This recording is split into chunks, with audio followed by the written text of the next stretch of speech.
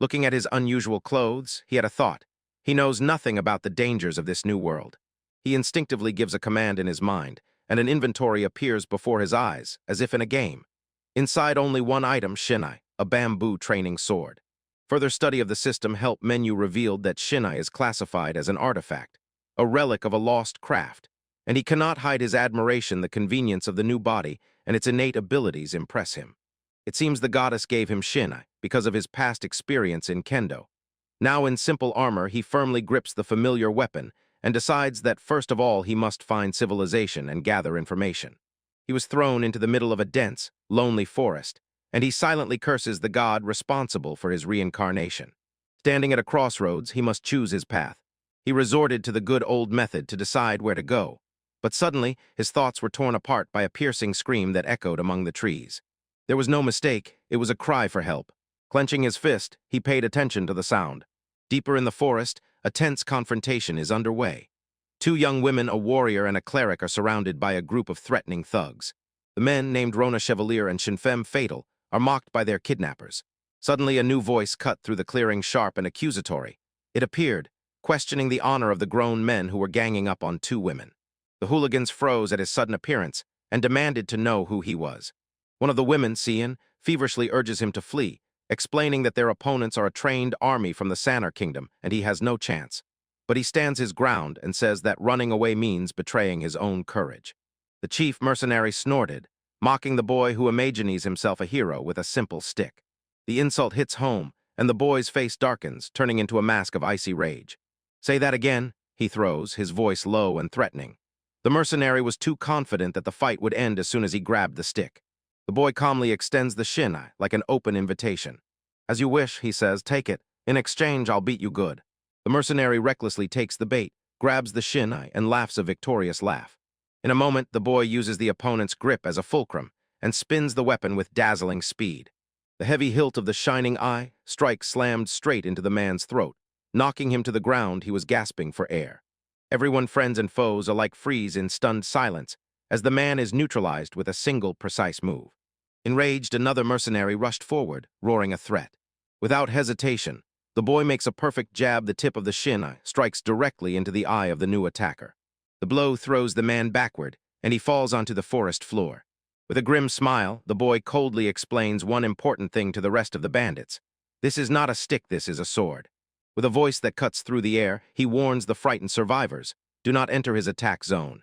His confidence is absolute, and his posture radiates a deadly intent. One by one, he systematically and flawlessly deals with the rest of the men. Their numbers and training are completely powerless against his superior skill. Two women could only watch on their faces, played both admiration and disbelief. When the dust settles, he stands alone among the unconscious bodies of the mercenaries.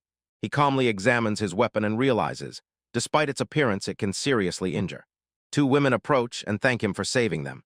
He waved off their gratitude, tormented by the thought that he had interfered too much, but they insisted. He saved their lives. Shin explains that the kingdom's mercenary soldiers are true masters of grappling. Together, they would very quickly become powerless. He confesses to them that he is lost and has just arrived in this world. They find it strange, but they have already heard of such cases. They formally introduce themselves. Shinfem Fatal, a swordsman's apprentice, and Rona Chevalier, a monk's apprentice. He responds by giving his name Kanujaranya. Rania suggests getting out of here before the mercenaries come to their senses. Rona briefly explains how serious their situation is. They are in a miasmatic forest, a territory teeming with monsters, and leaving people here would mean condemning them to inevitable death. Rania freezes. A cold thought flashes through his mind. He has just arrived in this world and has already disturbed several people, but inside him, a strange lack of remorse troubles him. The women look stunned. He has just arrived. Most lost people panic and get confused, but he is calm and so skilled that he can defeat trained warriors. They confess they are members of an adventurers' guild sent to scout and conquer a neighboring goblin settlement.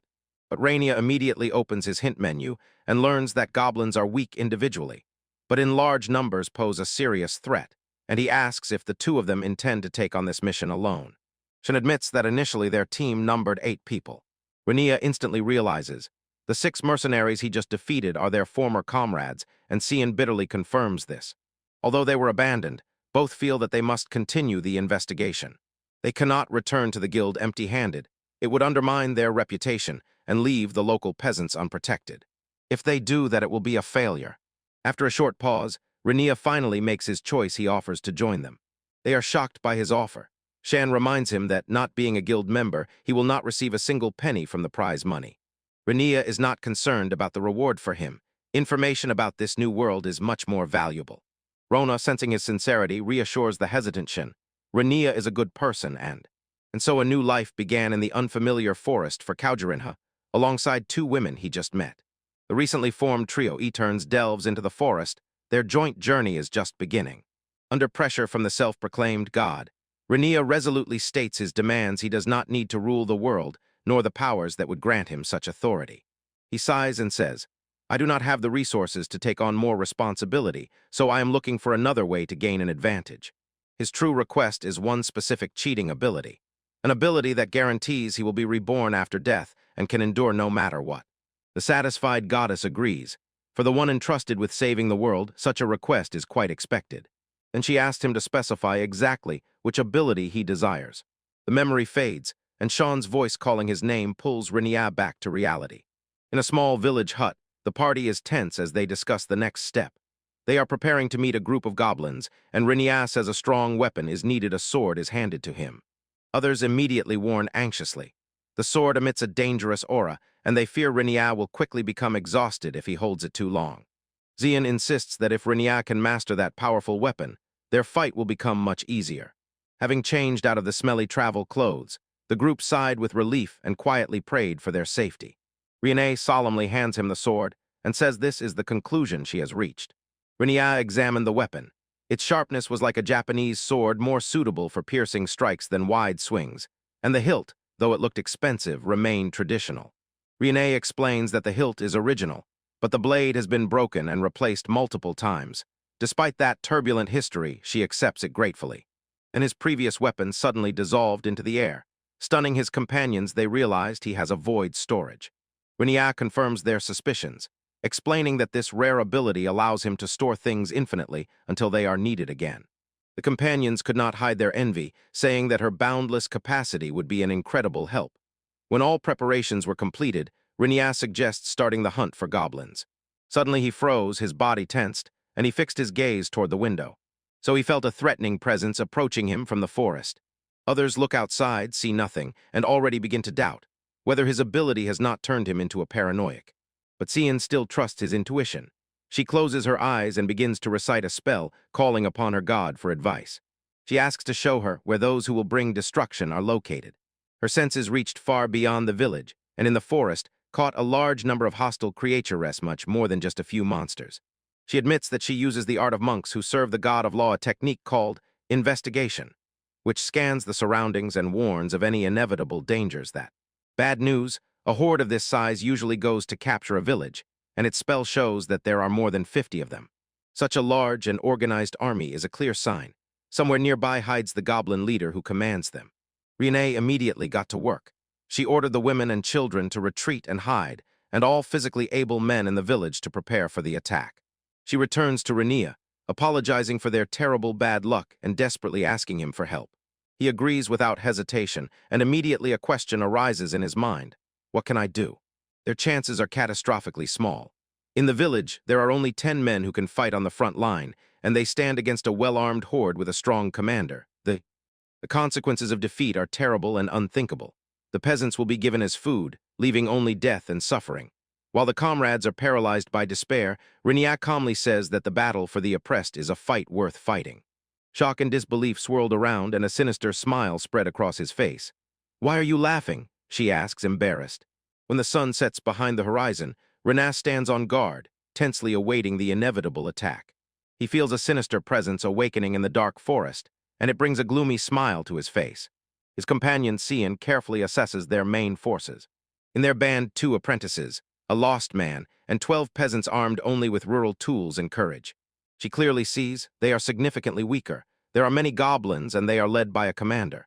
The chances of victory are extremely small. Shan admits that his nerves are on edge, a sharp contrast to Rania's anxious calm.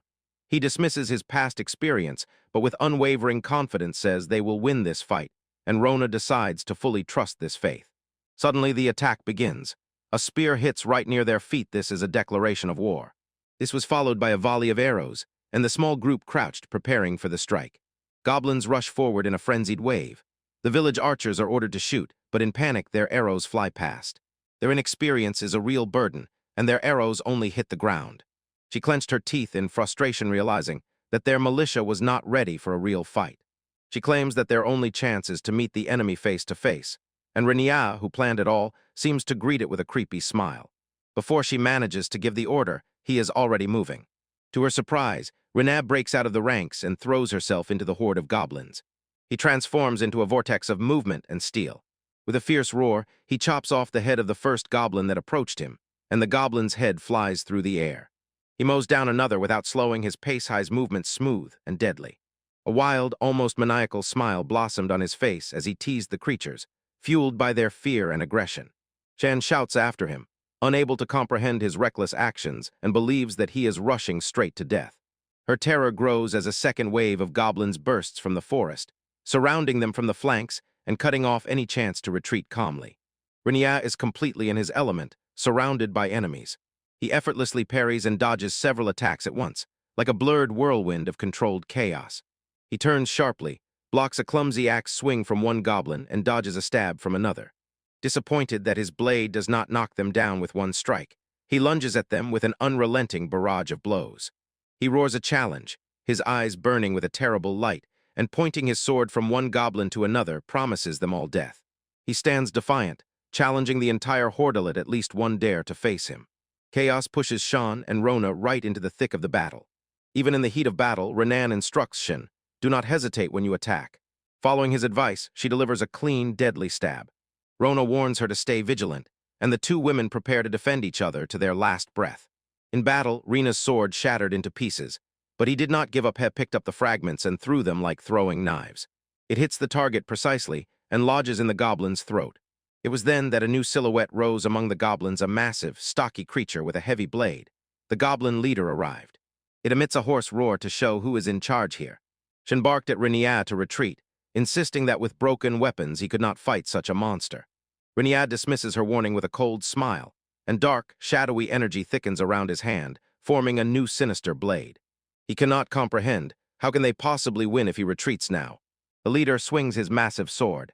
The attack is incredibly powerful, but to Renia it is painfully slow. He easily dodges the blow where he just stood. The ground is cut by a deep furrow. He studies the opponent's weapon. Its size and weight give it colossal power but take away speed. Although it has great reach, its side swings are clumsy and leave him exposed. The game is over, thinks Renia as he sees the path to victory before him. Approaching closer, a smaller goblin tries to catch him off guard from behind. Showing incredible agility, Renai jumped onto the creature like on a springboard and pierced it in midair. And taking advantage of the momentum, he plunged his dark blade deep into the unprotected leg of the leader. He stomps on the wound with all his might, forcing the giant to drop to his knees. Standing over the fallen commander, Renia mocked his pathetic sword, then plunged his blade into his throat. Life ended in a fountain of black blood. The leader falls dead, but the fight is not over yet. Blood-covered and smiling, Renia picks up the weapon dropped by the leader. The fight did not quench his thirst for violence, it only intensified it. Rona watches, unbelieving. The rest of the goblins are frozen, their faces masks of horror at the bloody massacre they have witnessed. When Renia turns to them, his face shows pure, terrible delight. He demands that they share with him their pain and fear because he wants more. He raises his huge blade, ready to continue the slaughter. Finally, the long night recedes, giving way to the first light of dawn. The battlefield is silent, all strewn with the bodies of the dead. Renia finds Shin survived but exhausted. They are alive by some miracle. Xian gazes at the lonely figure standing amid the ruins. Despite everything, they survived only thanks to him. A silent inner voice screams corrections as Renia fights, and his blade cuts through the goblin. No, not that one fool. To the right, attack from behind. His body finally buckled, exhausted and disappointed by what he thought were his own failures. Watching from another dimension, the young goddess contemplates her choice. She thought that with his innate abilities, defeating 100 goblins would be easy, but now she wonders if it was right to erase the memories of his previous life. In a flash of memories, she asked the man, then known as Kunijaranya, what power he desired for his new life. His answer was simple and born from past suffering. Reborn in a new body, his first and foremost wish was health. When prompted to ask for more, He requested a strong stomach and great resistance to alcohol to support his hobby eating, and the goddess found this amusingly greedy. Renia thought, in a world of swords and magic, battles are inevitable, so he would need the skill to feed himself. The goddess assured him the body would remember every sword movement and in return offered a choice of more practical skills. When she suggested using magic, Renia's interest immediately flared. He rejected the need for natural strength or agility, confident that he would train his new young body to the peak of its capabilities on his own. Satisfied, the goddess granted his request and added an auxiliary skill, the ability to understand the languages of other worlds. Having received the blessings of God, he was told that he could immediately use his new powers. The goddess gave a final warning. His new body could change, even become cruel, but she believed he would handle it. With that last thought, she sent him on his way, confident that he would manage without problems. The scene shifts to a grim picture after a brutal raid on the village. Only 2 defenders survived. It is a miracle that anyone survived, a miracle made possible only by Renia's skill, but the survivors understand. They will have to leave their destroyed home. Renia, whose body and soul had already been hardened by the horrors of war, calmly and carefully piled the bodies of the dead onto a large bonfire. He stops, covered in dirt, and aloud asks whether those so-called lost ones were even human. His new companions, Shin and Rona, stood aside and watched from afar, knowing they were saved only because he fought on their side. When he finally laid the last of the dead, he asked if the bonfire would be enough. Shin explains that the bodies must be burned so they do not rise again as the undead, and steps forward to perform the ritual. Bright flames burst from her palms and engulfed the bonfire, turning it into a huge fiery whirlpool. Rona explains, as a priest's disciple, she can borrow the power of her god for spells, but she herself cannot perform magic. Cheon fell silent in surprise. He thought Rona was only a physical fighter, but her companion smiled and replied that such simple magic is within anyone's power. Cheyenne sharply interrupted, admitting that her magic is actually quite weak. This conversation immediately reminded Rene of his request to the goddess to grant him magical abilities, and he mentally decided to ask Shin to teach him later. Then he pulls out a bag filled with mana cores taken from goblins and asks what to do with them. Rona calmly explained, although these cores are useful in many matters, for our team they do not bring immediate benefit. Now they need to be handed over to the guild as proof of task completion. Later, Xian notices with relief that regular communication from the city of Kukureka has resumed.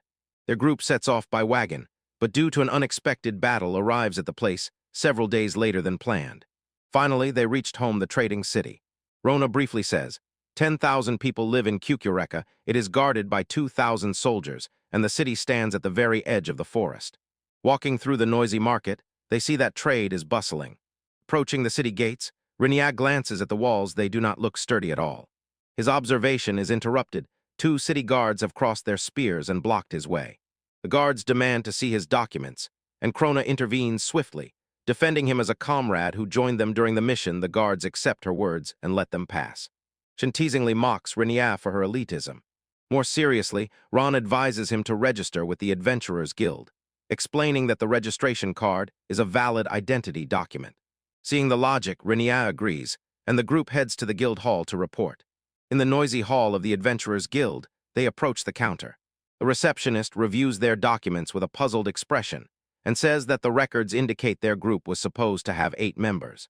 To resolve the issue, Ron asks Renia to help fill out the application and hands him the guild registration form. He freezes in surprise upon seeing that the form is written in Japanese. The ability to flawlessly read other languages is another useful gift from the goddess. He quickly scans the main guild rules and finds them quite banal. The whole process looks so simple that it is surprising. The person at the reception takes his application and says that the card will be ready in a moment. Soon his companions return. They have just finished telling about the circumstances of their mission. They were handed a reward, an astonishing 12 gold coins. The amount turned out to be much larger than they expected, because the guild took into account the unexpectedly large number of goblins they had to fight. They sat down to discuss the payment, and the women decided to give Renia half of the earnings. He immediately objects, insisting that he did not do enough to deserve such a large sum. Shin waved off his protests and said dryly that she single-handedly exterminated almost the entire horde of the Vanished. Rona nodded and said that 2 people would never have enough strength against such a threat, and then unexpectedly added that they need to ask for one more favor. Shin looks him straight in the eyes and asks, she wants Renia to join their team. Rona sighs and says that traveling as 2 women might be inconvenient, and Shin shyly admits that she has poor eyesight and relies heavily on Rona's observance. Renia hesitates, not understanding how they could trust him so easily.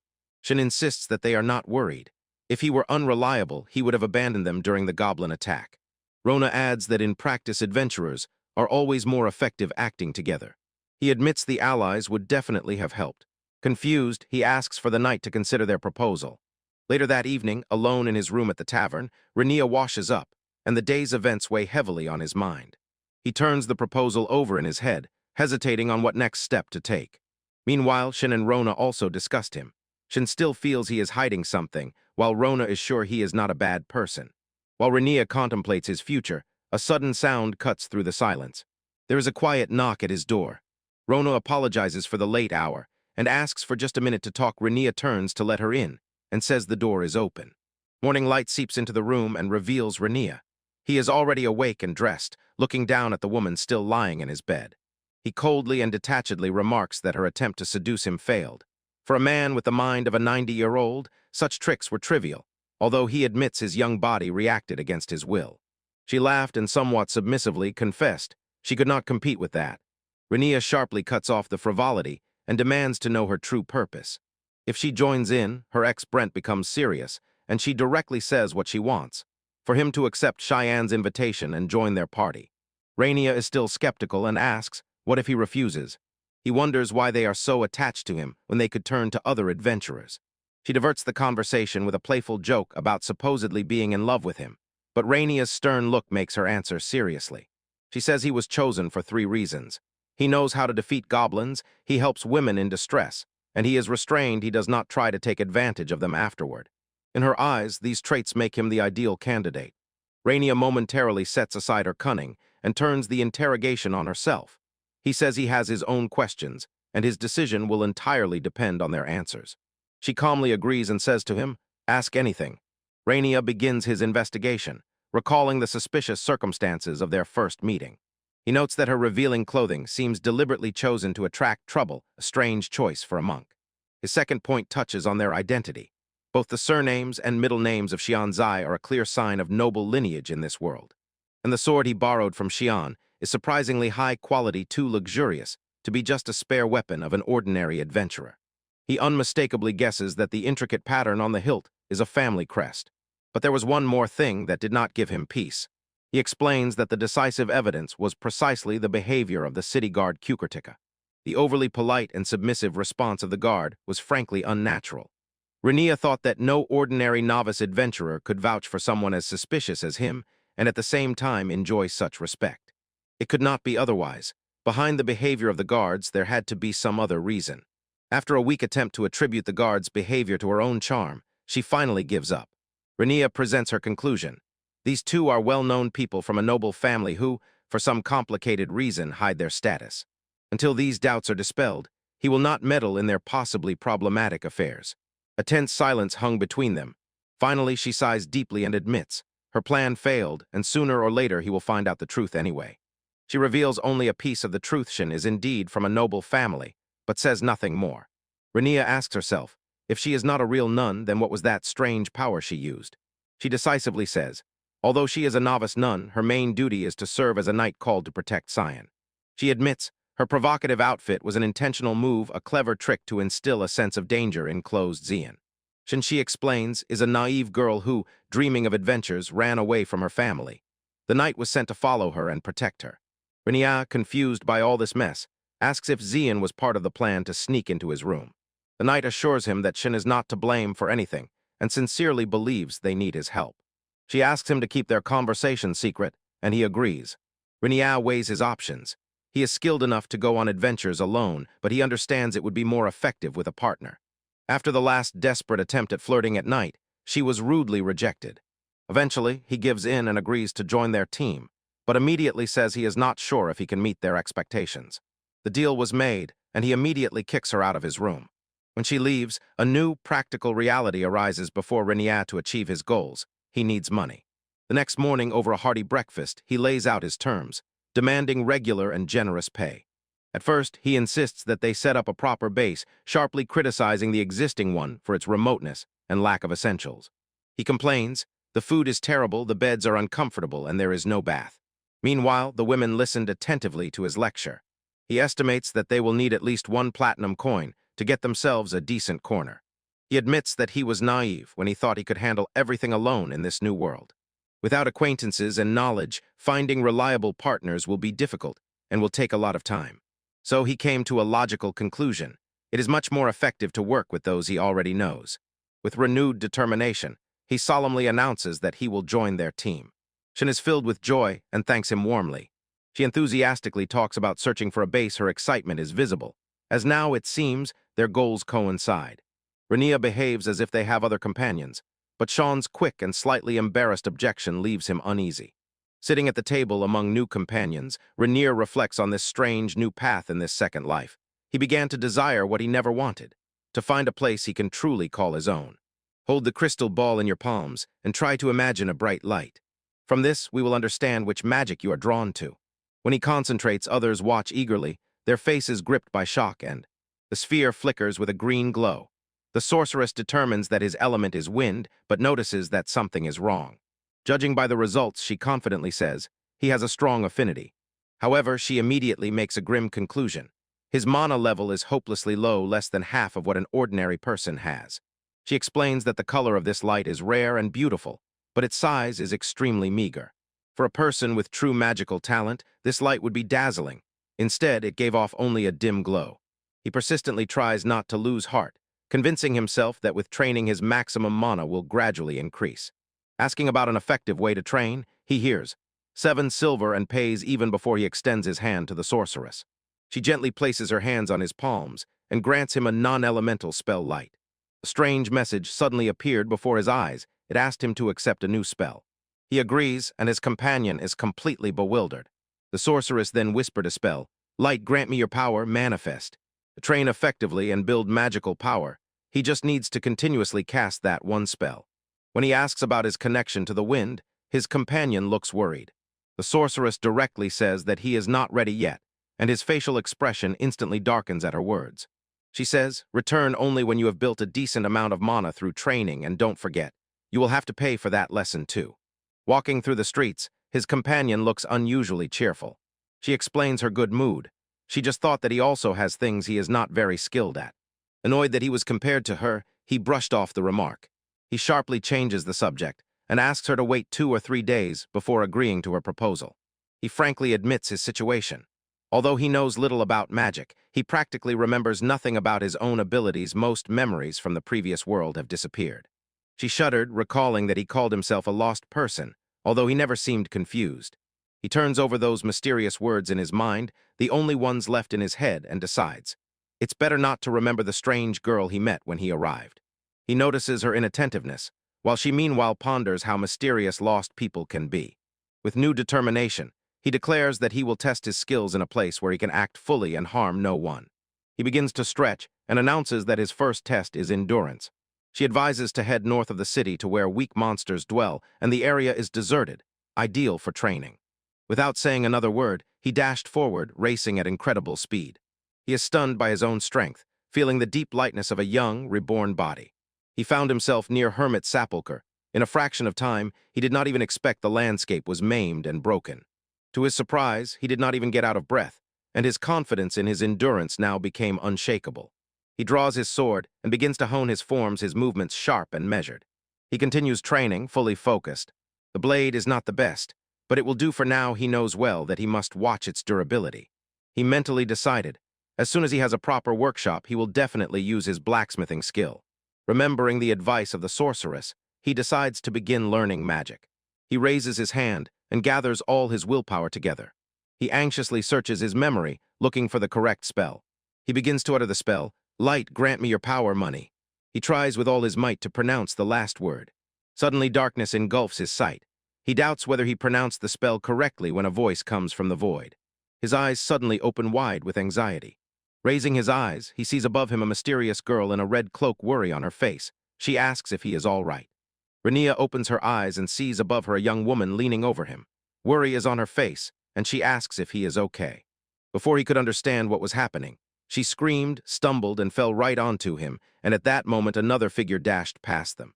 Now pinned beneath her, He only looks up in confusion while she demands to know who he is.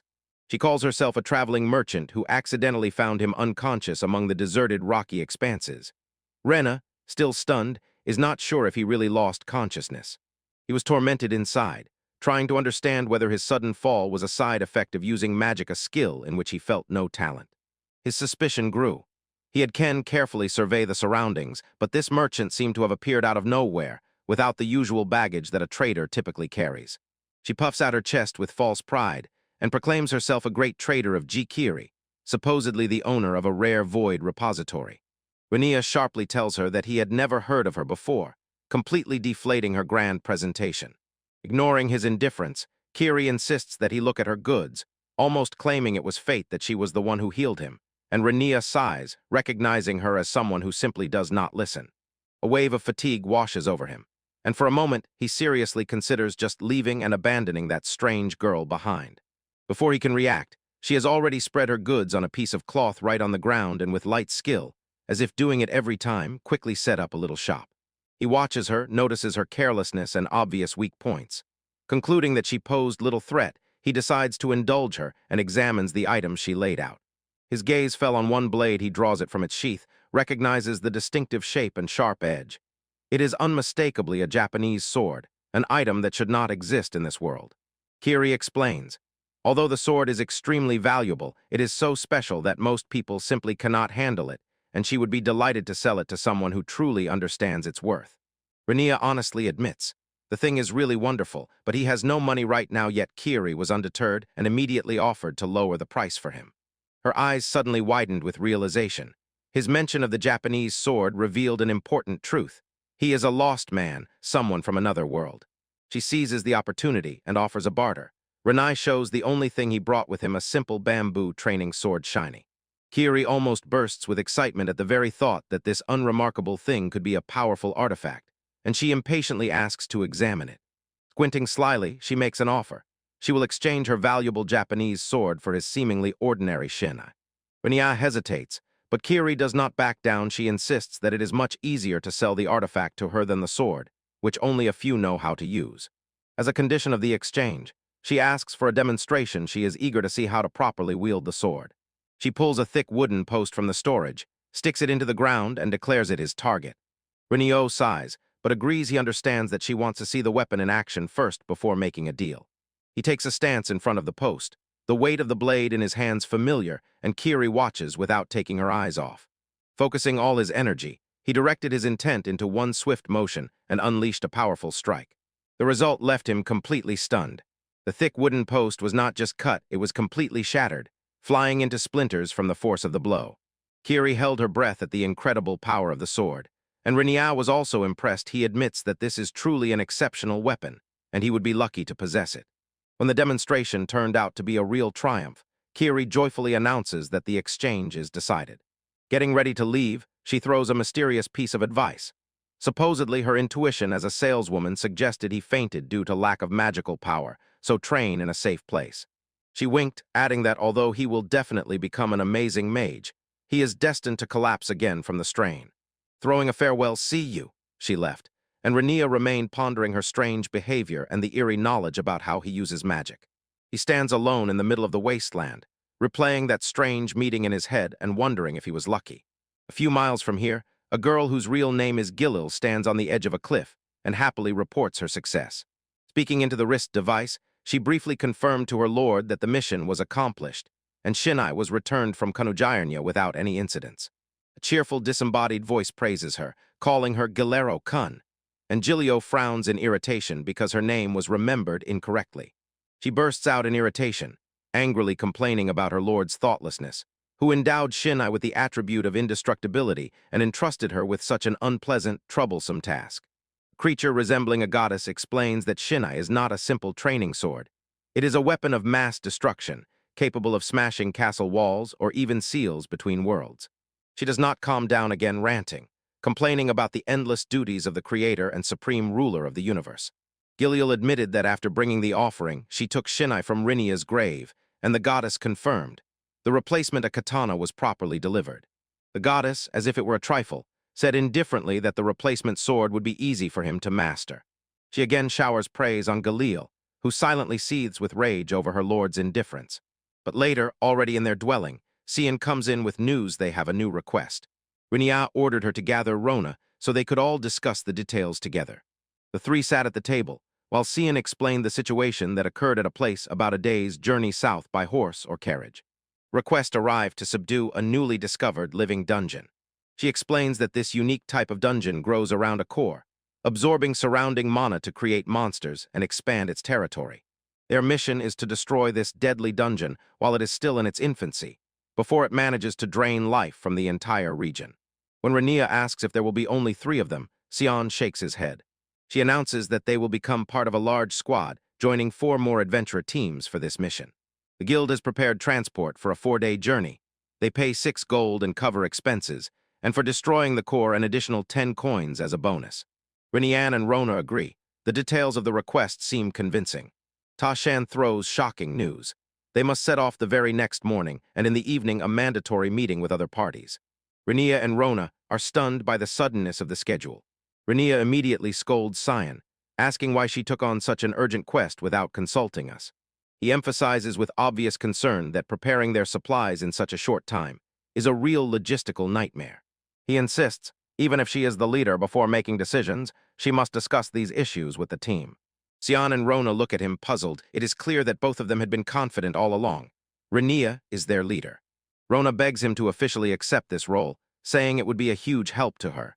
She explains that although Shaeon is a skilled leader, she would feel much calmer if he were in charge. An overwhelming wave of horror hits Rinia. He somehow sensed the full meaning of Rona's words and pleadingly asks her to stop looking at him with those eyes full of expectation. He sighs heavily, and from the stress, a headache begins to pound in his head.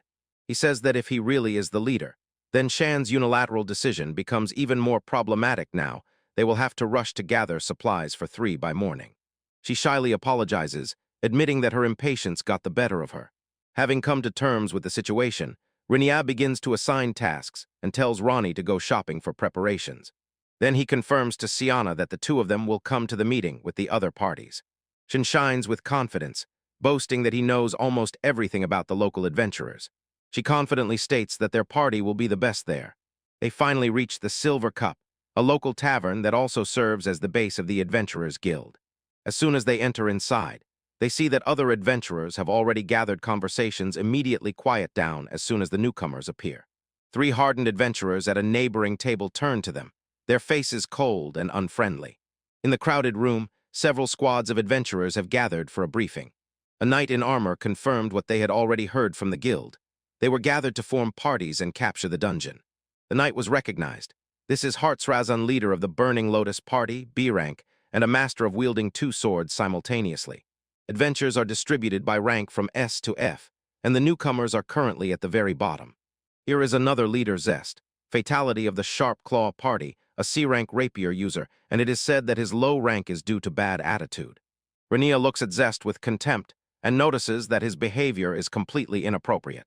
He also casts a glance at the research team, a group of 4 led by a red-haired man named Hound, and sees that they are all fighting under the mage's orders.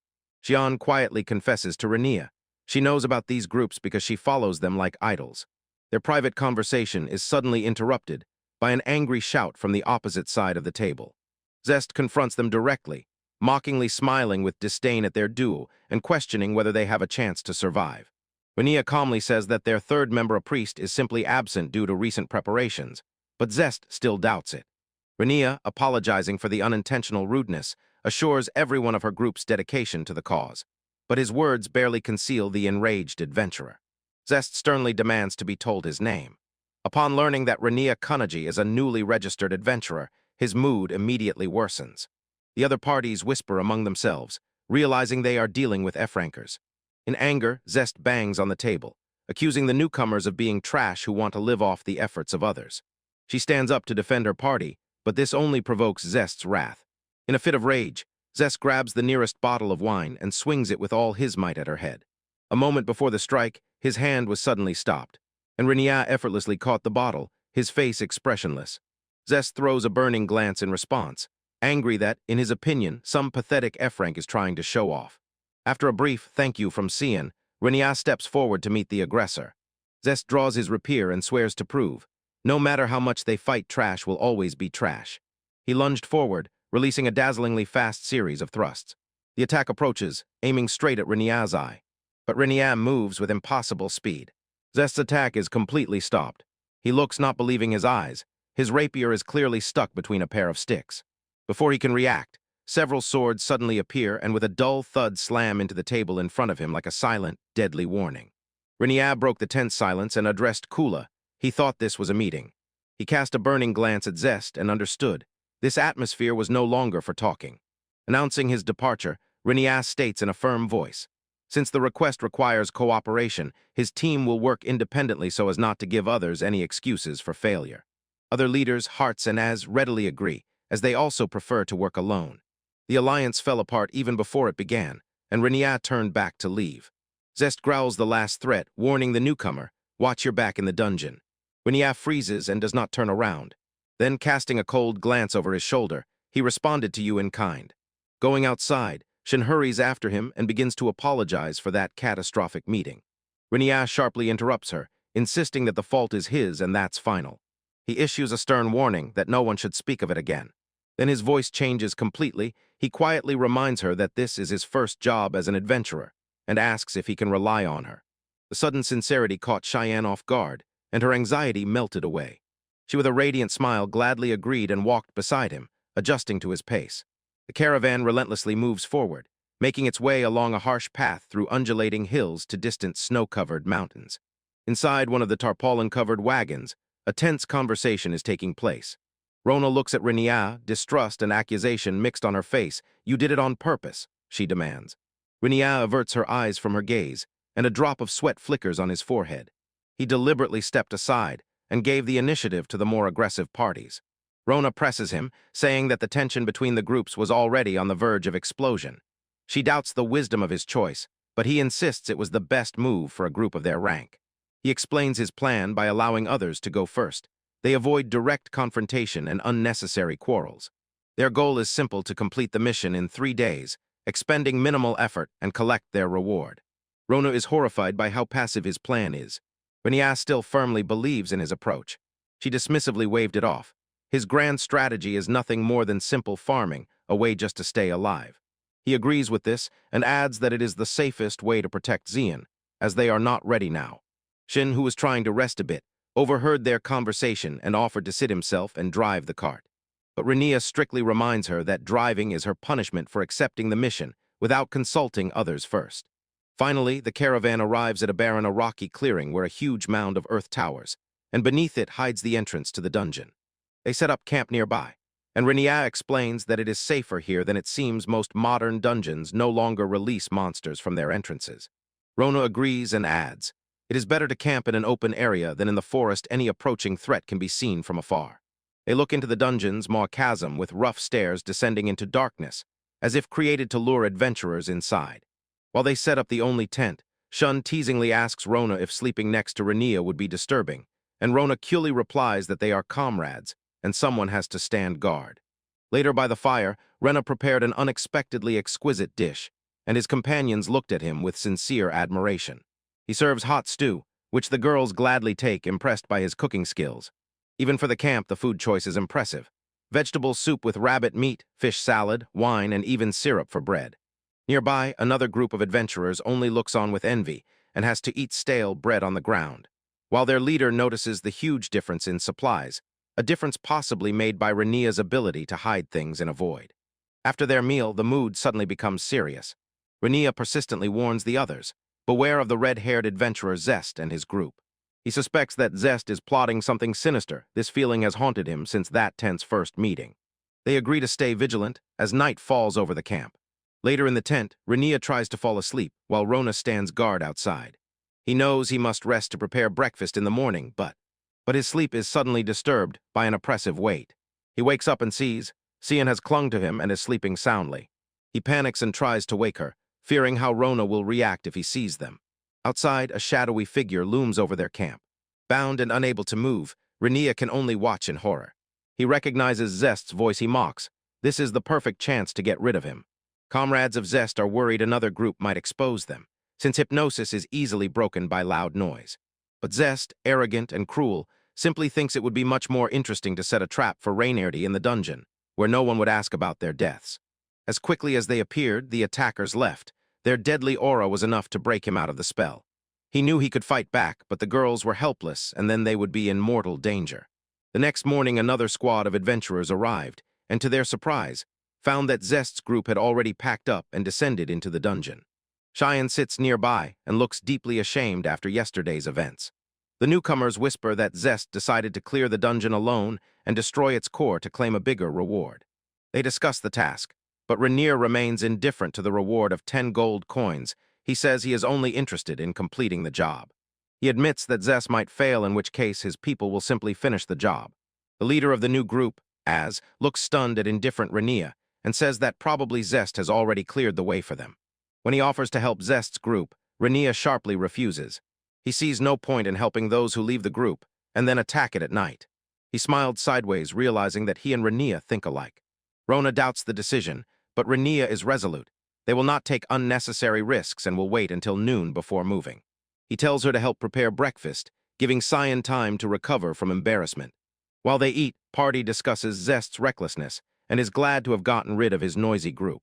Noticing them, Rainier generously offered. He had prepared enough food for everyone. Oz became wary and asked, where did he get so many supplies? Rainier reveals his void storage skill, and with a confident smile says he can carry supplies for the entire squad. Intrigued, Az proposes to make a deal. In exchange for food, he will teach Rainier a simple offensive spell, Fireball. Rainier immediately agrees, because he instantly understands that this is a beneficial offer. Receives a hit. Touching Rainier's forehead, he magically transferred the knowledge of the spell to her. Then he asks with interest how many times Rainier can use his only other spell, Light. Rainier remembers that after 2 days of exhausting training, now he can cast 16 light spells at once and maintain them for a whole hour. He calculated it comes out to about 960 separate casts. Froze in silence from the absurd quantity. And his comrades are just as skeptical, reminding Rainier that they told him he has no talent for magic. Throws accusations in his face, inventing incredible nonsense. He explains that he himself can summon light only 100 times, so Rainier says that his magic is 10 times stronger. Practice really improves skill, but such a huge leap is simply unheard of. Then he asks how Rainier can simultaneously pronounce several spells. Rainier simply says that he does not recite them at all. Laughing in response, he advised never to utter such a ridiculous statement again, so that people would not consider him a fool. Rainier quietly accepts the advice, knowing that his abilities are not ordinary at all. The conversation came to an end, and Rainier quietly addressed him, Sensei. He tells him to stop, but instead allows him to use his name. Their attention returns again to the dungeon. A lot of time has passed since other groups entered there, and from the entrance begins to emerge a disturbing, dark energy that grows stronger with every moment. From the depths of the pit begins to burst a thick black fog, a sign that something terribly went wrong. Standing on the edge of a deep chasm, the young man addressed the gathered adventurers, stopping their step to confirm their plan. Although the main goal is to complete the quest, they must also search for the missing. Sharp Tooth and the Crimson Guards, rescuing first those in the worst condition. Realizing they are still inexperienced, the group agrees not to overexert themselves. He makes a grim plan for the worst case. If they find evidence that other groups are broken, retreat immediately. To the proposal, the red-haired warrior, Az, responded with a jab about the guild's ruthlessness, which completely failed. So they suggest that the young man, although ranked F, lead the attack, saying that during that tavern incident he acted wisely. This will allow others to focus on their roles. After a moment of hesitation, everyone nods. The plan is approved. The plan is decided. Cyan and the boy will lead, and Rona and Az will explore the middle, relying on the divine law. 4 of the remaining researchers were assigned to cover the rear. Roles are distributed. The squad stands ready at the edge of the abyss. Between them flashed the last moment of resolve, and they dared to descend. Step by step they tread into the thickening darkness, unaware of what awaits them in the depths. Soon they find themselves near the entrance to the cave, a gaping maw promising only darkness. Shin said they needed light, and with a simple gesture, a magical flame flared in the young man's hand. Holding torches and magical lamps high above their heads, the group cautiously advances into the underground passage. As they walk, Shin asks if there is anything unusual, but the dungeon so far seems unremarkable. One of the companions thoughtfully said that it seems the missing adventurer Zest did not set traps, or perhaps he fell into one himself. Suddenly someone shouted, seeing something strange ahead in the distance. They come across large, sturdy doors, a strange find so far from the dungeon entrance. Near the doors, they encounter a huge, dried bloodstain on the cave floor. The group guesses that this blood belongs to one of the missing. Its dried appearance indicates that a lot of time has passed since then.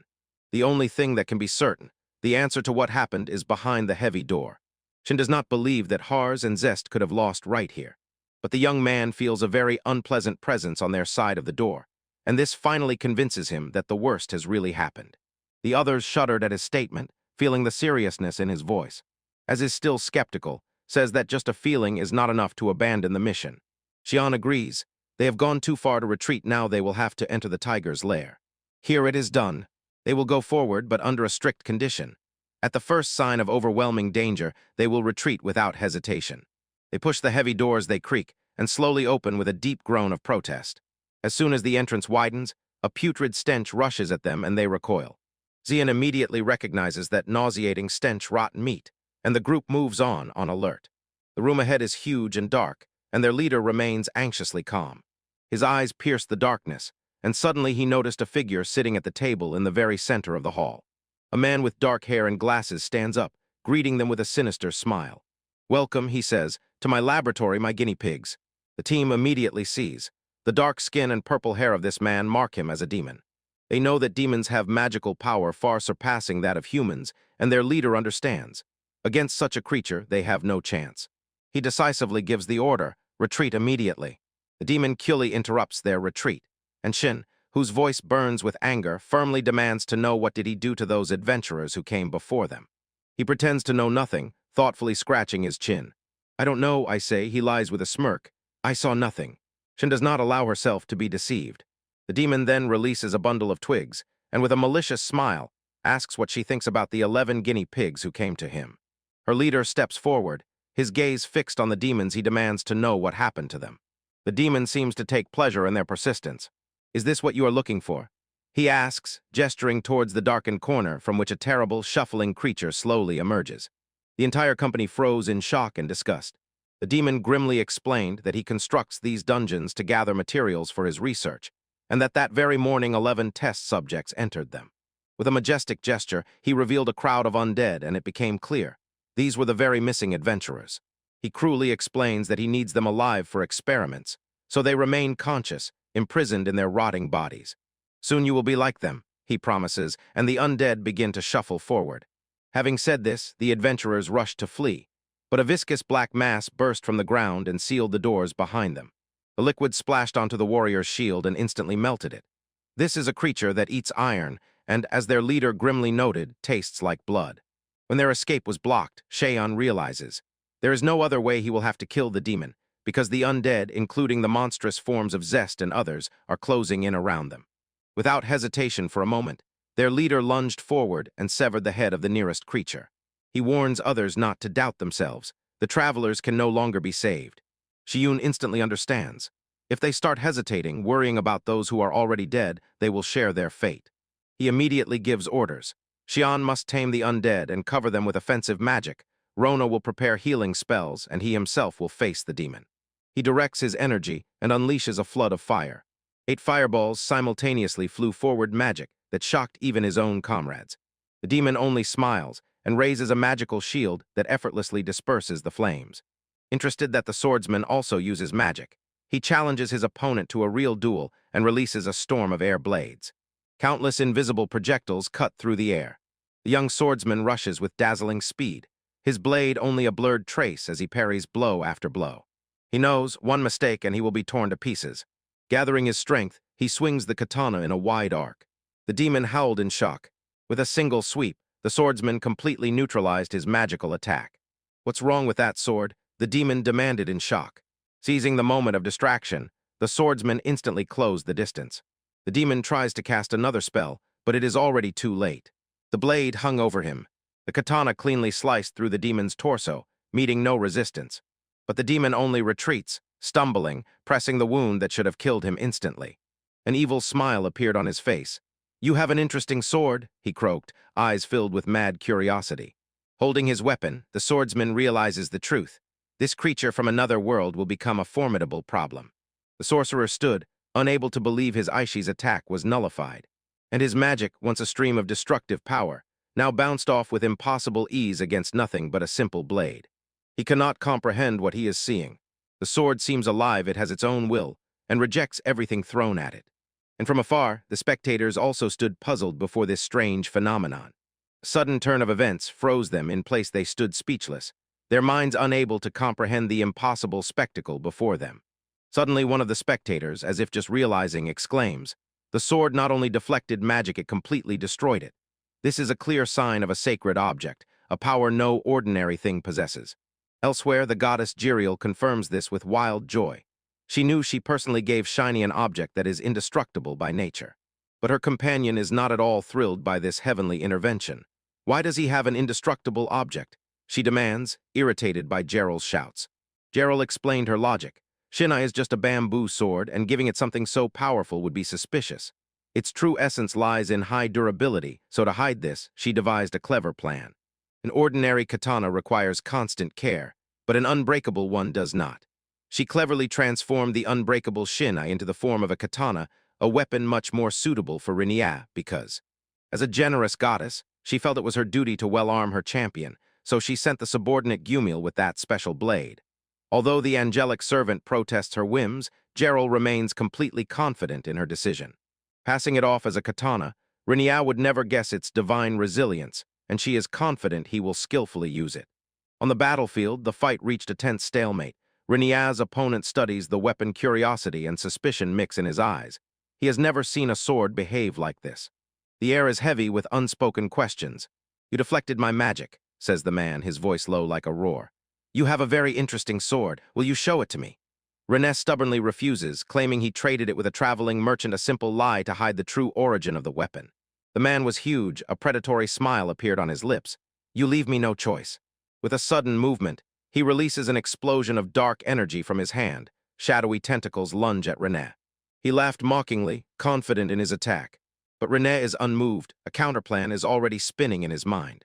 He knows, against an enemy who can regenerate, simple severing is useless. There is only one way out: complete and absolute destruction.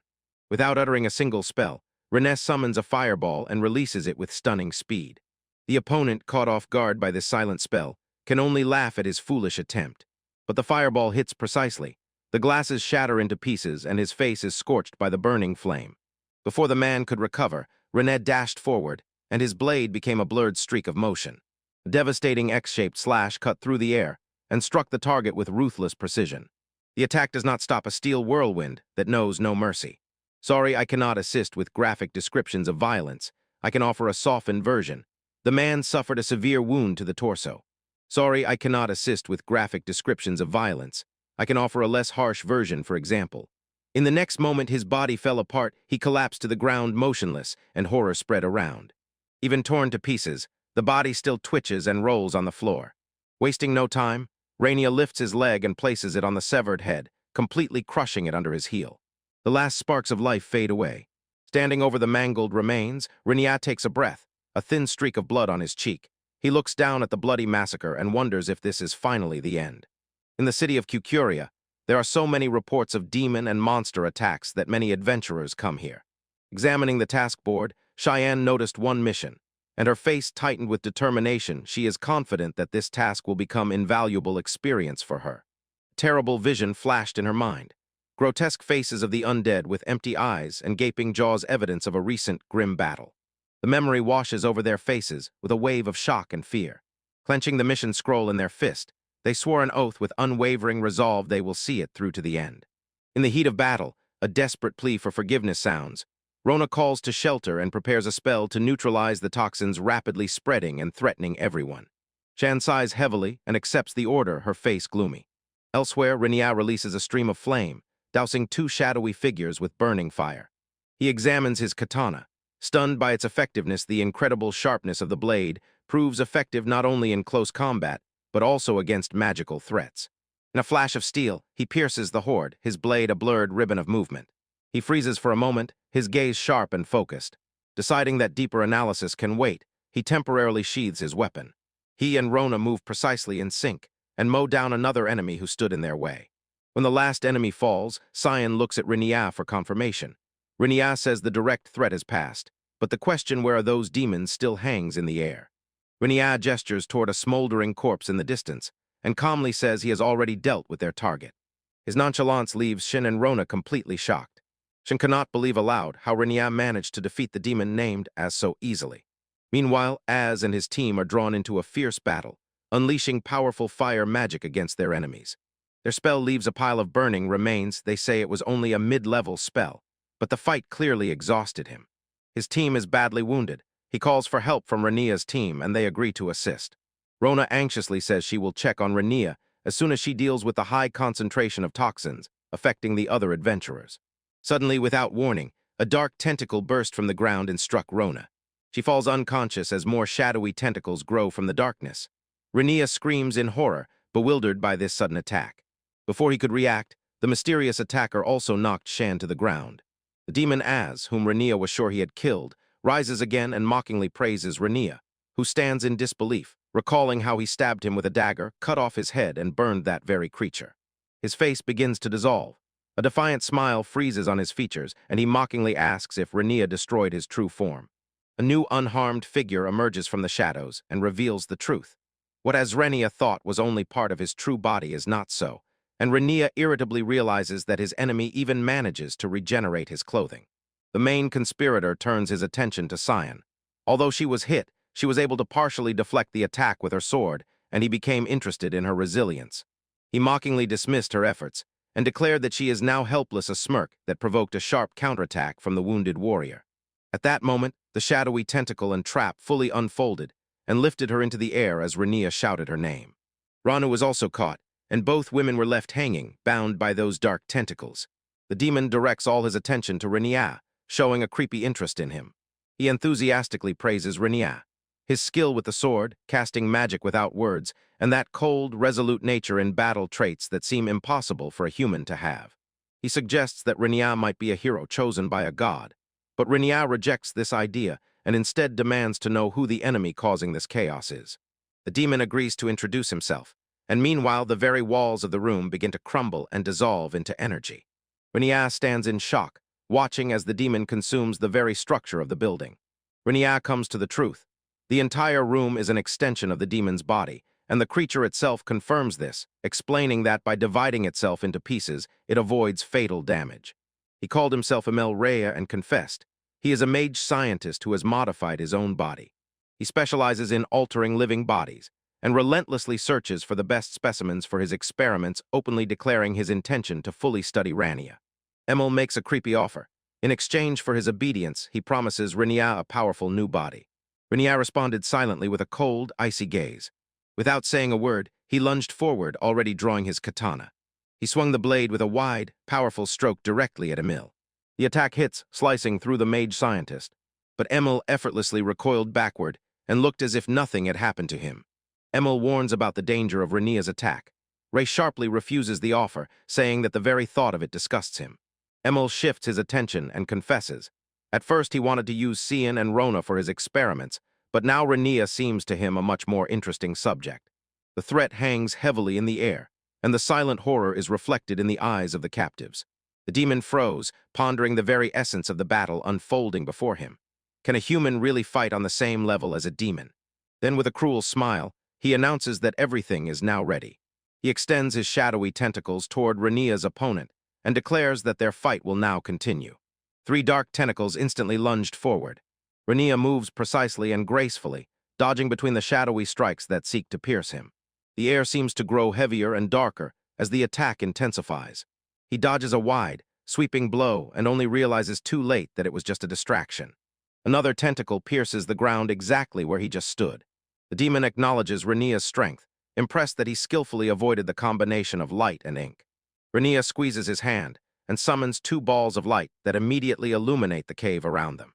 He instantly grasped the grim picture. His control over the speed and direction of the tentacles is a serious problem. Comrades, as well as Rona, are incapacitated by poison.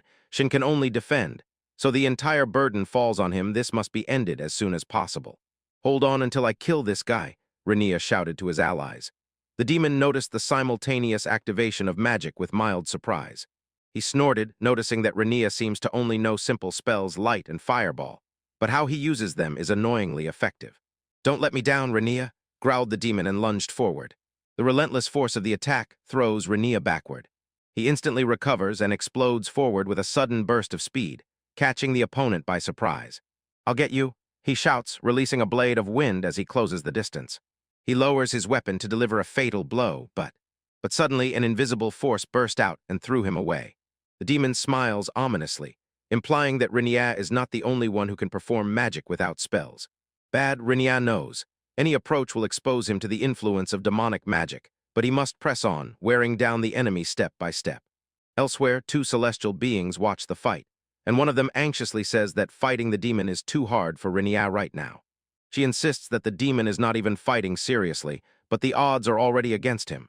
Renia remains confident, trusting his blessing that.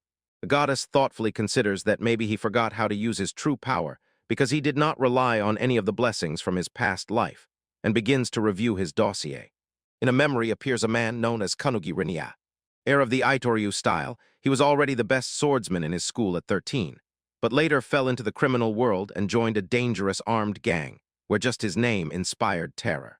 Later he volunteered for the First World War, slaughtered hundreds, and stood on a mountain of corpses he himself created. The number of lives he took throughout his life is impossible to count. All are inscribed on the blade of his only katana, a testament to his demonic power. His eyes knew no mercy.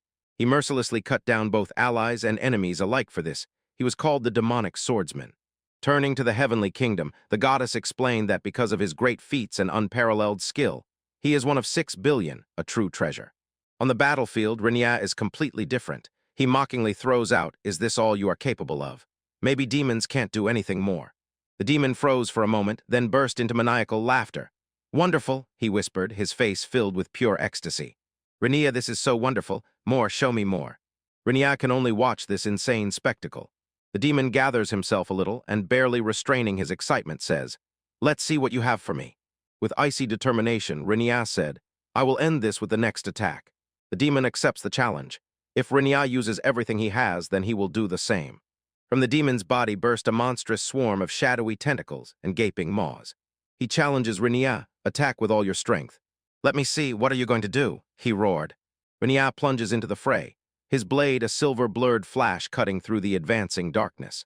He releases another blade of wind, but the demon disdainfully dodges. Renia anticipated this. He knew the demon would turn away and leave a gap, so this is the perfect moment to strike from behind. When the tentacles close around, Renia unleashes a dazzling flash of light. 16 spells flared simultaneously. The demon recoils, its eyes as if burned. "Is it trying to blind me?" he thinks in panic. Suddenly Renia is beside him. "Didn't you see that?" he asked calmly. The demon suddenly realized its mistake, but it was already too late. Renia's blade flashed in the air and hit the target. The strike hit the target clean and decisive. The witness can only freeze and stare in astonishment. With blade at the ready, Renia stands in quiet contemplation. It seems the final battle is already at the doorstep. The first dungeon has already been challenged, but how it will all end no one knows. His opponent writhes, spitting out black blood and mangled pieces of his own flesh. But even as Renia was suffocating, the demon's terrible wounds had already begun to heal. Unnatural regeneration was at work. There is no time to waste. With a sharp gesture, Renia fires magic, a fireball bursting from his outstretched hand. The spell explodes on impact, engulfing the demon in a torrent of uncontrollable flames.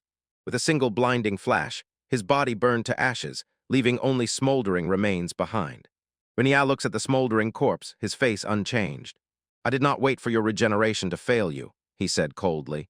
"I waited for you to create a gap in your defense yourself. You knew my plan, and yet I defeated you." The demon now lies a broken heap and can only digest the bitter truth. He was defeated by a mere human who only knew basic spells. "Are you begging for mercy?" Renia asks with not a drop of pity in his voice. "At least be grateful for a painless death. I will make sure nothing remains of you that could regenerate."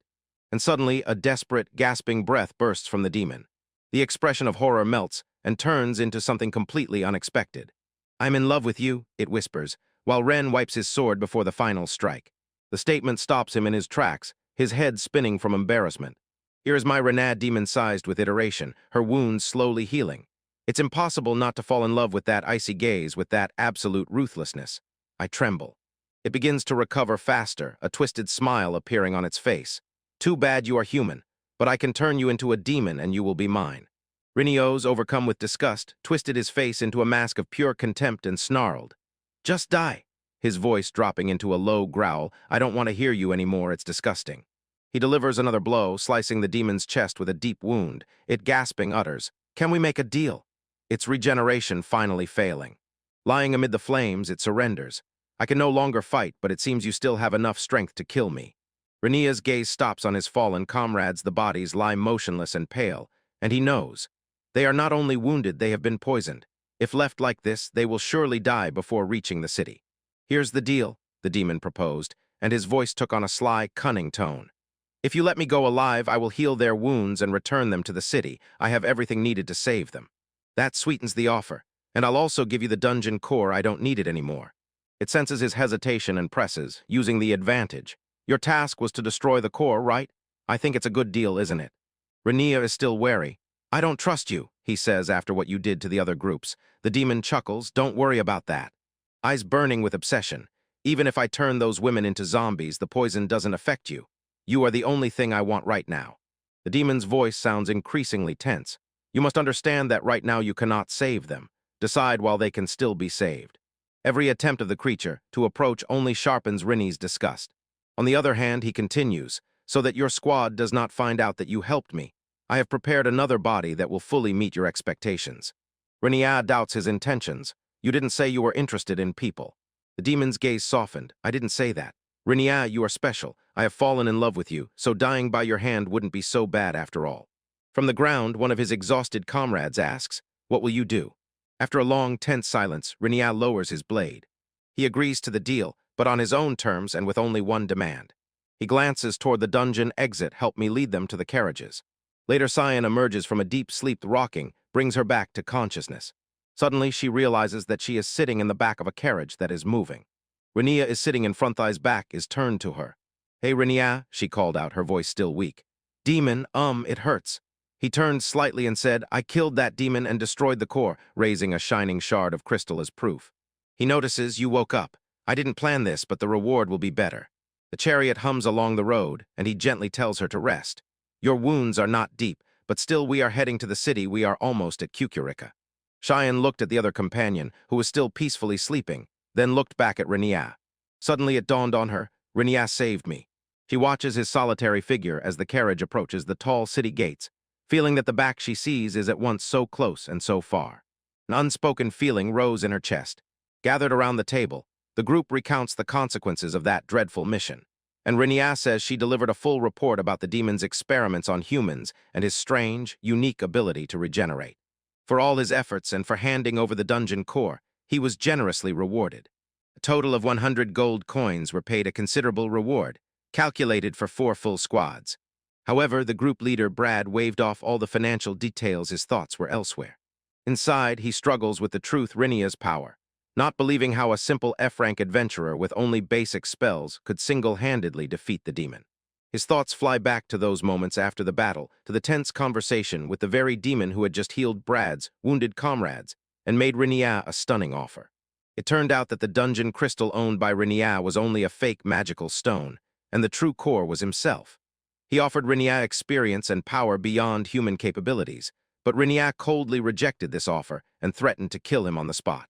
The demon, amused by Rinnia's terrible determination, retreated, promising that they would meet again, and the memory fades, leaving Rinnia's companions to observe the quiet unrest that settled over him.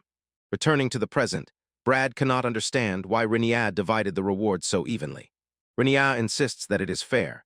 He acknowledges that Brad's team handled the zombies, and without his training they would have been defenseless. He is convinced that if they had entered the dungeon alone, no one would have survived. The other adventurers sincerely thanked him, saying that they won this victory together. Rinnia presses them, asking if they really do not need the gold. Brad confirms their decision. His squad is disbanding. They were originally simple peasants, and the life of an adventurer proved too hard for them. He explains that this gold will allow them to return to their former lives and rebuild everything anew. Understanding their position, Rinnia gratefully accepts their decision. Rinnia offers Brad to join his group, but he refuses, admitting that he has already accepted another invitation. He was chosen to become an instructor at the Adventurers Academy in Kukurica. His mission is to unlock the potential of the students, most of whom are children of noble families. Although he cannot join their party, Brad looks thoughtfully at this new path. He extends a helping hand and swears, if they ever need help, he will do everything in his power.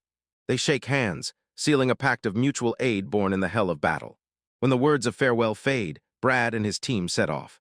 Later, the rest of the company discusses their future and realizes with horror, they don't even have money to buy a house. Rona, the healer of our group, suddenly felt the effects of the recent battle. She admitted that she had overused her magic, absorbing blows instead of others, and now she needs to rest. As she leaves, she softly calls Rinia, her voice trembling slightly.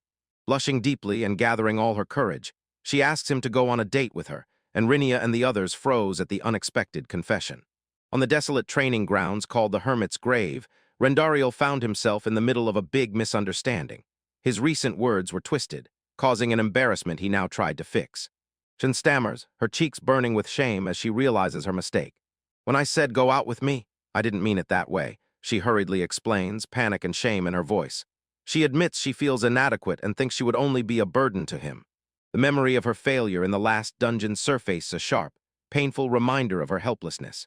She felt that she could not help with anything, that everything always fell on his shoulders.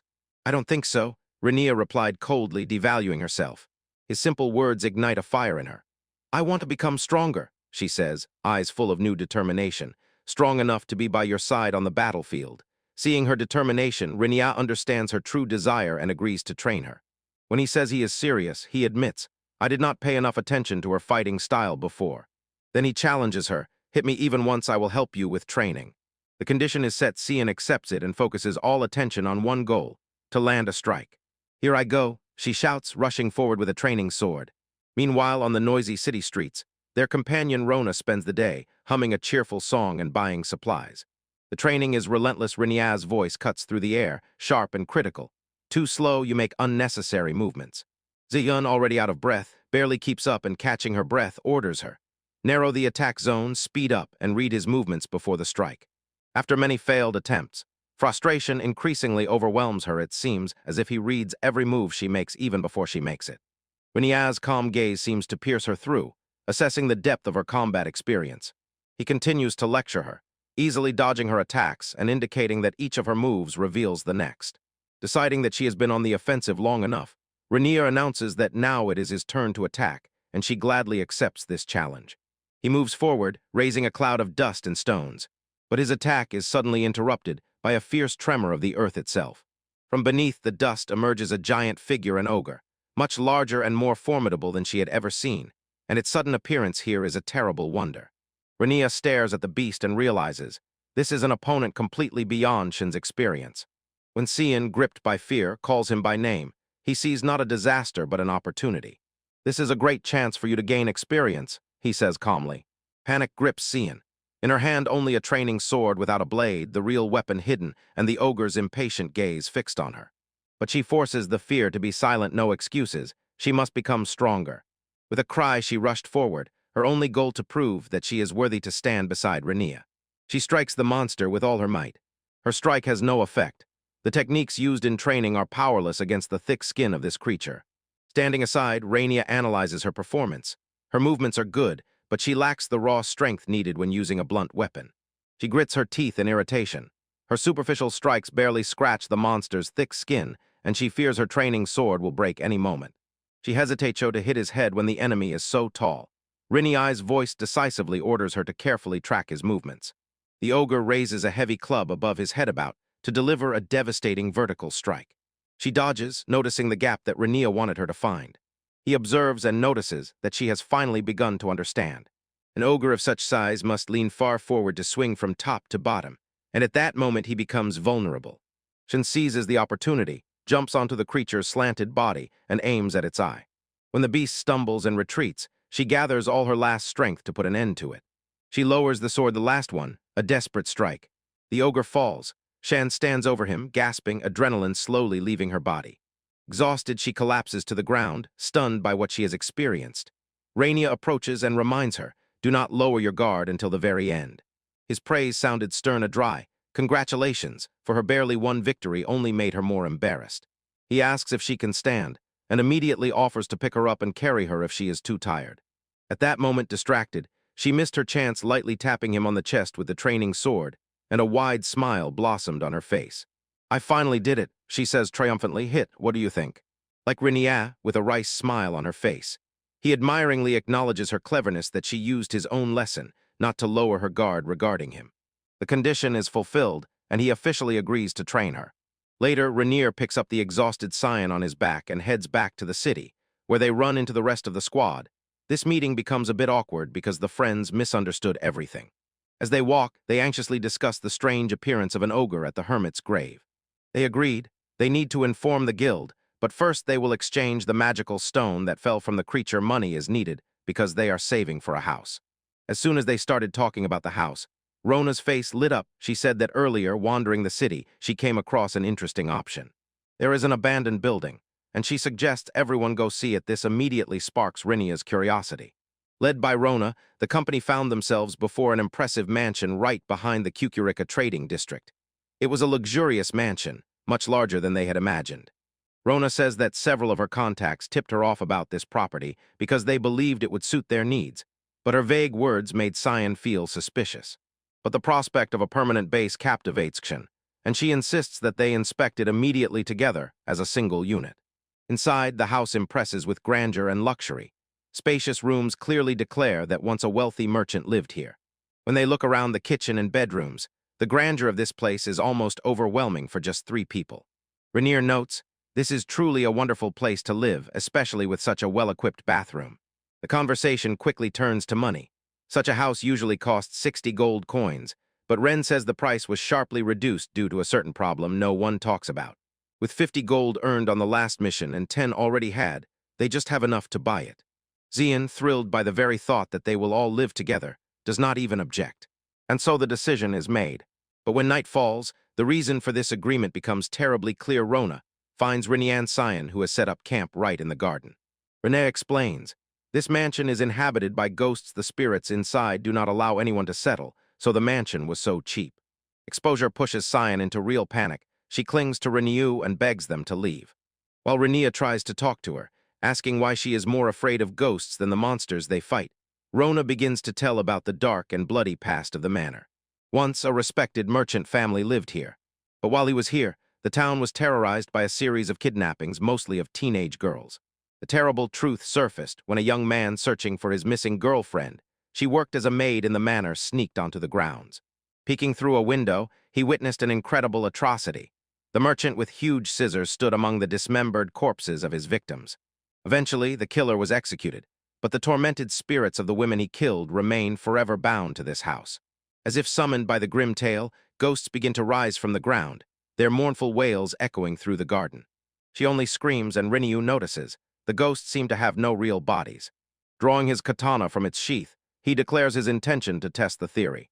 His blade passed through the first spirit and did nothing entirely expected. But suddenly he feels a strange resistance, the same as when he deflects magic. And then he realizes his unique sword can indeed wound them. With renewed determination, Renia slashes through the phantoms one by one, silencing their screams. After the last spirit fell, Shin, still clinging to him, asks a serious question. Now that they have a home, is he going to leave the squad? Renia confirms. At first he wanted to leave, but now completely without money, so for now he needs to focus on paying for the house and continuing to work as an adventurer. The practical answer seems to have eased Cheyenne's anxiety. As soon as the tension subsides, a sharp scream cuts through the mansion's vestibule. It sounds like Rona. They rush inside to check, cautiously peeking into the main corridor. There, collapsed on the cold stone floor, lies a tiny unconscious girl with sharp elven ears. In the abandoned mansion, Renia and his companions stood over the unconscious tiny elf-like girl in a maid's uniform. Rona recalls that there were rumors in the city about such a creature, and the team begins to piece together the mystery of the haunted house bit by bit. Seeing her sharp ears and distinctive clothing, Rona suggests, this girl is not just an elf, but a rare spirit called Shiruki. Suddenly, a divine message appears before Renia, confirming the girl's nature. Shiruki is a fairy-like being who retains a childlike appearance and aggressively protects her territory with magic and illusions. In the postscript of the divine being, a stern warning was sounded. Do not dare to harm her. Xian explains that the behavior of Shiruki is dual. To those she chooses, she grants happiness, and to everyone else only hostility. Finally, they found out who was terrorizing the estate. It was this girl, the guardian of this world. As if on command, the girl's eyelids tremble and she opens her eyes. Renia kneels and asks if she is okay. The girl recoils in horror and loudly screams at them to go away. She shouts threateningly, "This house is mine and you are uninvited guests." Renia tries to persuade her, introducing herself as a traveler who wants to live here. But she stubbornly insists that only her master can live there. Renia spoke confusedly, explaining that the former master of the house died long ago. This news hit the girl like a punch. She never knew that her lord had died. Rona guesses that Shiruki must have been born after the master's death, so she has no memories of him, only a strong, innate command. Her whole life boiled down to one thing: protecting this house for a master she never had. Overcome with despair, she begs them again to leave. Renia looks at her weakened figure and asks herself how to survive without the master who supported her. The girl admits that her magic is almost exhausted. The phantoms she created to scare off invaders were the last breath of her power. Seeing her despair, Renia makes a bold proposal. He will become the new master of the house. He assures that she will not regret her choice and swears to make this house better than it has ever been. The companions consider his proposal rude and clumsy, but Renia does not back down and insists, asking the girl to give an answer. She bitterly regrets that she could not protect the house and that her strength has run out. With tears in her eyes, she asks if he will truly take care of the house she was born to serve. Renia solemnly gives his word. His comrades nod in agreement, and each adds their own promise. The girl's face softens, and she accepts his proposal. With a simple handshake, a new pact is born. She accepts him as her master. In 2 days, the mansion transformed, dust and gloom receded, and in their place reigned cleanliness and a welcoming atmosphere. It no longer resembles a cursed place. Although some things had to be replaced at Rona's expense, Renia swears to repay her for helping make their new home better. Shiruki proudly takes credit for such a rapid change, explaining that, with the master, her magical power multiplied 1,000-fold. She joyfully reveals the source of this power, gathering hidden magic from the garden, which feeds on the energy left by people who died in the house. Raniu is horrified by this grim revelation. He tries to move away from the troubling news and declares that they can finally move in, but Shiruki interrupts him, saying that something important is still missing. She no longer wants to be called by the name of her kind. She wants a real name. After several cute but awkward suggestions from Renia, Shan quietly advised him to choose something more appropriate. He changes his mind, then looks at the little spirit and gives her a new identity. He names her Frau Verd. After a long series of trials, the body finally earned a place it could call home. Sitting in a well-furnished room, an old acquaintance with a hint of envy in his voice talks about this impressive house having such a large estate at such a young age. The young adventurer admits that this luxury has its price. A heavy debt forces him to take on dangerous jobs, unlike his friend who now has a stable job. Then he changes the tone of the conversation and reveals that he has a request because he believes only this friend can help him with it. A man instantly guesses that the request concerns the Adventurers Guild, an institution that nurtures the next generation. He explains in detail about a recent problem. During one-on-one training, the teacher lost to the student, which caused a mass boycott of the lessons. This is not an isolated case. Many instructors are former adventurers, forced to leave the business due to injuries or the death of their comrades, and because of this, there is constant tension between them and the students. The students of the school often impress especially aristocrats, raised by elite soldiers and court wizards.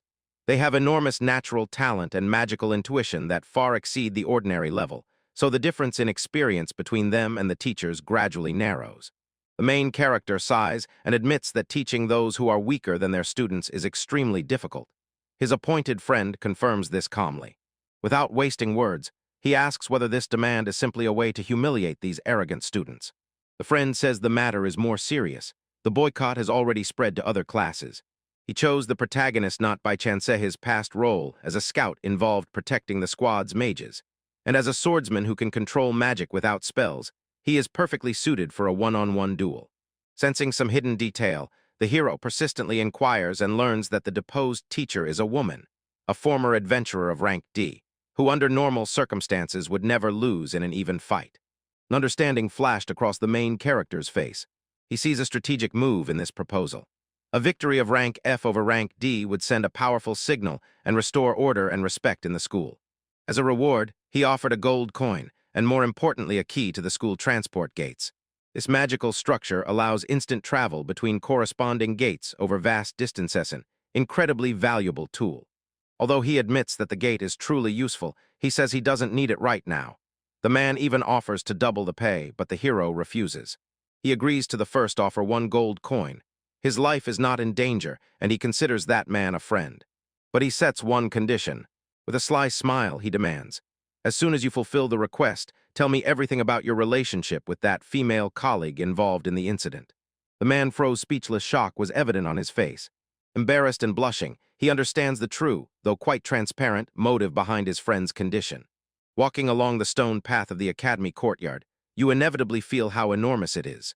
Here it is more a fortress than a school, like the last stronghold of defense. The city of Cucurica is a bustling trade center near other continents, but it also borders the Demon Continent, so this school is a strategic military base. If an attack occurs, the nobles will flee through the expensive teleport, leaving the rest to defend the fortress to the last breath. Soon they arrive at the place. Before them lies a huge round training arena. In the 8 pillars surrounding the arena, advanced magical technology has been implemented. Creating a convenient barrier, it nullifies attacks and pushes out anyone whose injuries would be fatal. Just before the start of the combat training, a noisy group of students bursts into the arena of the problematic class. The instructor points to a short-haired girl named Riris and to 2 arrogant students ahead who had previously defeated her. Loud one Aran Shmazer, son of the principality's general. Proud blonde Natalia Fatal, a young lady from a ducal family. Rania catches an unusual sharpness in Az's voice, and Az explains that their family has too much influence. 2 nobles suggested that Riris have a duel with each student. When she was driven into a continuous series of fights and fell from exhaustion, both intervened to claim the victory for themselves. It becomes clear in an honest duel they would have no chance against her at all. Rainier decisively decides to deal with the 2 of them. Inside the arena, Cryades tries to start the lesson but instead faces open resistance. The students laugh at her, chuckling at the cries of the loser, or Oran declares that he will use his father's influence to arrange for Riva to join the adventure training course, refusing to study under such an incompetent teacher. Natalia Scoff agrees, but skeptically asks what they could possibly learn from such a weak woman. Depressed, Riris can only lament the influence these students have. Suddenly, through the noise, a new voice cuts through. Renaz steps forward, sword in hand, scolding those rascals for not obeying. Students irritably ask themselves who this uninvited guest is. Riris, no less confused, asks who he is. He explains that he is an adventurer hired through an advertisement to help out for a day. From the upper stands, he casually waved his hand. Having captured their attention, Rania turned and met the gaze of the arrogant nobles. Oran accusatorily points a finger and demands to know the name of this insolent boy. He steps forward and calls himself Kanujaranya, an F-rank adventurer, the president whom the school called to assist in the lesson. And as soon as they hear about his low rank, the students burst out laughing. They openly mock him, sneering that rank F is even weaker than their teacher. Oran contemptuously declared that aristocrats have nothing to learn from senseless adventurers. Rania is indifferent, brushing off their mockery as empty barking from those who rely on their status and origin. His words hit a sore spot, and the students look at him stunned and angry. He directly lunged at Urin and Natalia, calling them cowards for attacking Riris only when she was already exhausted after fighting others. Urin angrily rejects the accusations and insists his victory is due to skill, and the teacher simply turned out to be weak. Rania challenges, if they really believe in this, let them face him one-on-one without hiding behind family influence. Oran readily agrees, eager to put this commoner in his place. The 2 stood face to face in the center of the arena, swords ready. Rania stands calmly, as if inviting his opponent to attack. Oran rushed forward, like a blurred spot in motion. But in an instant, Rania lunged and struck Oran on the head with the flat side of the blade. The spectators froze in shock. He landed softly, the force of his blow was completely absorbed. And stunned and bewildered, or struggling to understand what had just happened. Other students froze, unable to keep up with the furious pace of the exchange. Ririer understood the bitter truth. It was an incredibly fast strike, and the damage was such that the barrier threw Oran out of the arena. This meant the decisive end of the match. But Oran, returning to the ring, does not want to admit defeat, shouting that it was a dirty trick. Rainier notes that a simple victory is not enough to teach him a lesson. He calmly replies that it only seemed that Wei Iran did not see this attack at all. With a challenge in his gaze, Rainier addresses the entire class. Attack me all together. I will show you how truly insignificant you are. Angered by his arrogance, Natalia declared that only a servant who has gone so wild deserves death. Rainier stands ready and loudly tells them, do not hold back. At Iran's command, the rest of the students rushed forward, their weapons gleaming with murderous intent. The victim of the attack begins, but Rainier moves like a ghost, easily parrying every blade flying towards him. He slips through their chaotic attacks, a calm predator among frightened prey.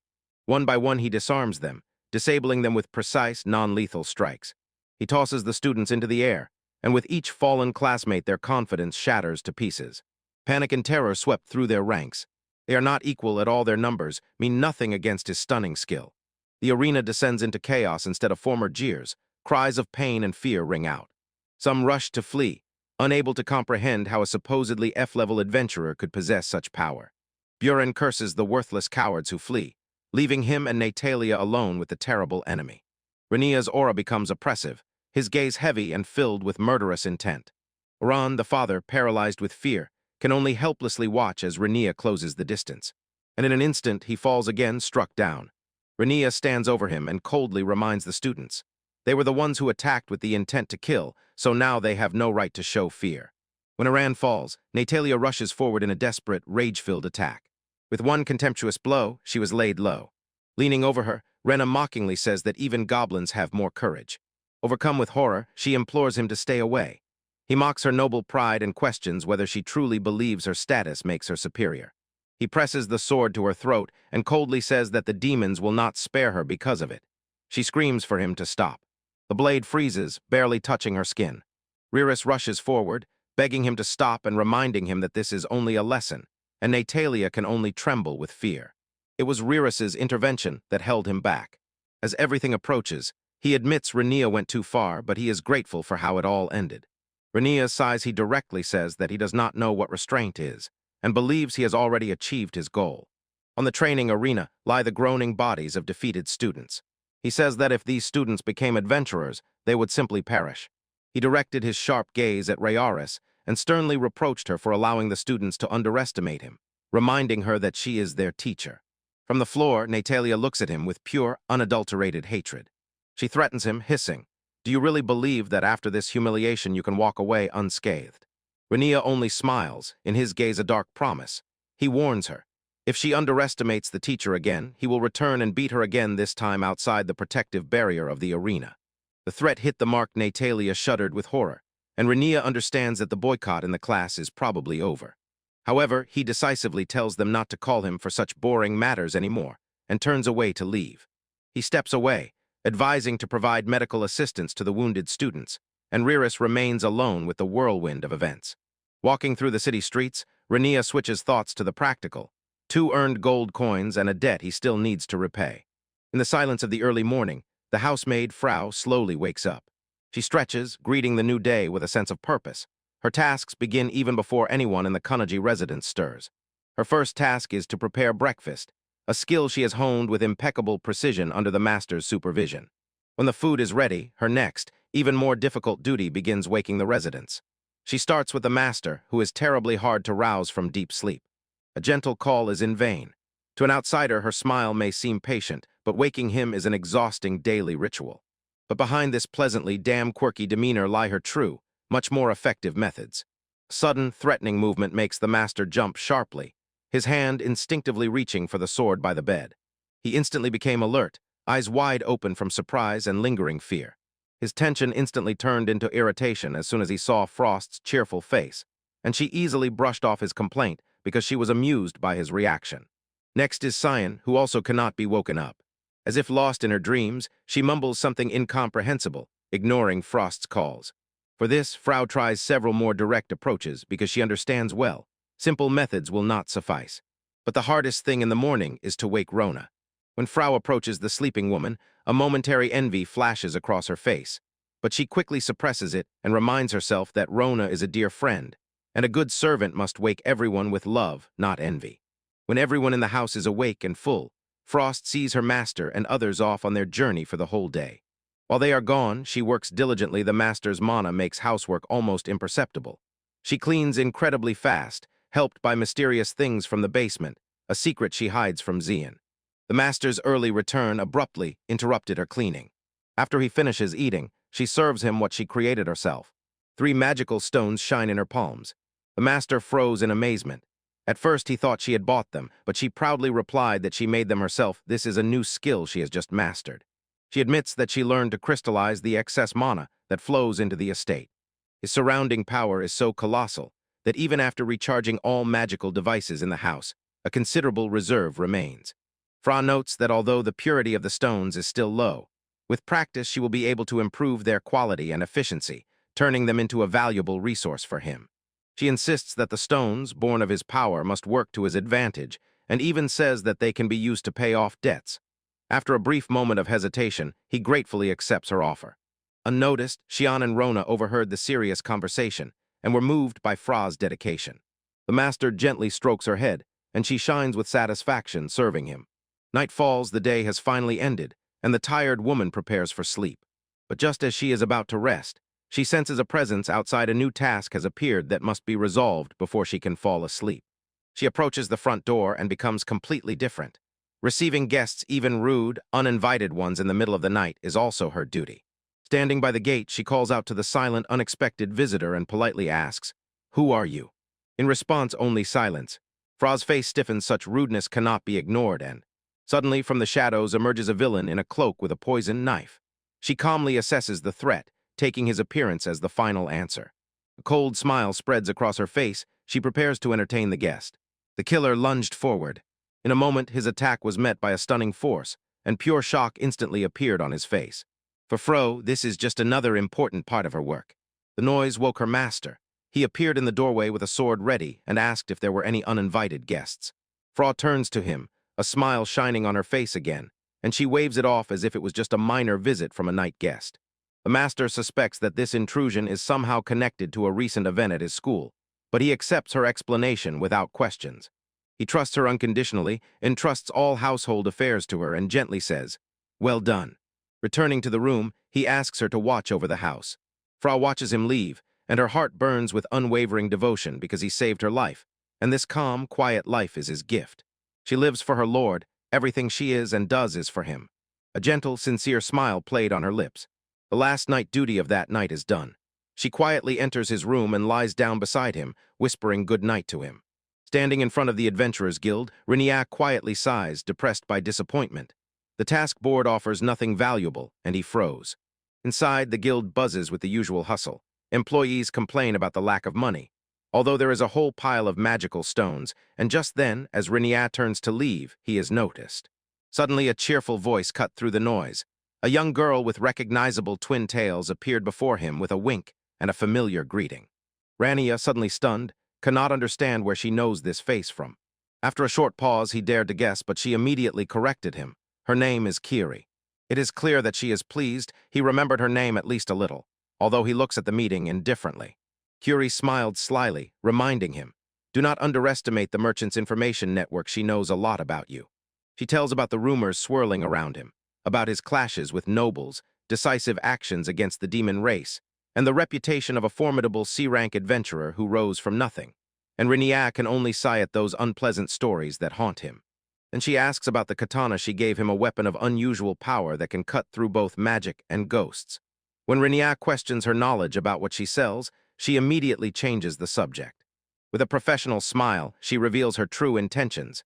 She was looking for him to offer a new business deal. Later, Reniac slammed his palms on the table, and his voice, firm and unwavering, sounded, "Let's go to the land of the elves." The companions froze in silence. They cannot understand his sudden decision, puzzled by his sharp change in behavior. Patience finally snapped.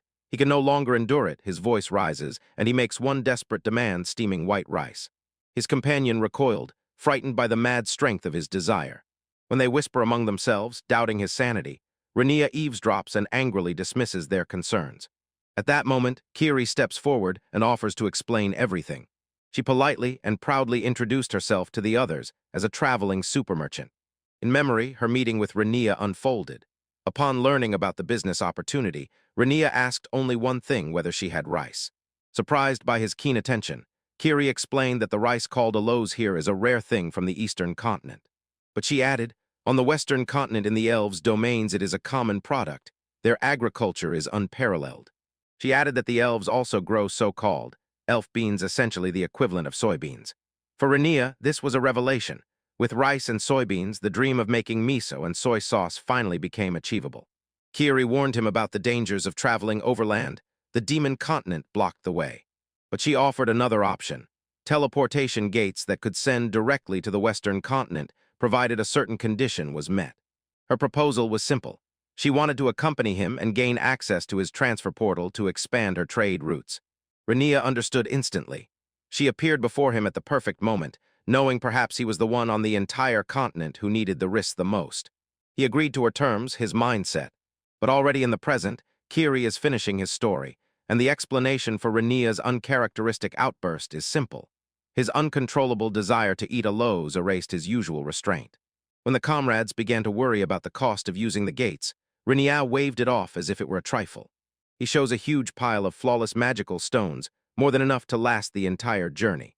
They are shocked by such a quantity. It turns out there's enough for everyone for the round trip, and still some left over. They wonder if he created them all himself with his mana. Frau, his maid, confirms their suspicions in a reproachful tone, saying that he pushed himself to the brink of unconsciousness to make these stones, and all for the Riss. Rania fervently insists that they should apologize to the Riss, and Kiri suggests that everyone set off together, noting that elves are famous for their gentle nature. The others immediately agreed. Anxiety turned into excitement before the journey, and a desire to try a lows firsthand. When everything was settled, they decided to depart as soon as preparations were finished. Before leaving, Rainy entrusts Frau with the care of the house, and leaves her a supply of magical stones, so the house will not be left without protection. When they were heading to the gates, two familiar figures noticed them. Rania and his companions immediately recognized them. He and his companions stood confused, not understanding why Rania's group was here. Rania stands before the huge and ancient teleportation gates. The guide quietly explains, the gates allow one person at a time, and on the other side another guide will be waiting. Rania briefly speaks with Az, confirming that their business here is finished and they owe each other nothing more. His companion shyly apologizes for not thanking Rania properly earlier. Rania simply says that Az's debt is paid, and now it only remains for the two of them to get along. Both blushed deeply. When all matters were settled, for the first time a wide, sincere smile spread across Rania's face, and with renewed strength he returned to his friends, announcing where they were heading to the land of the Lynx. He steps into the shining portal without hesitation. On the other side, he finds himself in a hall filled with elves. When he surveys his new surroundings, a stern elf with a severe face addressed him. "Are you Riniak Kunujison and that group from Kukunika about whom we were told?" When his companions appeared behind, the elf solemnly said, "Welcome to the land of the elves." As soon as the group arrived, an elf appeared before them and solemnly greeted them in the land of the elves. She introduced herself as Kroll, a student of the Kukuriki training school, who was sent to be their guide at the request of a mutual friend. Vrenya Kunugi politely responded, introducing himself. An awkward silence ensued. Renia quickly noticed that his companions did not understand Elvish, and nudged them to introduce themselves, which only made them more embarrassed. The merchant Kiri stepped forward and offered her services as a translator for Shin and Rona. Renia froze in surprise. He finally realized that Kiri's ability was completely different from his own passive skill of translation from another world. Kiri smiled proudly, boasting that for a super-traveling merchant this was a trivial matter, and Renia was clearly impressed. After the introductions, Kiri asked Kroll to take them to the sights. The elf fell silent for a moment, her gaze fixed on the company. She then agreed and said that she felt she could get along much better with Kiri than with that overweight person, a clear insult directed at Rona. Kroll glared threateningly and added that she had absolutely no desire to speak this unsophisticated human language. Although Rona did not understand the words, she felt hostility and immediately became angry. Their guide leads them to the town of Grand Cane, which is spread out in the east of the western continent.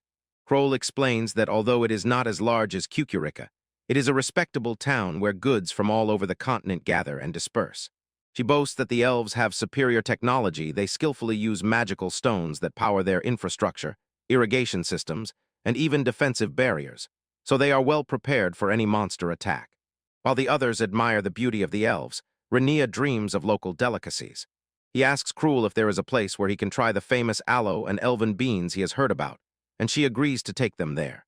She leads them to a stall where huge barrels of thick, dark paste stand. When Renia raises a spoon to his lips, an expression of complete shock appears on his face.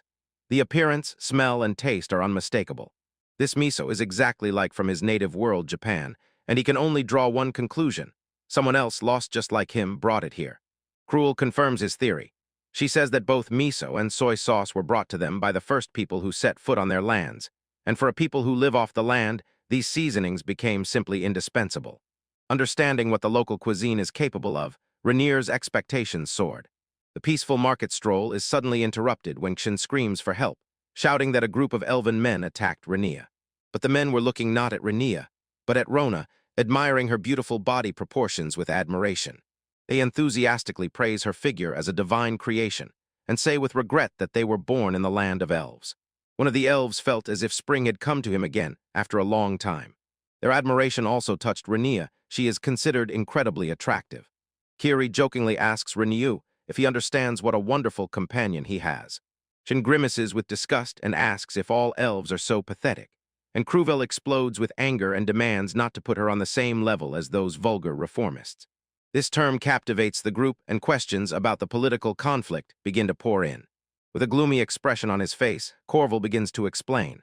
About 10 years ago, the Archduchess from the Duchy of Trident came to them to deliver a friendly speech.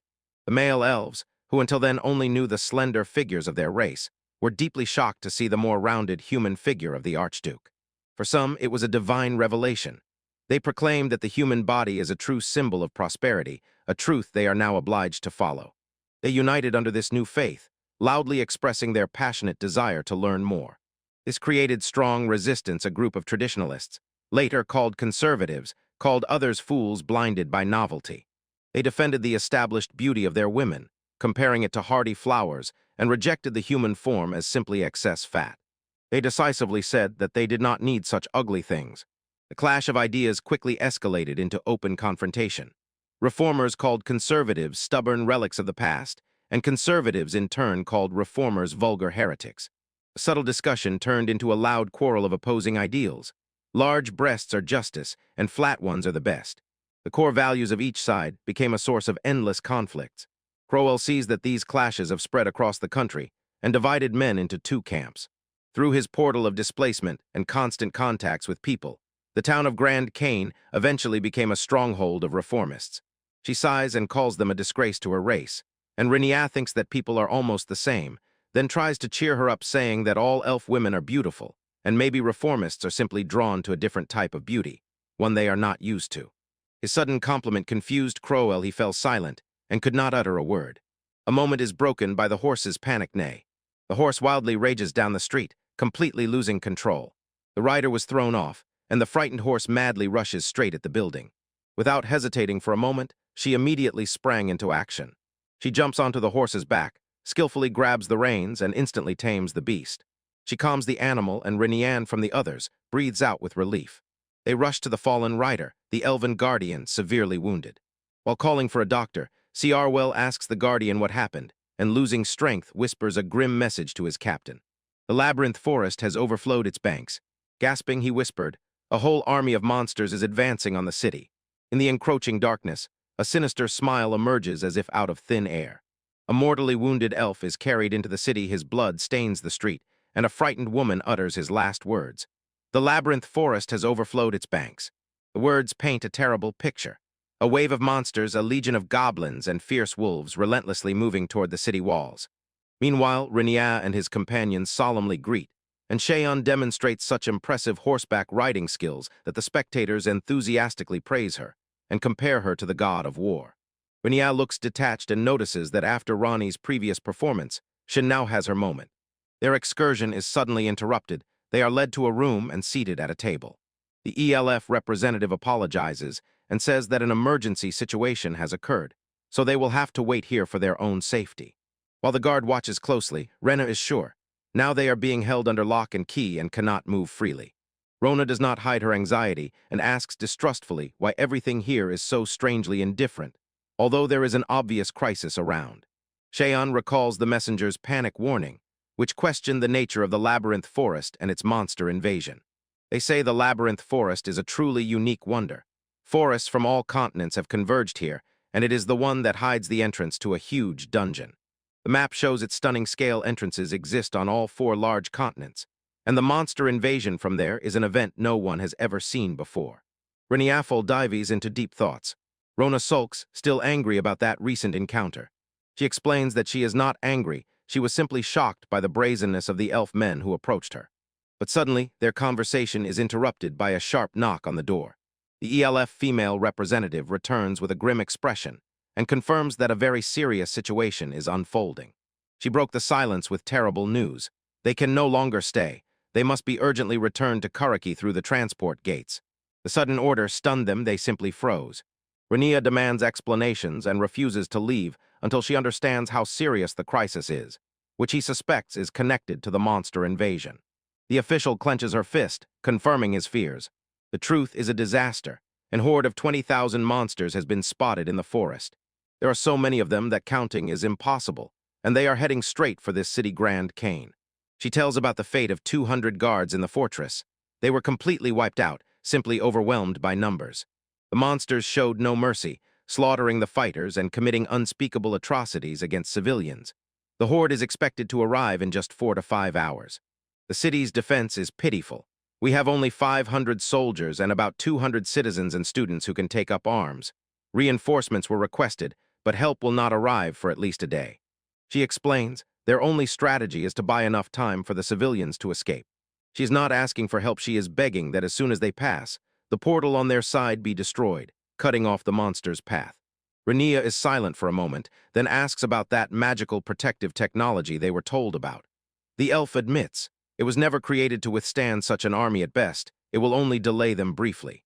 She gasped, the terrible truth reached her, the elves are going to sacrifice themselves to protect their home. The official smiles sadly but resolutely and says to them, don't worry. She proudly says that even as a student she was taught to defend the city, and she will make sure they hold the line until the last resident is evacuated. Rania and Cian listened, stunned by her determination. Xiun asks the student Crowell how old she is 70, which roughly corresponds to a 16-year-old human. Cruel quietly giggles, realizing that by human standards she would be considered old. The mere thought that even this young elf is technically older than him briefly brings a flash of irritation to Rania's face. Realizing that their decision is final, Rania rises from her seat, accepts her fate, and agrees to go. But Shin disagrees. She protests that they cannot just leave the elves to die. Rona sharply interrupts her, sternly reminding her that they have no right to interfere in this matter. She insists that Shin must understand her position and firmly asserts Rania's decision to go is the only right one. Cruel, however, thanks Cian for having previously prevented chaos in the city. She bowed to them formally, but with gratitude. The team watches from the side, on their faces irritation, regret, and weary acceptance. When they return, Crowell prays for their safety. Is it sarcasm? Rania behaves gloomily. That should be my line. She can only respond with a barely noticeable, sad smile. Outside, the city buzzed with orderly chaos. The evacuation was beginning.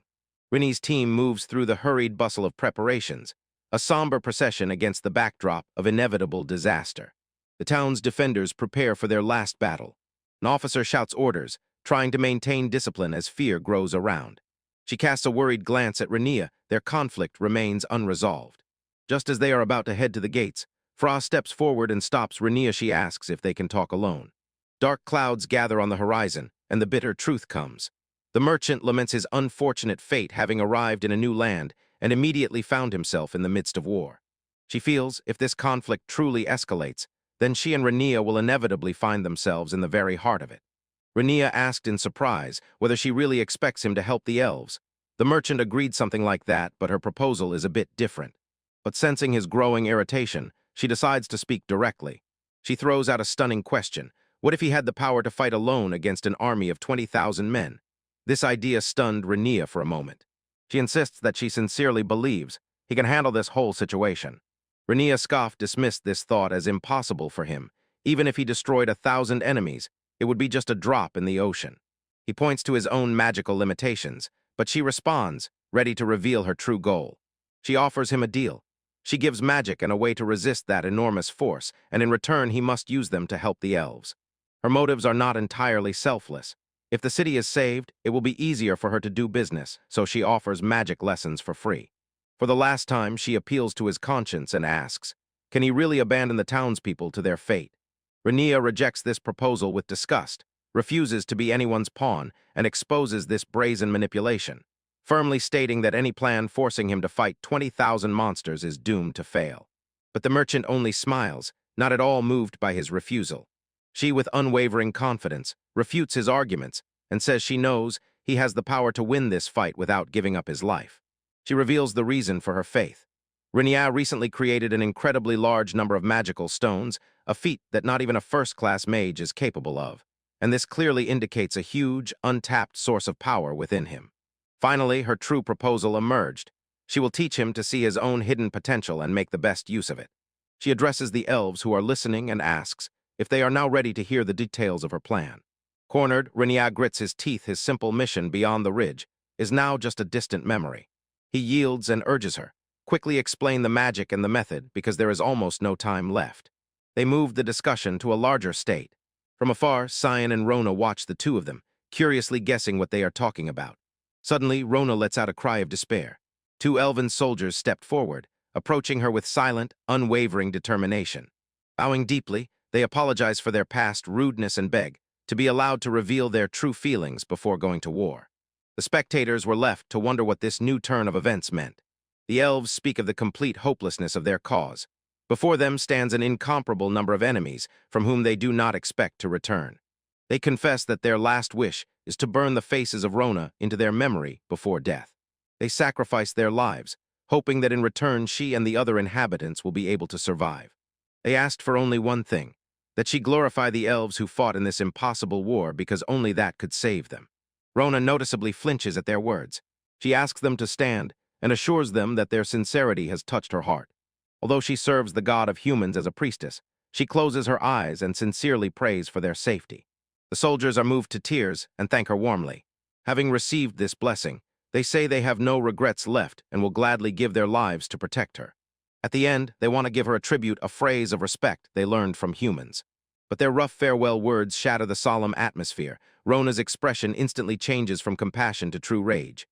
"Return my prayer," she commands, her voice cold, and the elves turn and march to the battlefield. Outside the quiet home, Cyan called Renia when he came out, sincerely apologizing for the delay. Her relief instantly turned to distrust when he announced his decision.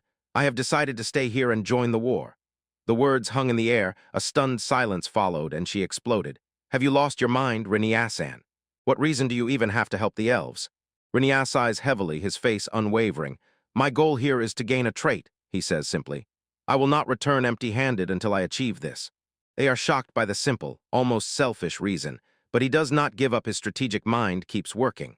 "Moreover, this is a good opportunity to make the elves owe us, because if I do not get what I need here, it will only be harder elsewhere." He lays out his plan. His voice leaves no room for argument. "Only Kiri and I will go to the battlefield. You also stay on alert, ready to return to Kukurika at any moment." Shin instantly protests, refusing to leave the elves. "No, I will fight with you." But Reniaz's logic is cold and unconditional. "If I do not return or the monsters break through, you must retreat to Kukurika and destroy the transfer gate. We cannot allow the monsters to reach that city, even if we have to abandon this one." He forces her to face the harsh reality of their situation and asks a question that becomes her protest. "What is more important to you, Shane, the elves, or the people of Kukurika?" His words are sharp, making her reflect on her duties and her place in this great conflict. Defeated, Shin lowers her head. "I understand it's frustrating, but I will do everything I can from here." Renia admits that Kiri pushed him a little towards this, but he feels a real chance of victory. As for defending the town itself, that's a completely different matter. Understanding the cold calculation in his decision, Cyan and Frau agree to the plan and quietly pray that he returns alive and whole. After throwing a final "thank you," Renia turns and heads to the front line. Xian shouted one last time, her voice full of despair. "Save the elves." Renia looked back, determination frozen on his face. "I will do what I can." As he and Kiri walked away, Frau placed a comforting hand on Cyan's shoulder, and they both watched until he disappeared from sight. The garrison of Grand Cane is under siege. The air is tense with pressure. The elven captain Scorvus encourages his men and calls to strengthen the magical barrier against the approaching enemy. But the fighting spirit is low. The soldiers whisper among themselves, frightened by the overwhelming difference in numbers. Into this desperate scene burst Renia and Kiri, their human appearance drawing suspicious glances. "Who is the commander here?" asks Renia, his calm cutting through the noise around. "I want to speak with him." The elf Kroll recognizes him with a frightened breath. "Rania, why are you here? I told you run."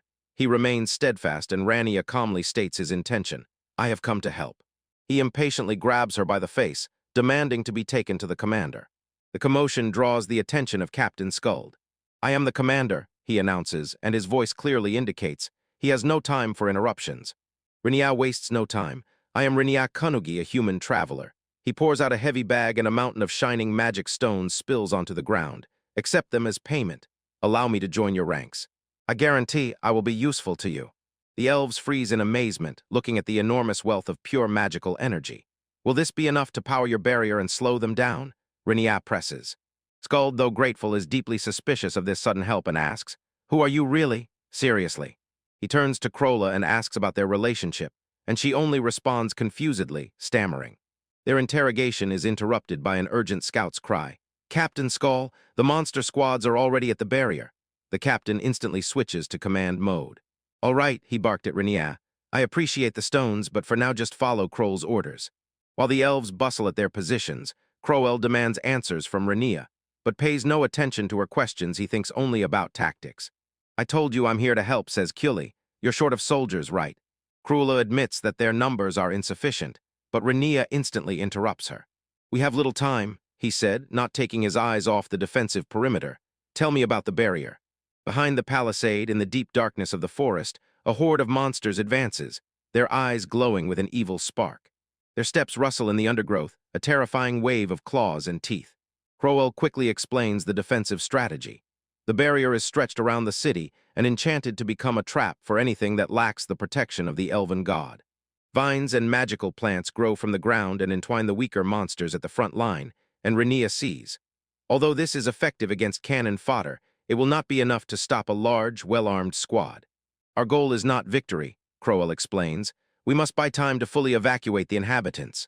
The tactical map shows their plan. Concentrate the barrier's strength near their main defensive line so the trap becomes stronger. While the barrier slows the enemy's advance, elven archers and mages from the safe walls will gradually thin their ranks. This is a reliable defensive strategy, but everything depends on whether we hold out until reinforcements arrive. Renée scans the defenders with a worried look and notes. At least 200 of them are just students, not experienced soldiers. Kiri smiles slyly beside him. She sees a chance in this. While they are focused on the enemy, it will be easier for us to move.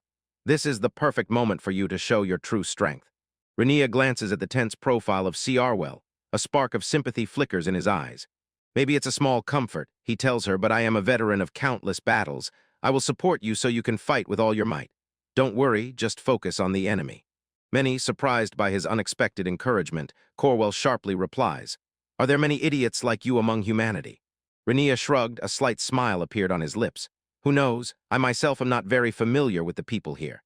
However, he notes not all of them are smart. The word melted her tension. She quietly giggled, but the moment was broken. The guard howled, "The enemies are approaching. They will soon reach the barrier." Reports come in one, after another distance 200. From the darkness came the guttural laughter of the monster commander. "Few and 50, do you see meat before you, don't you?"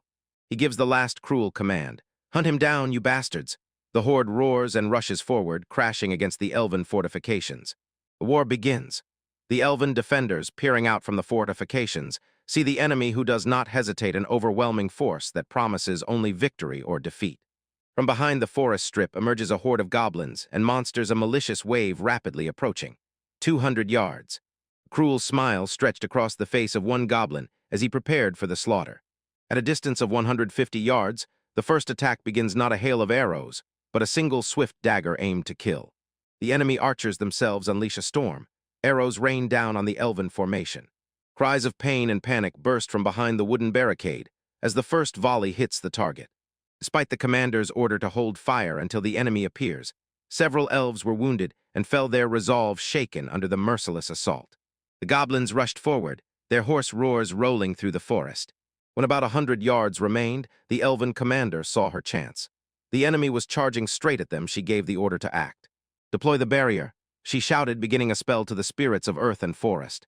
She calls upon the veins of the earth to bind the enemies and protect her people from harm. The earth explodes, enchanted roots and vines burst out, twisting through the ranks of goblins. The monsters charging the attack suddenly froze. Forest magic wove them into a snare. Vines writhe terribly and squeeze with deadly force, squeezing the life out of the captured creatures. The enemy's offensive front froze for a moment. It was stopped by a powerful protective elven spell. Standing behind, the enemy commander, a massive figure in dark armor, snorted disdainfully at the sight. He recognized the famous elven magic, but it did not impress him. Turning to his army of monsters, he roars a challenge. Show me that these traps are nothing before you. He roared, urging them to prove their strength. The horde responds with a deafening scream, casting aside all caution and rushing forward with renewed fury, seeking to break through the magical defense with brute force. And the elven soldier curses, watching the relentless enemy advance. The commander sees that although their traps slowed the enemy, the horde decided to break through them instead of seeking a bypass, and with a heavy sigh she prepares for the next stage. All units, she shouts, gathering her soldiers for a direct confrontation. Let's give those villains revenge for the humiliation and trampling of the spirit of our comrades. Her voice is full of determination, and the elves respond with a powerful battle cry. Archer's magical troops, ready, she gives the order. The elves drew their bows, their arrows shining with magic.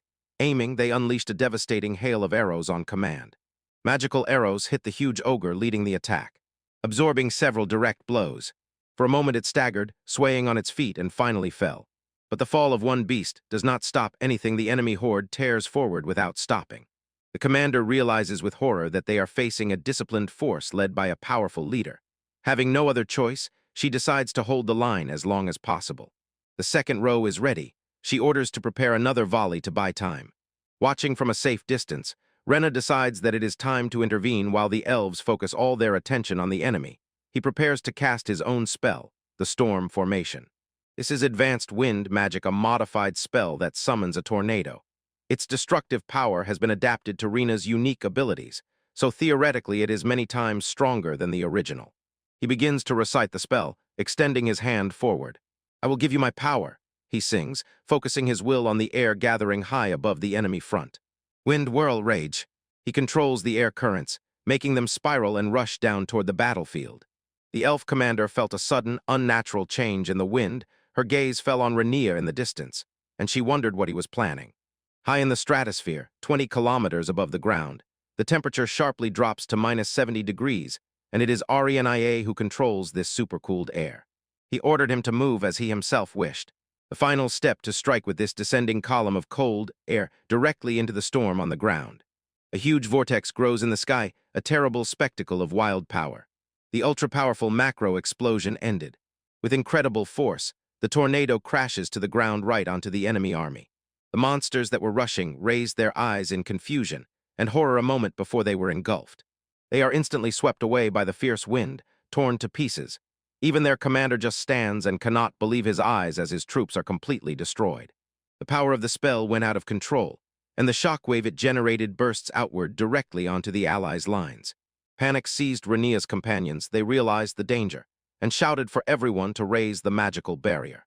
The elves tensely prepare for the strike, and their commander shouts, "Rhaenyra," and raises the alarm. Even from a remote town, people only look in horror at the cataclysm that overturns the world. The shockwave covers a dazzling explosion of wind and energy. Rhaenyra and the elven commander do not retreat, they stand their ground, shielding themselves from the blast wave. When the storm finally subsides, the commander sincerely thanks them for saving them. She looks at the battlefield, stunned and speechless from what she sees. Where once stood a monstrous army, now there is only desolation. A huge part of the forest has been wiped off the face of the earth, and the entire enemy force is completely destroyed. With a single devastating blow, the battle ended.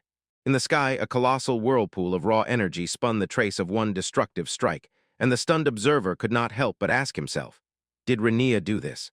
The elven commander turns back, her voice barely a whisper, and on her face is a mixture of shock and disbelief. Next to him, Shiana rushed forward. She grabbed Rhaenyra and shook him fiercely, so angry and confused that she could not form a single word. Her rage finally spoke. She harshly reproached him for the reckless display of power, doubted his sanity, and feared for their lives before such overwhelming force. Rhaenyra, pale and staggering from exertion, can barely defend himself, emphasizing that it was she who insisted he use full power.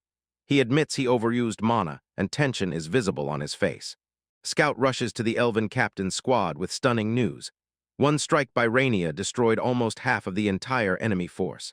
Elsewhere, a heavily armed monster in heavy armor, a commander in the enemy, ranks barely gets to his feet after a cataclysmic explosion, and horrifiedly wonders if the elves unleashed some unknown, ultimate weapon. He surveys the ruins and, consumed by rage, realizes a single attack destroyed his entire vanguard. As if their lives were mere pawns, he turns to his frightened subordinates and mocks their fear of the enemy's power. His voice turned into a deadly whisper, containing a threat to personally deal with any soldier who dares to flee. His threat hung in the air like a heavy burden, paralyzing the monstrous soldiers with a fear stronger than that before the unknown enemy. At the Elven front, a scout reported the unthinkable. Despite catastrophic losses, the rest of the enemy forces still advance.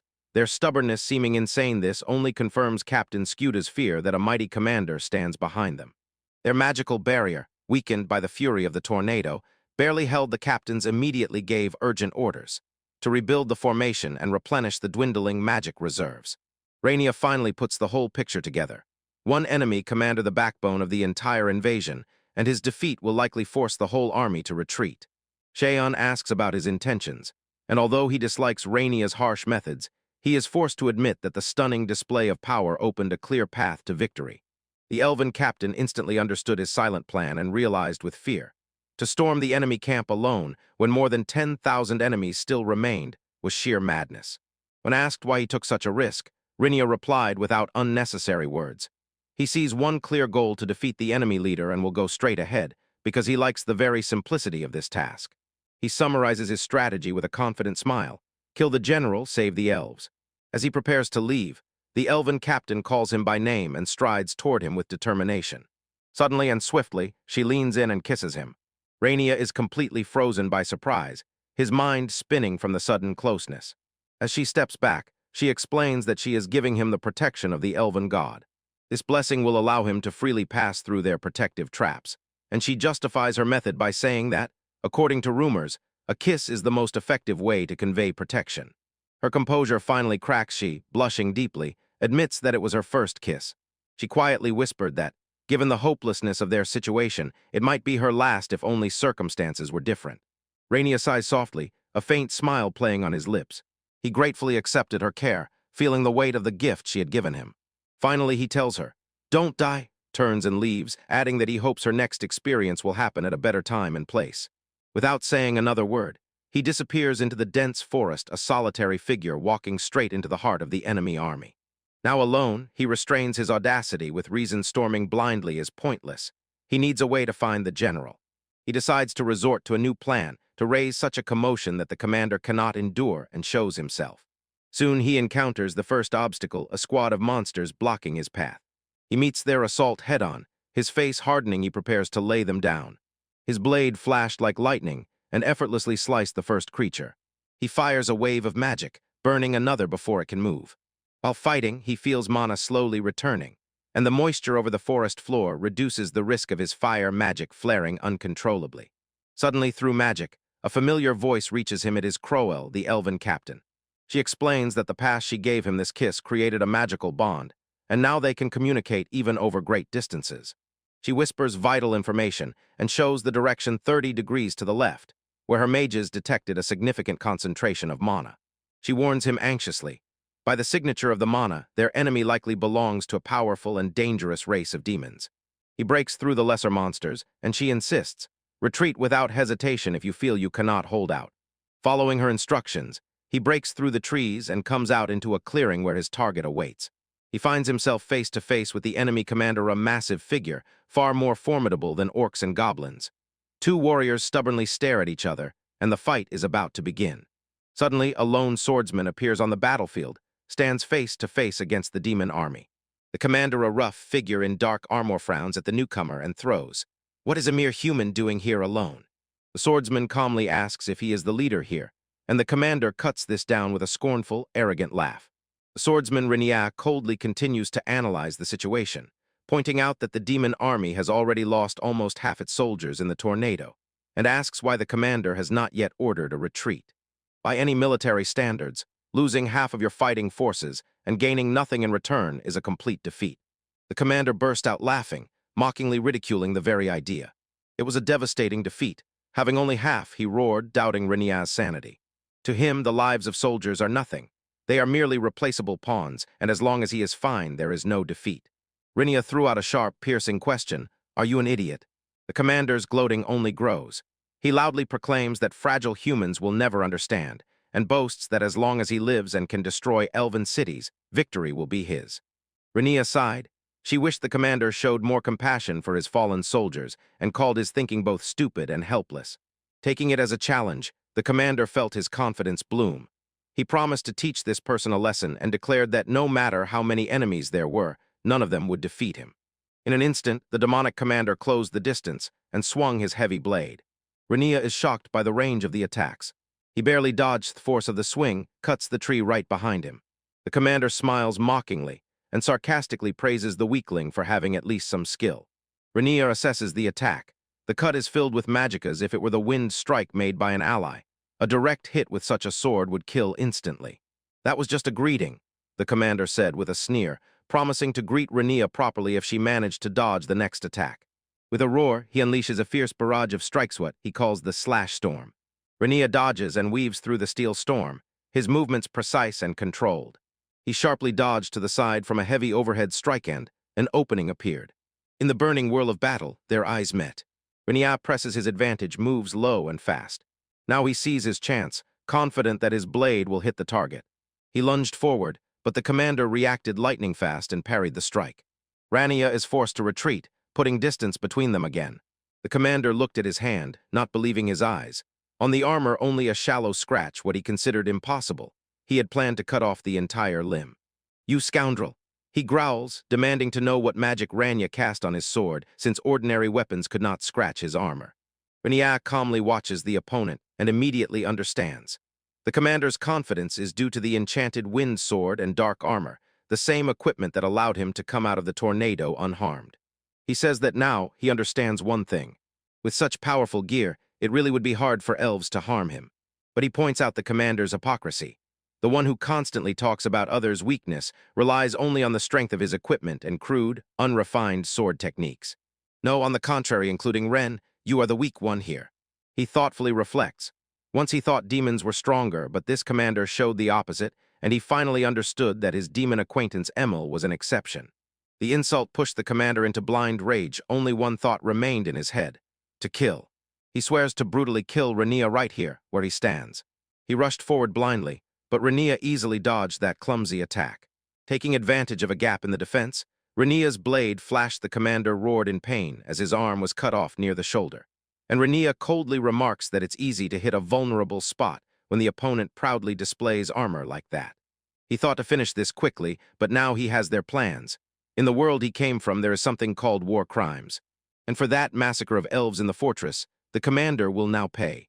The demon could only curse his fate, his mind spun with distrust and rage. He tries to fight back, but his body does not obey, not the way he wants. Rania tells him that the judges will be elves, not him. A huge, terrible pressure bursts from Rania, and the commander freezes in fear, not believing if this opponent is really human. He collapses, his last limbs have been cut off. In a pitiful spectacle, he orders his goblin subordinates to become his living shield. Rania smiles contemptuously and asks how such a coward even became a commander. Give no chance of escape. Rania stabs the commander in the leg with a sword and sternly tells him not to scream so humiliatingly. He said with cold contempt that the pain the elves endured was much stronger, and a true captain must be able to endure that too. The commander desperately begs his subordinates to save him, but they are frozen with fear. Rania notices that even after all this, the only thing about the demon worthy of respect is his endurance. Meanwhile, the elven defenders are on the verge of collapse. The elf Kroval encourages the troops, resolutely calling, "Hold the line at any cost for the sake of your families." The battle is merciless, and a large goblin breaks through their defense. A strike and she spun around. The monster grabbed her by the hair and lifted her off the ground. And when her consciousness begins to fade, she barely whispers Rania's name. The goblin looks at his prisoner, puzzled. But suddenly she gathers her last strength and releases a wind slash that decapitates the monster. Just then the horde of final monsters begins to retreat. Exhausted elves look stunned, then burst out with shouts of victory. They have defended their city. They still do not believe they survived. Kroval looks stunned and realizes she has been saved. Familiar voice is heard. She turned around and saw Rene approaching, alive and well. He indifferently explains that he captured the enemy commander, dragging behind him a crippled but still living demon. He leaves the fate of the general in the hands of the elves, explaining that the enemy fled because their leader was defeated. Kroval slowly comprehends the news. The city is saved, they have won. Rene gently placed her hand on her head and praised her for surviving this trial. Overwhelmed with relief and gratitude, she begins to cry. The battle is over. A weak, pleasant warmth spread in the darkness and seemed to pull him from the edge of oblivion. He marvels at this, feeling the last thing he remembers is a goblin's poisoned arrow hitting him, and he asks himself if this is death. Consciousness slowly returned. A voice said he was still alive. He opened his eyes and saw such a divine sight that he immediately thought, perhaps he really died. The priestess woman explained that she had pulled out the poisoned arrowhead and healed his wound with magic. Overwhelmed with gratitude for the rescue, he declared that he could now die peacefully, but his comrades struck him and, enraged, barked why he was wasting the life he had just received. The warrior does not calm down. He scolds him for giving up so easily, begs his friend to live on and fight for his beliefs, honoring the second chance given to him. The priestess Rona explains that she acted only at the request of his friend, and the saved warrior, moved by this brotherly act, tightly embraces his comrade in a moment of deep, though mistaken, gratitude, and the latter apologizes to Rona for not having the necessary medical supplies. The moment is interrupted. The call Rona is heard again. More wounded fighters need her healing magic. Returning to answer the call, the priestess stumbles. Her movement is momentarily slowed by the remnants of a barrier spell. Seeing this, the warrior and his friend exchanged looks of complete satisfaction and said that if they died right now they would regret nothing, and their comrades were left completely bewildered. After some time, the group watches from afar as two of their companions talk. Vrenier notices that after the battle they have become closer. Sean quietly admits that he cannot compete with the elf, and the Frostists are here only for support. Suddenly, Kavar breaks the silence and directly asks Kira about her first kiss with Renia. The elf woman freezes in shock. Overhearing the conversation, Renia raised an eyebrow and doubted, saying that it was the first time he heard that a kiss was supposedly the most effective way for this, and Kira was so confused that she could not answer. Meanwhile, in a secret place, a secret meeting gathered, and its leader announced. To keep the secret, from now on they would speak in codes about the sensitive topic revolutionaries rising. An encrypted conversation begins. The participants analyze the tactics of their goal. Two of them note her unexpected aggression and feel outplayed by an experienced strategist. One of the comrades stood guard by the door and checked the secret password. Field, he said, receiving a chest with a double signature, then mountain. But their vigilance was too late. A voice from inside shouted that they had been discovered, and an order was given to capture the intruder. He was recognized as one of the very revolutionaries against whom they were plotting. Elfka Crower extends a bowl of food, her gaze sincere, and she asks if he likes it. Rania swallowed the miso soup, and the familiar taste of deep comfort spread within him. A simple dish, white rice and soup, was so perfect that he immediately asked for another serving, greatly surprising his companions. He silently admires what is happening in Elf, preparing a flawless Japanese breakfast. It is a true miracle, such an unexpected combination. His companions Shin and Fra are noticeably embarrassed by this scene and demand to know what is going on. Rania assures them that the food is delicious, but what worries them is not the dish itself. Xian raised an eyebrow and asked Kavad about her outfit, a simple apron, and she explained that Rania taught her this. Her image resembled how women dressed in his previous world, and she radiated a powerful domestic strength, an unexpected strength of a wife that left his companion speechless. Although everything around is strange, the true taste of native food brings peace to his heart, and his companions seem to agree, savoring the meal. Kror, however, does not seem to understand their confused reactions as much. On her face is a quiet, unwavering determination, and she vows not to forget this. A thought flashed. Despite all her innocent charm, Rania is a cunning child, 50 years older than him. Later, after calming the outbreak of monsters threatening the land, the company finally arrives at the capital of the elven country, Shuduvalta. They are led through the magnificent halls of Elvenstadel, and the locals do not take their eyes off them. The honor guard solemnly escorts them to the courtyard, and presents Sir Renia, the one who saved our sister city, and his squad. They are brought into the throne room. They stand before the 12th Emperor and his royal council.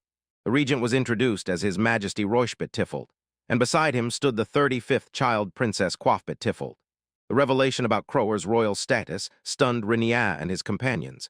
They can hardly believe she is the 35th heir. How many children the emperor has, it is simply impossible to comprehend. Frau coldly remarks that elves not only live long, but are also extraordinarily fertile, and this noticeably unsettles Cian.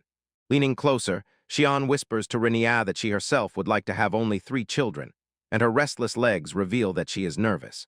Their quiet conversation is met with the deep, as if all-knowing, laughter of the emperor on the throne. To their surprise, he corrects an important assumption. Quor is the 36th child, he says with a smile, but I never said she was the youngest, and this news seems to shock even the princess herself.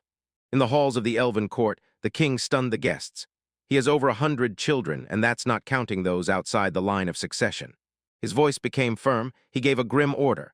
Any of his children who are no longer present should be captured and sentenced to death. Renia understands that this is a serious problem. Then the king suddenly makes a strangely frank proposal, hinting that such an agreement will strengthen trust. When he offers one of the women to enter the royal family under his personal protection, she, embarrassed, looks with distrust. The king's minister immediately objects, exclaiming that staining royal blood with the blood of barbarians is heresy. The conversation suddenly spiraled into a strange, fierce philosophical dispute, and Renia with his companions was completely confused by the eccentricities of the elven court. The king indifferently waved off the whole conversation as if it were just a joke, and Rhea, embarrassed, tries to apologize.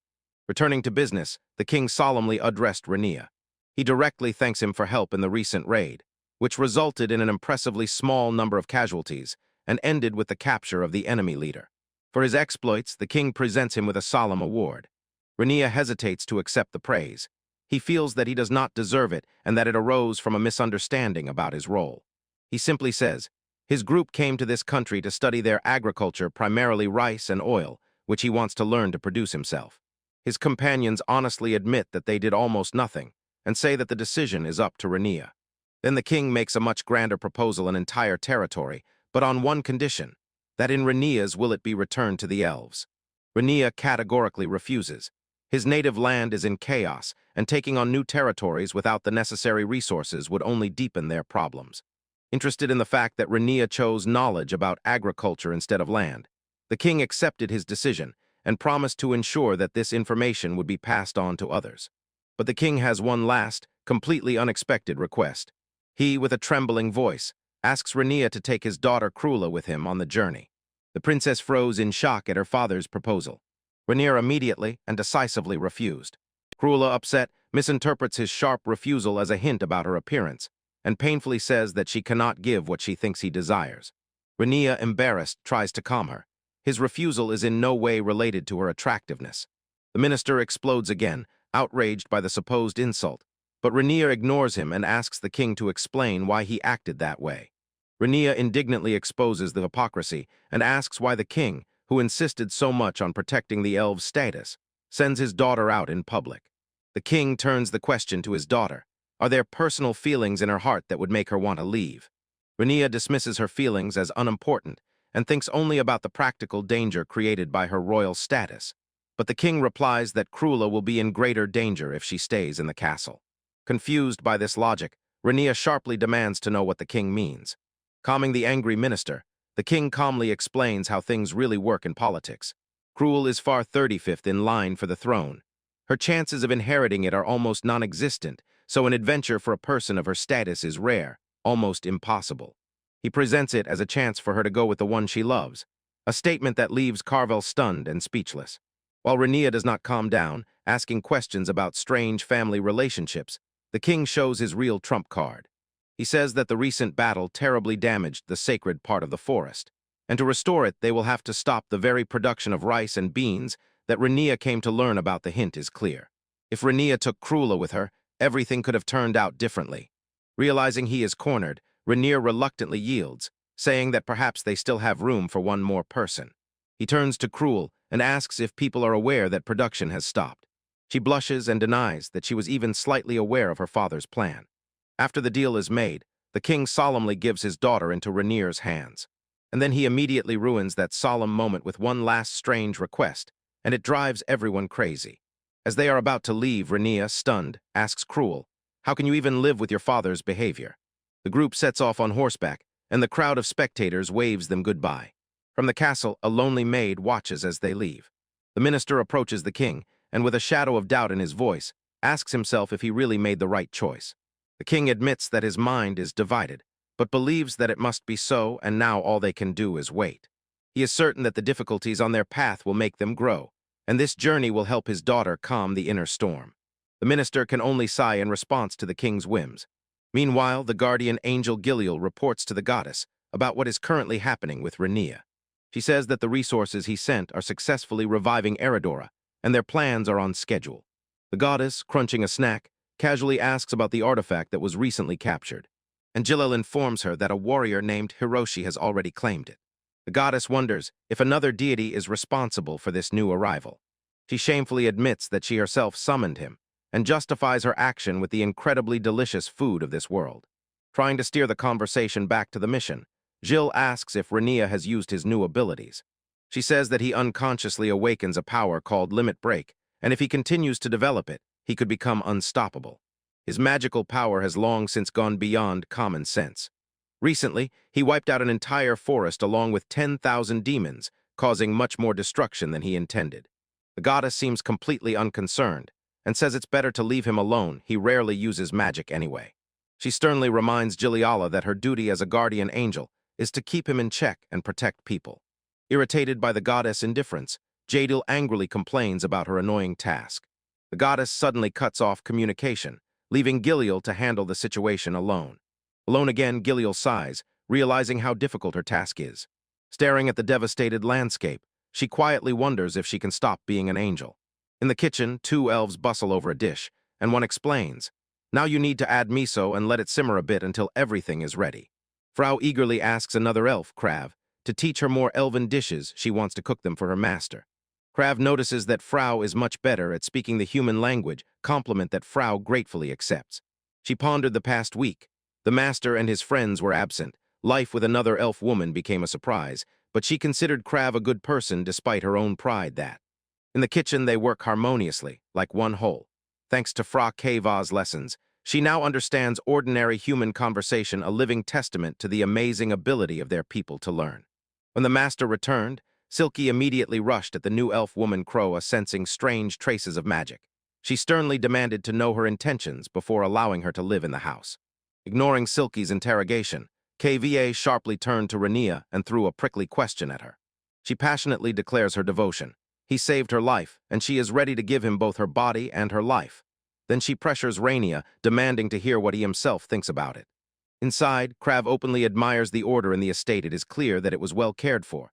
She is in a human house for the first time, and the cleanliness makes a strong impression on her. Silky announced that she has one more, last and extremely important question. The air instantly tensed, and a stern determination was fixed on her and Fra's faces. After a shared, tense moment of mutual understanding, the tension subsides, and they quickly find common ground to Rinnie's surprise. Later, having tasted the miso soup they prepared, both elves say in unison that it is incredibly delicious. Their previous misunderstandings seem to have dissipated. The conversation turned to medicine. Frau asked if elves know how to make medicines, and Krav confirmed they do. Croy tells in detail, explaining with enthusiasm how elf potions for colds, digestion, and general nourishment are made. Outside in the courtyard, Master Rania devotes himself to exhausting training, sparring with Cyan.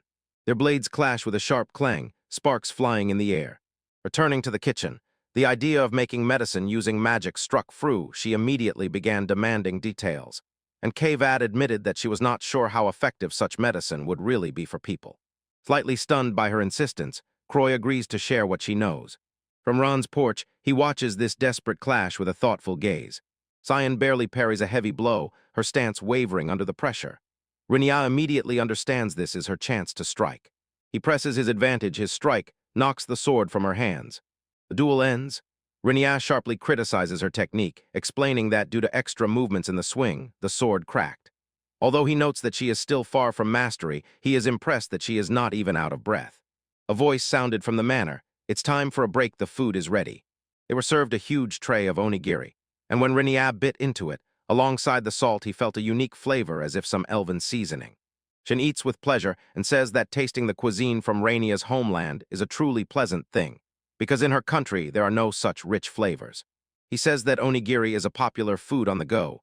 Even elves like it, and Croy, burning with a desire to learn more, asks if he will teach her to cook other dishes from his native land. The other women watch, all with the same concern, as if agreeing.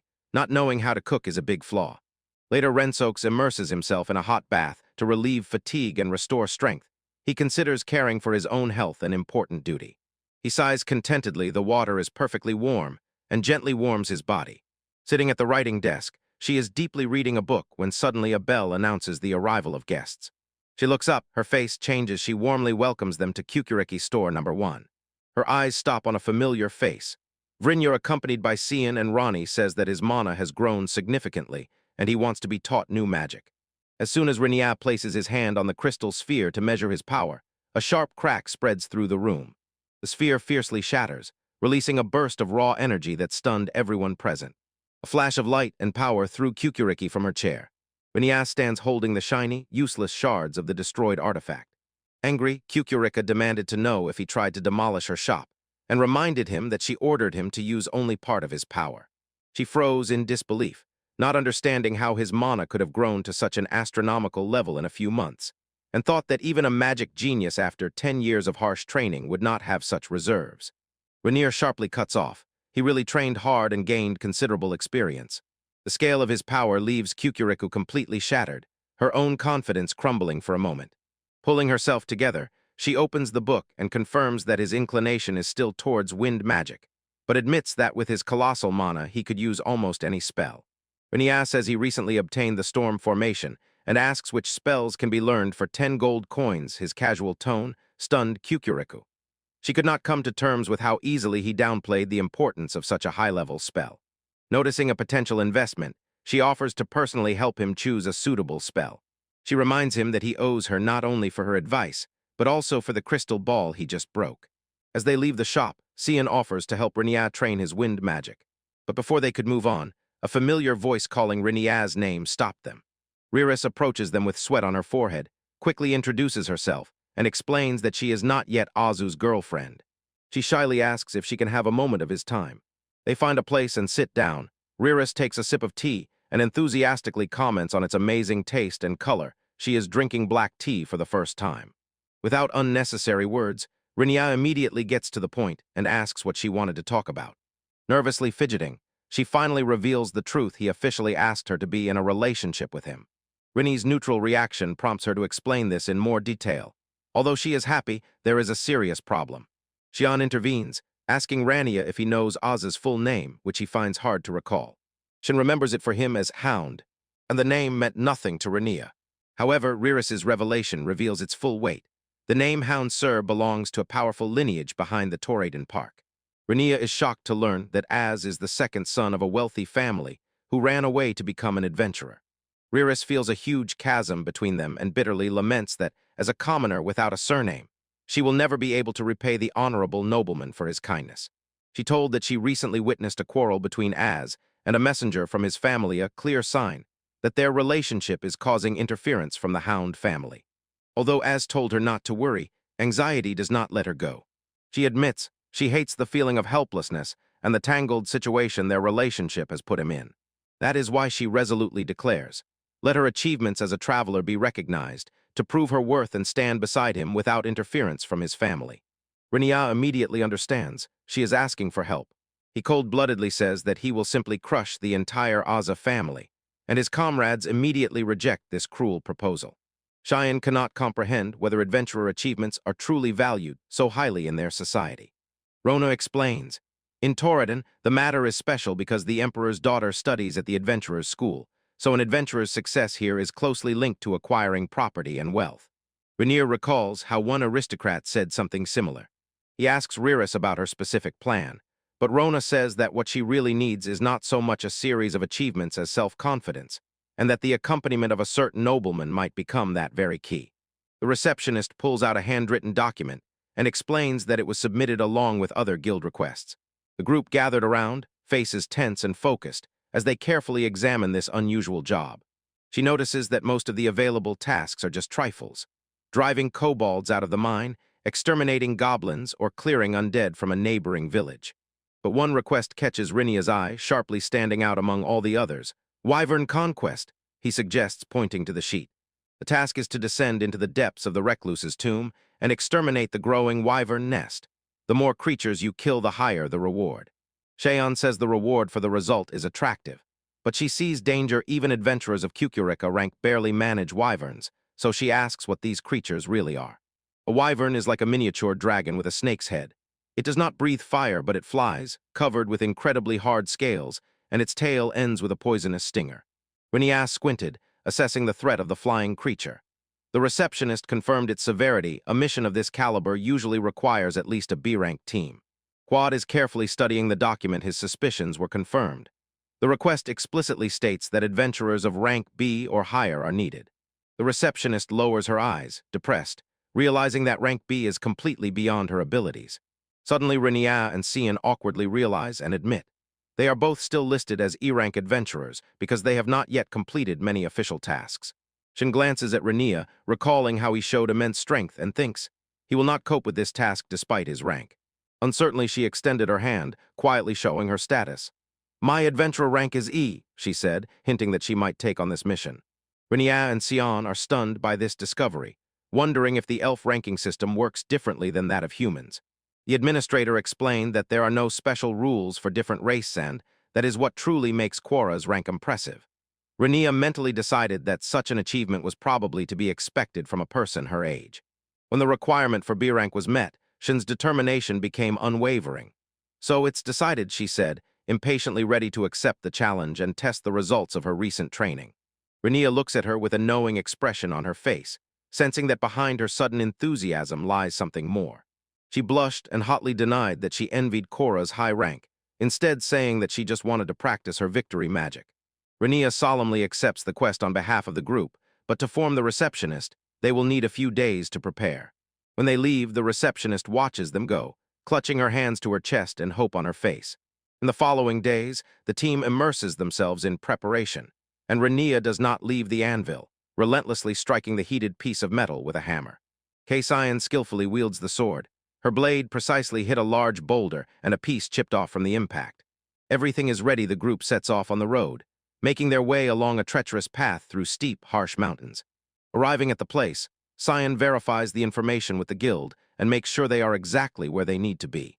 Renia asks about Rona and learns that she is busy, and Kavar bluntly says, "If I took the request, then logically I will go. I want to be near Renia."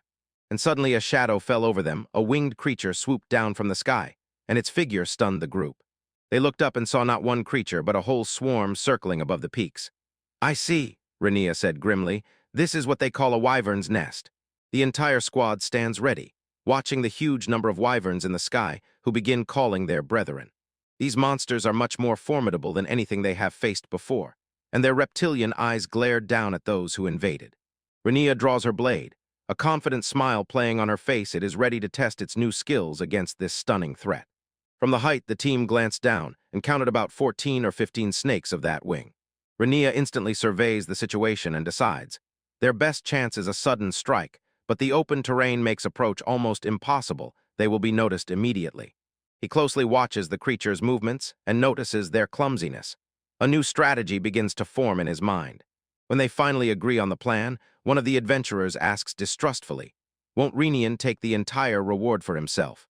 Rona confirms this and explains that since she is not officially listed in the request, it is fair. Cheyenne intervenes, decisively declaring that she will take half the reward and the rest should be divided among the others. Krenya immediately stops her, his tone sharp. He reminds her of the promise, pushing. Is she really ready to show him the results of her training and prove that she will not yield to Cruella? His challenge restored Shin's confidence. She eagerly accepts it, swearing to surprise him and reminding her companion of the special properties of the sword they now hold. Rona confirms that both of them skillfully wield this weapon. While the others prepare, Renia retreats into herself and gathers her own strength, concentrates magic in the soles of her feet, and imagines a powerful thrust that will propel her off the ground. And with a deafening roar, he plunged into the thick of the battle. The raw power is barely kept under control. He has trained a lot, but in battle he still has not mastered it. The shockwave from his takeoff stunned the companions. They could only watch in disbelief. He barely dodged the snake's strike, his thoughts racing to hone the next move, creating a barrier under his feet while simultaneously casting the Tempest spell inside it. He forces the very air to harden. He created a foothold for himself in the sky. Now in the air and in motion, he meets the monsters head-on. His blade flashed and cut through one of the winged beasts. He jumps from one magical platform to another, his movements smooth and deadly. He lunged at another creature and plunged his sword downward with iron precision. The strike passed through the creature's body, sending a shockwave. Renia lands, pleased that his unconventional, large-scale magic is the most effective way to fight them. On the cliff, his companions froze without words. They could only call his head-first attack crazy. They admire his skill.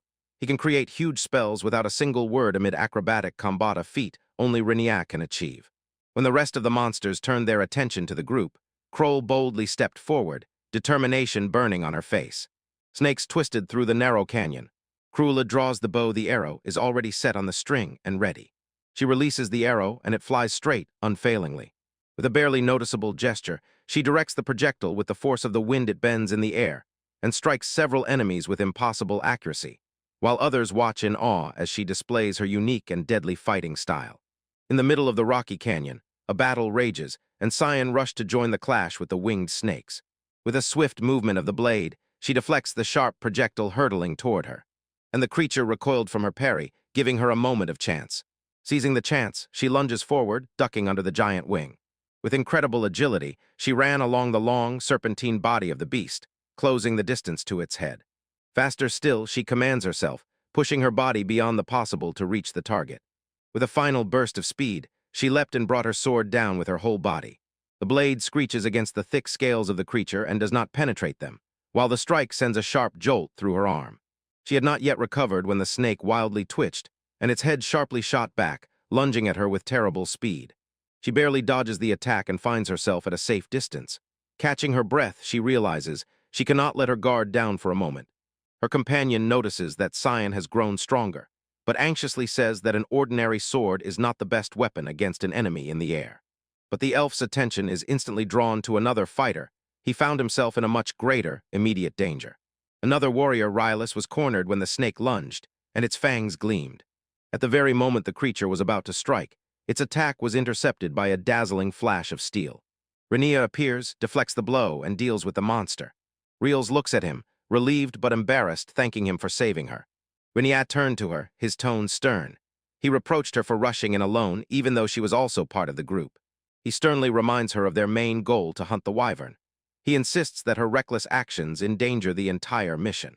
Kroll agrees and adds that they cannot always rely on Rylus and Azu to protect them in every fight. With humility, Reels accepts the criticism and assures that he can still fight and will not become a burden. Crowell sees that Rena does not change again, just as demanding. Shin stands up for him and explains that those harsh words are to push them to become better, so they do not fall behind due to his impressive skill. The sharp quarrel seems to ignite a new flame in the comrades. Filled with new determination, Cian looks intently at his elven companion and resolutely declares that he will not lose. Renia approaches Rylus and hands her a new blade. He explains that this is the same mithril sword rumored to be forged by elves. This weapon is unique. It houses some kind of intelligence. It absorbs the owner's magic and changes shape according to his thoughts.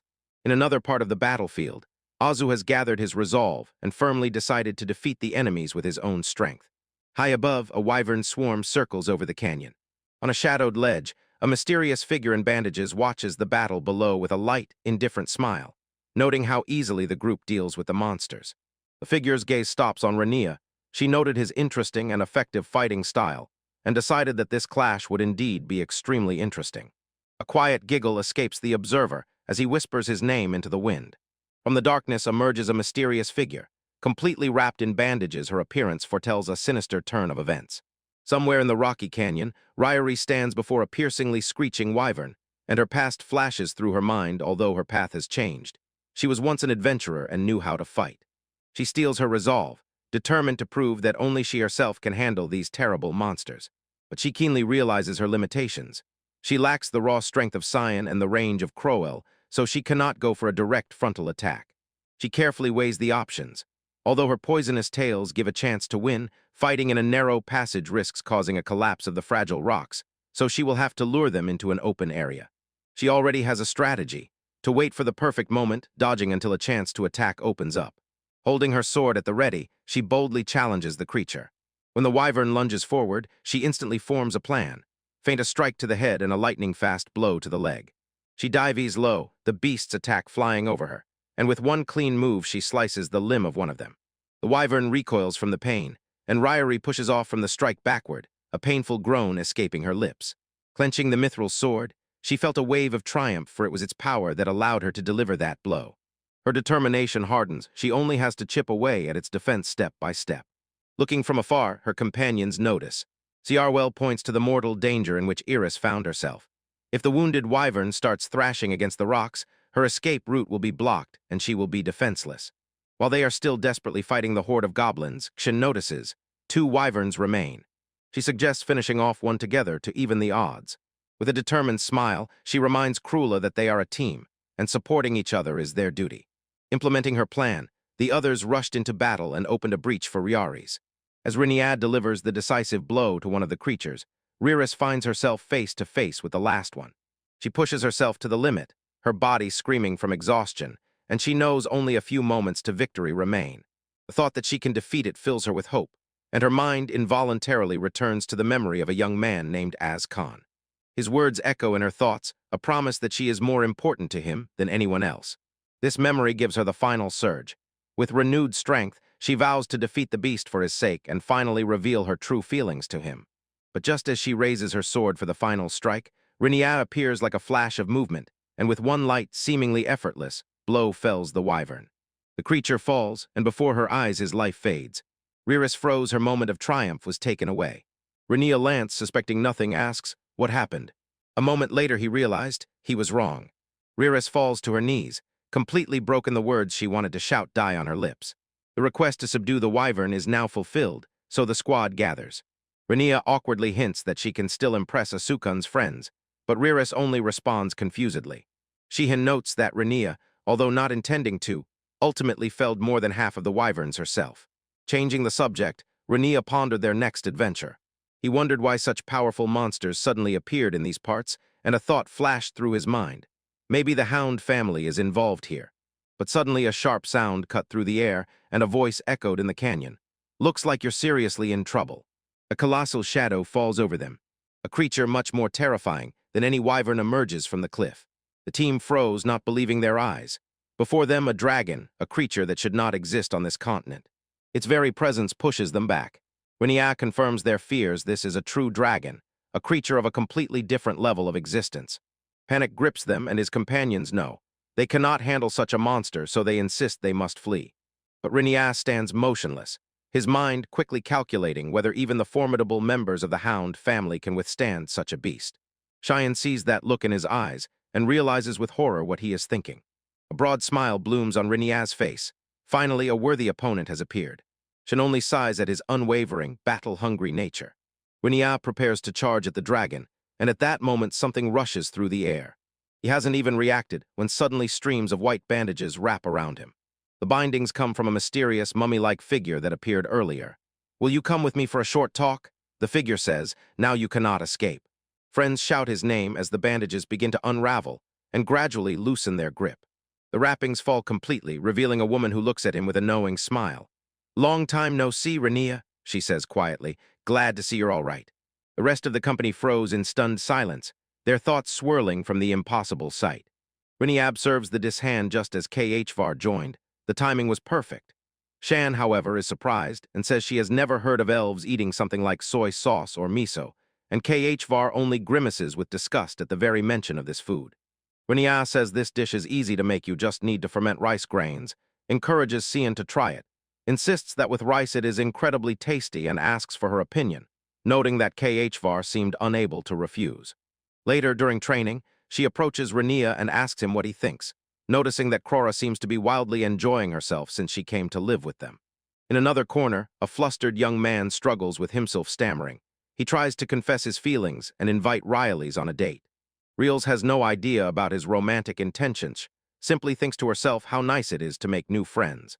Overwhelmed with excitement, he repeats the words to himself, not daring to say them aloud as he wishes. From afar, Kuel watches the exchange intently. Her sharp, calculated gaze notes everything, and the loud commotion draws her attention. Finally, in the main lecture hall, the boy throws off all restraint and loudly proclaims his confession. His voice echoes through the room as he asks Rialis to go out with him. Suddenly, a mysterious red-haired woman materializes before them, her body completely naked. She addresses Rinnead by name, a faint smile on her lips. Rinnead looks puzzled. He does not recognize her face, but her accent is strangely familiar. "Who are you?" He demands. "Why do you know my name?" The woman simply says that they have already met. Against the backdrop of a huge sleeping dragon looming behind, she finally reveals her identity. "My name is Emil Roger," she says. "You must remember this name, right, Rinnead?" This name caused shock and distrust in him.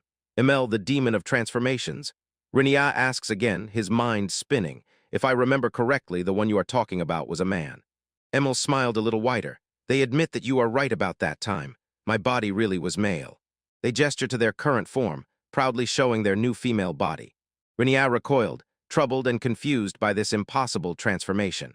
Seeing his reaction, Cyan turned, her face becoming serious. Do you know this girl named Emil? She feels this is not just an acquaintance. Rinea confirms her suspicion, his voice sounding grim. Emil is the name of the demon who prowled those caves. Emil's attention slid to Rinea's companions. Ah, remember that black-haired girl too, they say, and they disdainfully glance sideways at Rona. I wonder if that blonde with those disgusting meat bags is okay too. The elf girl shuddered. A quiet wave of indignation passed over her. Despite the rage, Rona coldly analyzed their enemy. She felt the aura of a mentor, unfamiliar to her, and it became clear that although Emil has a human form, she is a creature from a powerful magical race. Renier ignores the teasing, his attention narrow and unwavering. Someone shouted, "What are you doing here?" Gesturing at the beast behind them, "You even brought a dragon." Instead of answering, Emil shortens the distance and presses his body against his "Aren't you cold, Renia?" He whispers, "Although you were so persistent when we first met." Renia pushes them away with force, his face twisted in disgust.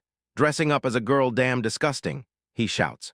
Emil explains that the male figure was only a temporary disguise, and this female body is their true one, albeit in human form. In the moment before anyone could even react, thin white bands burst from the ground around them.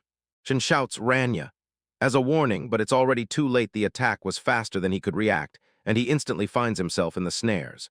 Emil embraces the captured Rania, holding him tightly and quietly says, "Sorry, if I don't do this, I feel like there are people trying to disturb us." Rania fiercely breaks free from the chains. "Ha, let me go," he shouts, but Emil only presses him even closer. "I don't buy all this crap," says Renio, but Emil continues. "As I said, I was a girl at first. I was trying to tell you." His companions look on in horror. "De Vivaldi Vival, what do you think you're doing? Let Renia go right now," shouts Sheen, her voice trembling with a mix of anger and fear. Emil's gaze hardened as he turned to the two girls, and his voice became threatening. "Not that I have bad intentions, but if it comes to that, I'll just break you both." Cheyenne and Rona froze. They were stunned by the casually thrown, yet deadly serious threat. "You can calm down," says Emil. A smile reappears on his face. "I am not going to do anything to Renia," and with that they pronounce the spell Windblade. But the spell was not aimed at the girls. At that moment, a fierce gleam flashed in Renia's eyes. He drew his blade, cutting the magical bonds that held him. In one smooth motion, he is free. He rushed forward and stopped, pressing the blade to Emil's throat. His voice was cold as ice. "You, as always, like to tease people. If you continue to underestimate me, even if you are a girl or from some magical race, I will extinguish your second life with my blade." Emil's smile makes their eyes even wider. They glow with excitement. They lean forward and lick the cold steel of his sword. "Just as I thought," they whispered. "I love your eyes." Unafraid, they looked him straight in the eyes. "I will answer the question you asked earlier. What are you doing here? I will tell you about my purpose." They point to a giant cocoon of ropes behind them, where once lay a dragon. "And why do I have a dragon behind my back?" The confrontation continues, the air thick with tension. "I will tell you everything now. Could you please move that cursed sword away from me first?" The demon in its true form stretches out in the midst of a barren rocky wasteland and decides, this place is perfect for their confrontation. Renia froze, still not believing in her transformation. "So you really were a girl?" he said with a note of disbelief. She, outraged, replied, reproaching his stubbornness even after their previous physical contact, which she considers his coercion. "Exactly as I told you," she calmly explains. "The male body you saw was just a borrowed shell, a temporary form animated by my soul." She continues, telling about her journey. After their battle, she returned the soul to the central continent, but getting used again to her native body was difficult, hence the bandages she has worn until now. In this form, she says she can finally release all her power and feels that this is exactly what suits her. And then her tone suddenly changes. "So what are you going to do?" she asks, then gestures towards the huge black dragon standing nearby. "This is a gift, because I want the moon together with you." Renia froze at the unexpected and strange proposal. "To move? A gift?" He stammers and gets confused, trying to understand what is happening. With a coquettish smile, she leans closer and asks directly, "Renia, will you allow me to live with you?" He stood stunned and silent, and she again, cheerfully and insistently, repeats her request. His companions are just as bewildered, and finally Renia, raising his hand, says, "Wait, I don't understand at all what you're talking about." The demon sighs and becomes more serious, she admits. "Honestly, a troublesome matter has come up, and now I cannot return home."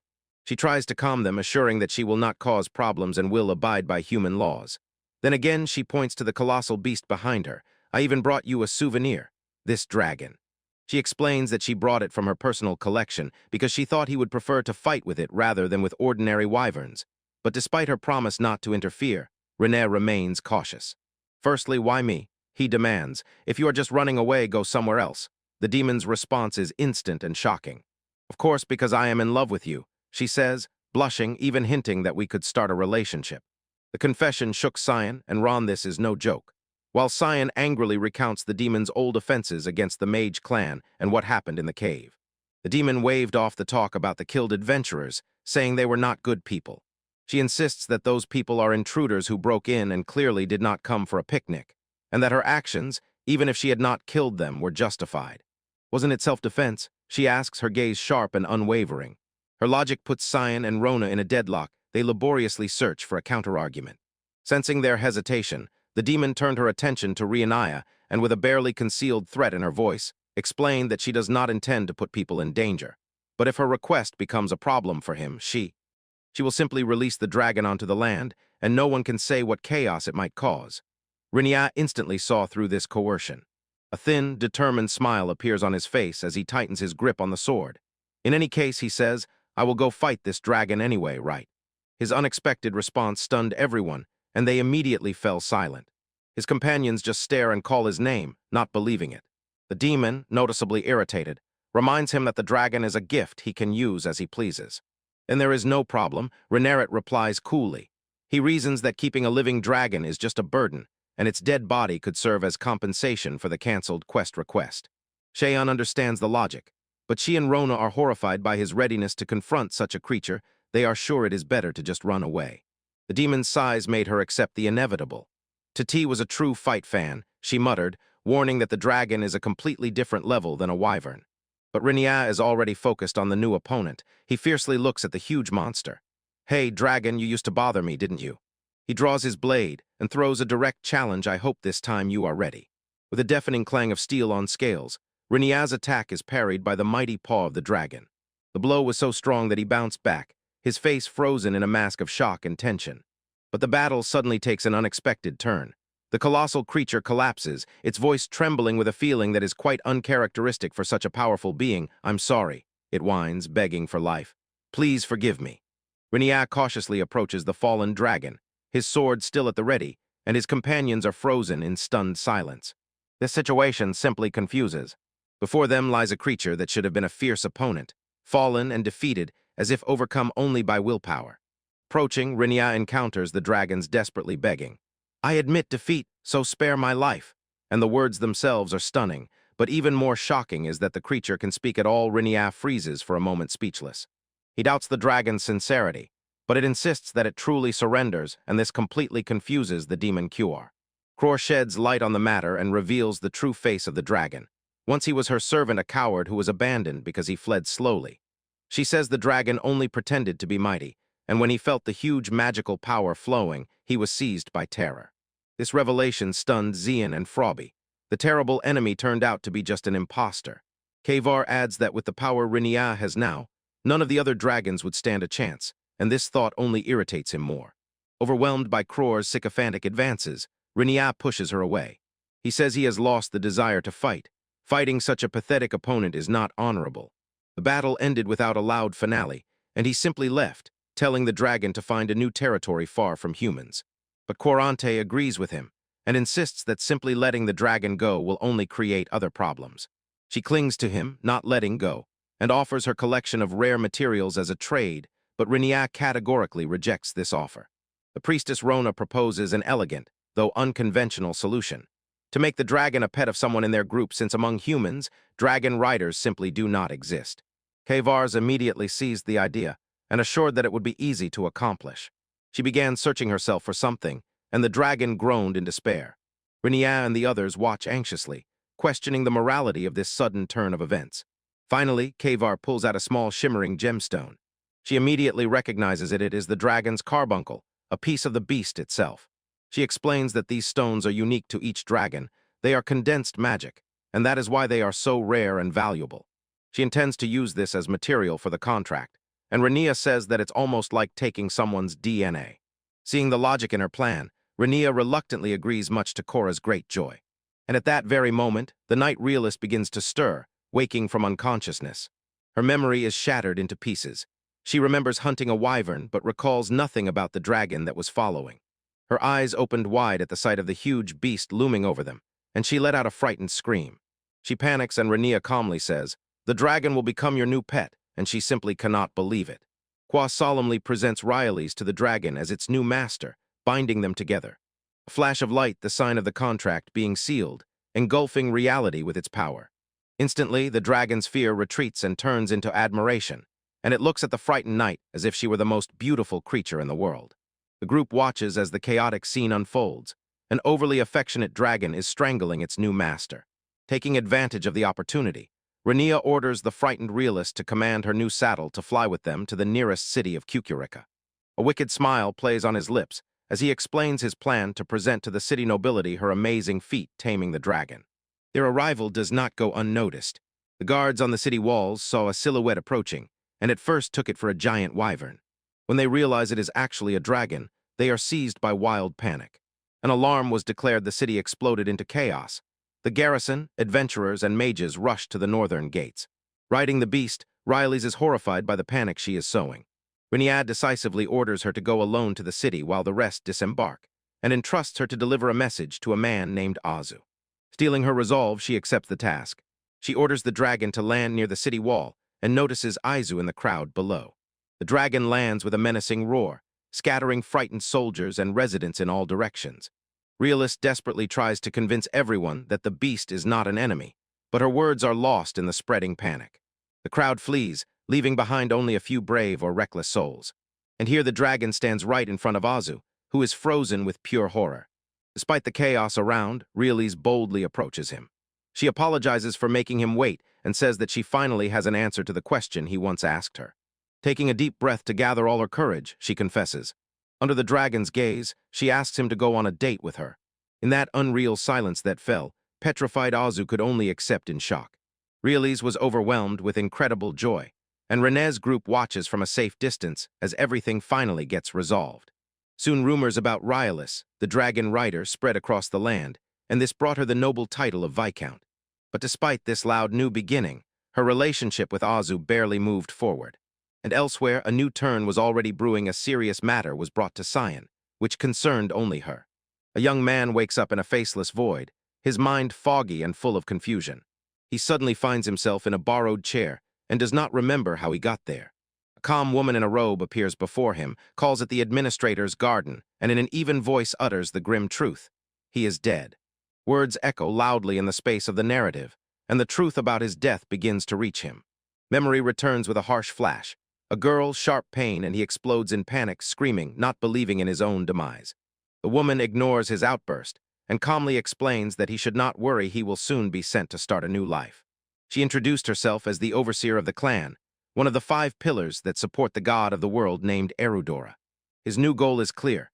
He must become a hero and save that world from the claws of the sinister demon king, although she adds somewhat disdainfully that she does not particularly count on him. Recognizing the classic Isekai'D scenario, the young man's fear quickly turns into admiration, and he asks if he will be given special game-like abilities. He eagerly awaits some kind of cheat, a power that will make him a legend. Secondly, the goddess begins to explain what advantages he will be given. First, the ability to communicate in the language of the new world. Second, as a hero leading armies, he will receive the power of a saint, which will allow him to raise the fighting spirit of his allies. Disappointed that these abilities seem so ordinary, he asks, "Is that all?" He grumbles that he has no personal merits and suggests rewarding himself with obedient slaves. To his surprise, the goddess grits her teeth and reluctantly grants him the power to enslave. However, his further rude demands push her beyond patience. When he brazenly asks for a farewell gift, he faces a choice. But his last indecent comment shatters her divine tranquility. Calling his mind trash, she strikes him with a burst of energy. When he is thrown back, a notification appears on the screen. Instead of a blessing, he was given the administrator's curse, and along with it, his ability limit was broken. The summoning ceremony begins, and the goddess, having fulfilled her duty, can only quietly pray that this flawed hero somehow manages to fight well. The scene changes. Another hero is told that it is his time to depart. The divine figure looks at him with hope and wishes him success in his quest to save the world. Her last words, "all the best," linger in the air as he is seen off. Meanwhile, Rania and his team slowly settle into their new home. The conditions look quite acceptable, and Emily is especially happy the basement will be perfect for her experiments. A few days after the defeat, the twisted life gradually returns to its usual course, and Emily feels completely at home in their new base. Cheyenne and Crow are elves, keep watch around and remain cautious, but say no new problems have arisen. Only Fra, the maid, looked irritated and whispered quietly with Emily. When the immediate threats receded, the group took care of the dragon, who became Lilia's servant, relocating him to a neighboring mountain as a temporary shelter. Emily assures, the magical contract tied to the dragon's magic stone will not allow him to escape regardless of the distance. The dragon was tamed, and the noise that raged in the city of Kukarika finally subsided. Thanks to the income from the magic stones and the reward for the wyvern's killing, the team managed to pay off debts. Rania feels that he is gradually but surely getting used to life in this world. One such quiet night, the silence was broken. Shin knocks on Rania's door and asks if he has a minute to talk. She enters his room, her face like a closed book. When she was released and dressed, Cian admitted that it was Ro who suggested such a direct way of seduction, and he quietly muttered under his breath, understanding what manipulation was at play.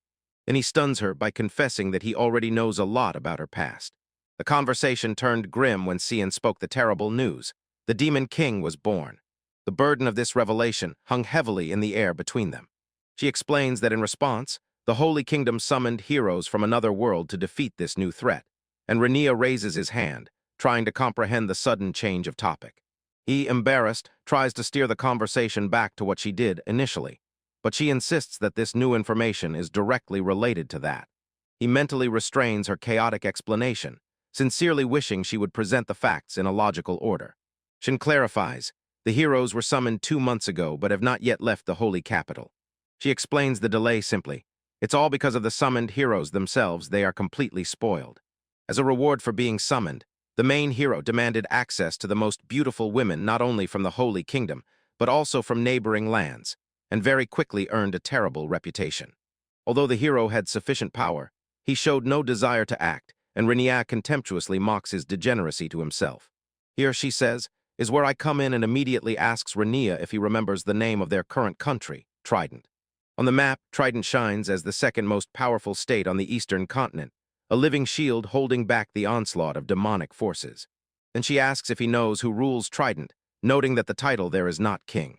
The ruler of Trident turned out to be an Archduchess Lydia. Cheyenne suddenly makes a stunning confession, that mighty Archduchess is her mother. Rania admits that he was not entirely shocked the received report hinted at her noble origin, although he did not imagine that she was the daughter of a lord herself. He pressures her, demanding an answer why she abandoned her life and became a mere traveler. She begins to tell that she has 3 sisters. Unlike her, they were all intelligent and deeply involved in politics, while she always preferred physical activities and dreamed of a life full of adventures and battles. She began to believe that she was never destined to become a princess, and everyone, even she herself, thought that her younger sister was a much better choice for the role of the next Archduchess. The title of first princess became a burden for her, so she fled from Ru, and along with it paved a new path in Kukuritsa. She apologizes for her secrecy and admits that she trusted him, but never found the right moment. Rania gently calms her. This revelation changes nothing between them. They both have their secrets. They return to business. She is a princess, and her status does not depend on what she feels. She explains this critical connection. The summoned hero heard rumors about the exquisite and beautiful princess and demands that she be given to him, while Rania looks at all this with distrust. When Rania dryly remarks on that flattering description, confused, she suddenly hits him. Rania is bewildered by her own reaction and begins to unfavorably compare herself to their other companions. This reveals her deeply rooted insecurity. He apologizes for interrupting, trying to get her back on the right track, although her groundless anxieties drive him mad. She focuses and explains the bitter political reality. She cannot refuse the hero. He refused to fight the demon lord until his demand is met, so she is forced to go. Even after fleeing, she will not allow herself to become a burden to her country. This reminds her why she came into his room in the first place. If she must be given to the hero, she wants Rania to be first, not the man she despises. Rania does not believe in her plan and wonders, why did she decide to sneak into his room? Tears well up in her eyes, and she says painfully that she regrets it. She feels as if she has always been just a burden to him and their team. She recalls their shared adventures from their first meeting to the journey to the kingdom of elves. She remembers that brief moment when, after training, she was able to fight side by side with him against wyverns and felt equal. Emotions overwhelm her, and she cries, unable to hold back tears.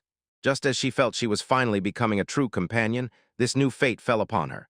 Renia bluntly calls her foolish because of her despair.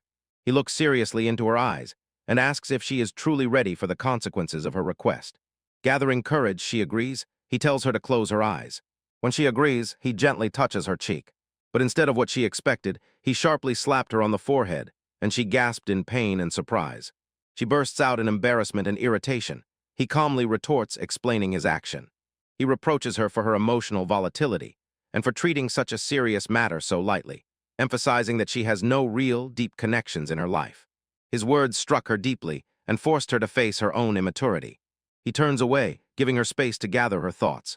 After a moment of silence, she quietly admits he does have a few good qualities. When she asks for specifics, he brushes it off and says that until she learns to recognize them herself, she will remain immature. He extends a tiny spark of hope, asks her to wait a few days. Maybe he knows people who can settle the matter with the hero. For now, he tells her to return to her room. At home, resigned, she refuses to apologize for her behavior. As she leaves, she tells him she relies on him, while thoughts about the double meaning of his promise race through her mind. In the corridor, she suddenly finds herself face to face with another scion. They exchange a silent, awkward glance. The tension of the night still hung in the air. Several days pass. Renia is busy with his affairs, but that matter still troubles him. Finally, he steps over the threshold of Cheyenne's room and sees it completely empty. All the things are gone, and only one sealed letter lies on the table. A memory of happier times, two best friends laughing together, side by side. But that moment now is only a faint echo left on a quiet city street. Inside, Rania stands alone and reads the letter that turned his world upside down. It begins with the words, "Forgive me for leaving without even saying goodbye." Shin spoke about her gratitude for his support, the kindness she felt deep in her heart. But she cannot bring herself to burden others with her weight, explaining that this is her country's matter. She is sure that accepting his help would only drag him into trouble, so she decided to face this challenge alone. In the letter, she sincerely apologizes for last night and begs him to forget what happened. Her last wish is that he and his companions could continue their adventures just as before. She adds that she is sure Ro feels the same. "I enjoyed traveling with you so much, Renia," she writes. "These were some of the best days of my life." A single tear falls as she writes her last words. "Thank you for everything. Your courage and feats will forever be etched in my heart, Shin." Renia bursts into rage. That idiot, you see, is clenching the letter in his fist, and she is never satisfied until she causes chaos everywhere, isn't she? His maidservants stand aside and watch, their faces full of anxiety. Quad says she heard what happened and sincerely admits. Although she may be her rival, she still feels indebted to her. Seeing her go like this is too painful. And having been alone for so long, Fra understands all the pain of their separation. She returns to her master, her voice full of conviction. "Frau thinks you should save her." Of course, Renia responded sharply. His anger was visible to the naked eye. The maidservants froze in shock at his immediate, unwavering response. He laughs at their surprise, irritated that they could really think he would just abandon her. "You should know your limits, girls." His voice was low and dangerous. "Don't give me extra work and consider her opinion. I won't be able to rest peacefully until I return her and have a serious talk with her." Rona understands that such weak determination has no chance against her teacher's daily routine. She is sure he will show signing her place. The maids exchanged knowing glances. Renia heads to the door, and Fra asks where he is going. "First, I need to figure this out," he replies without turning around. "I'll be back soon." Somewhere nearby, the irritated demoness sits among the rocks, staring at a series of holographic screens. Although she found numerous Asian points, breaking through the administrative zone turns out to be impossible. Infiltrating the castle of the holy capital seems almost impossible. The security will be tight, and she cannot afford to stand out. She is boiling with bureaucratic obstacles, curses the bad administration, and is outraged that they waste a lot of resources just to get a permit. This complete incompetence drives her crazy. Even worse, she is not allowed to interfere in the hero's affairs, so her hands are tied. And she reluctantly admits that she will have to ask them for help, although she knows they will not agree just like that. Turning back to the city, Renia found an ally. Opposite him sat a dragon-like girl, Kukrika, who coldly said, "I understand the situation, but I am not obliged to help that black-haired girl." A cunning smile plays on her lips, or so it seems to you. "You have sparked my curiosity." She leans forward, her tone full of hints. In any case, it is thanks to you that I live like this now. Well then, if you really need my help, you can pay with your body. Rainier stands completely still. His face unreadable, he understands her true meaning. He simply slides the document across the table, and she freezes, looking at the paper, surprised by his straightforwardness. This is an invention from my previous world, he explains. There it was made entirely from physical parts and phenomena. I laid out everything I could remember. If we had some power like magic, wouldn't reproducing this be quite simple? Her eyes widen as she reviews the diagrams. Oh, I see, she murmurs, and her initial indifference instantly turns into wild excitement. She gets lost in the design, details her mind races with thoughts about fast pistons and rotational force. Immersed in the document, she laughed uncontrollably with joy. Renia, what is this? This is incredible. Why didn't you tell me about this earlier? Her passion for research burns, and if I fill this design with the principles of magic, I am sure I will come up with something even more amazing. She grabs his hand, her eyes shining with a passionate fire. Let's start right now. You'll help me write, Renia. Tonight I won't let you sleep. Then the planning begins. Kukrika lists the necessary materials, many hard metals, and several wyvern scales. The group discusses travel options. By wagon to the capital of Triton, a whole month on the road, while a magical ship will cover the distance in about 3 days. The teleportation gates are not connected to the capital, so the ship is their only real option. At the pier, Cyan and Rue are ready to depart. The assistant reports that all preparations are complete, and their change of clothes is already waiting on board. Rue looks at her friend worriedly. Shan, are you really okay with this? Shan's gaze is firm. I have already decided, she replies. Mom and sister have still allowed me to do as I want. She raises her eyes. A huge magical airship looms before them. Her determination is unbreakable. And now the time has come. I gladly give my body for the sake of Trident. Through the barren wasteland speeds a small yellow car over the inhospitable terrain, and the passengers are thrown about by harsh jolts. The passenger bitterly complains about the constant shaking on the road, and despairingly asks why they have to travel through such a wasteland. Mela, the driver, explains that he installed the best anti-shock device he could, but he has a limit, and the passenger Renia sharply cuts in, pour more magic into the system. Suddenly, a strange sound came from the engine zone. The noise grew, becoming louder and more aggressive, and they were gripped by anxiety. A voice from the back of the car explains. It is adding cylinders to squeeze out more horsepower, but taming that magical power between the valves and the accelerator turns out to be a real problem. She adds that the cooling system is temporarily running on a magical formula, so soon the heat could become a serious problem. As soon as she finishes, the mechanic instantly disappears from sight. The car screeched and stopped, left in the middle of the wild wilderness. Although everything looked hopeless, a young woman appeared again, completely calm, as if she wasn't worried at all. She confidently says there is no point in worrying with their skills. They are capable of repairing and even modifying the car on the go. Renia froze her bold proposal, shocked. She confirms that the cylinder is dead, and although her proposal to repair it on the go is crazy, it is the best option if they want to buy time. They slowed down to estimate how far they had come. They had been on the road for about 40 minutes, moving at approximately 80 km/h. Their mechanic Lees analyzes the breakdown. The uneven road disrupted the rhythm. It could not evenly distribute its magical power, which supported the fuel, cooling, and even the magical windshield. Renia notes that there is no oil in this world, so they are completely dependent on magic as fuel, and they need to come up with a stable formula to avoid causing even greater harm. While Renia is deeply focused on the problem, Liz seems to truly enjoy the intellectual challenge. She enthusiastically talks about the possibility of combining the scientific technologies of Renia's world with the magical science of her own demon race. The thrill of solving the problem courses through her, giving her the exhilarating feeling of a researcher on the verge of a breakthrough. She assigns tasks.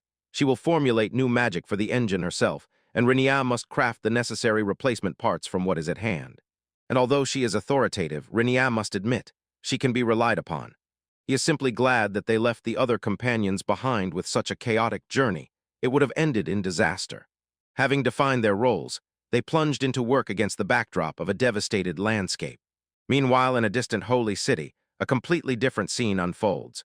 A servant in a robe entered the hero's chamber, Master Yuki's. He brings a message from Trident, sharply interrupting the hero's debauchery. Yuki learns that the first princess is to arrive later that same day. He gives the servant a terrifying order. Bring the princess to him as soon as she arrives, and warns that this will lead to distortion. The frightened escort flees, leaving the hero to savor the anticipation of his new victim. High above, the exquisite airship glides smoothly toward the city. On board, Lady Shin is informed of their imminent arrival. She steels her will, knowing she will soon meet the so-called hero face to face. Her companion speaks of conflicting rumors. Some say he is a pervert, others that he is an honorable man. After a moment of silence, Xian quietly recalls her long and difficult adventures with Renia. She asks aloud if she has become even a little stronger, and Ru notes that her recklessness has not changed. She sincerely thanks Ro for staying by her side until the very end. With tears in her eyes, Ro admits that catching up with Xin and Renia was never easy, but she cherished every minute spent together. Xian quietly agrees. The ship's hatch lowers, the way on board opens. As Xian steps out to meet the line of waiting guards, a solemn announcement suddenly sounds. Here arrives Lady Shangfam Fatal, the first princess of the Trident Principality. Watching her walk, Ro whispered a final, worried farewell. "Take care, Lady Xian." At that very moment, on the hill above the city, Liz spreads her arms in triumph. Finally, they have arrived. Before them lies the sacred city, the greatest fortress of humanity. But this exhausting journey took its toll. Renia is completely exhausted, burned out even before the mission to save Cyne began. Behind the fortress walls, a lone guard dozed at his post, completely unaware of the approaching shadows. Two figures in cloaks descend the city ramparts with masterful silence. According to the merchant, about noon, a magical ship, a vessel not easily obtained, headed toward the city. Surveying the sprawling city under the night sky, they feel the gravity of the situation. Time is short, and the chances of outpacing rivals and reaching the goal are worryingly slim. His partner hesitates and asks what to do next, saying that sneaking into the castle without any information is too risky, but Rania is resolute. They will follow the ship despite the danger. She looks at him anxiously and says he looks exhausted, and after all he has done, he needs rest. Rania brushed off the worry. Yes, he has not fully recovered yet, but she insists there is no choice and they must hurry. When the companion suggests gathering information at the port, Rinnie's gaze involuntarily shifts, aside another plan is already forming in his mind. Barely noticeable, as if he already knows everything, a smile plays on his lips while they watch from a hiding place in the alley. In the castle, a procession of officials approaches the guarded chamber. They stop before a young woman and address her as Lady Xian, saying that inside awaits the hero, Master Yuki Yatsufusa. The officials whisper among themselves, mourning the tragedy and calling the princess the next victim. She listens, and her face hardens with determination. Her hand clenches into a tight fist, her eyes burned with grim determination. She steps forward and with an authoritative royal intonation declares, "I am Shyam Fatal, the first princess of the Trident Principality. I have come to see the hero. I request permission to enter." The guards let her in. She walks down a long, quiet corridor. When she opened the door to the hero's room, she was immediately hit by an unnaturally sweet, oppressive smell, and she covered her mouth in disgust. From inside, a male voice lazily remarked on her appearance and threw out, "Cutie." Shin is clearly stunned by what she sees. Sprawled in a chair, surrounded by a creepy scene, he sits himself. Here he is, the summoned hero. In another place, at a tightly guarded docking station, a majestic airship rests, ready to depart. In a private room at night, Rona sits alone and contemplates her fate. The next day she must return to Trident, leaving Xian behind, and she asks herself whether this sacrifice for the country is truly the right path. Suddenly she is pierced by a sharp pain. She screams, sensing a stranger. By instinct, she draws her blade and sharply turns to face the threat. In her room stands a figure in a cloak, and Rona looks, unbelieving her eyes, unable to comprehend their presence. The uninvited guests lowered their hoods, and it turned out to be Rania and his companion. "Why are you here?" Rona asks, demanding, and the shock in her is palpable. Grenier calmly replies that he knew she would be here, he expected it.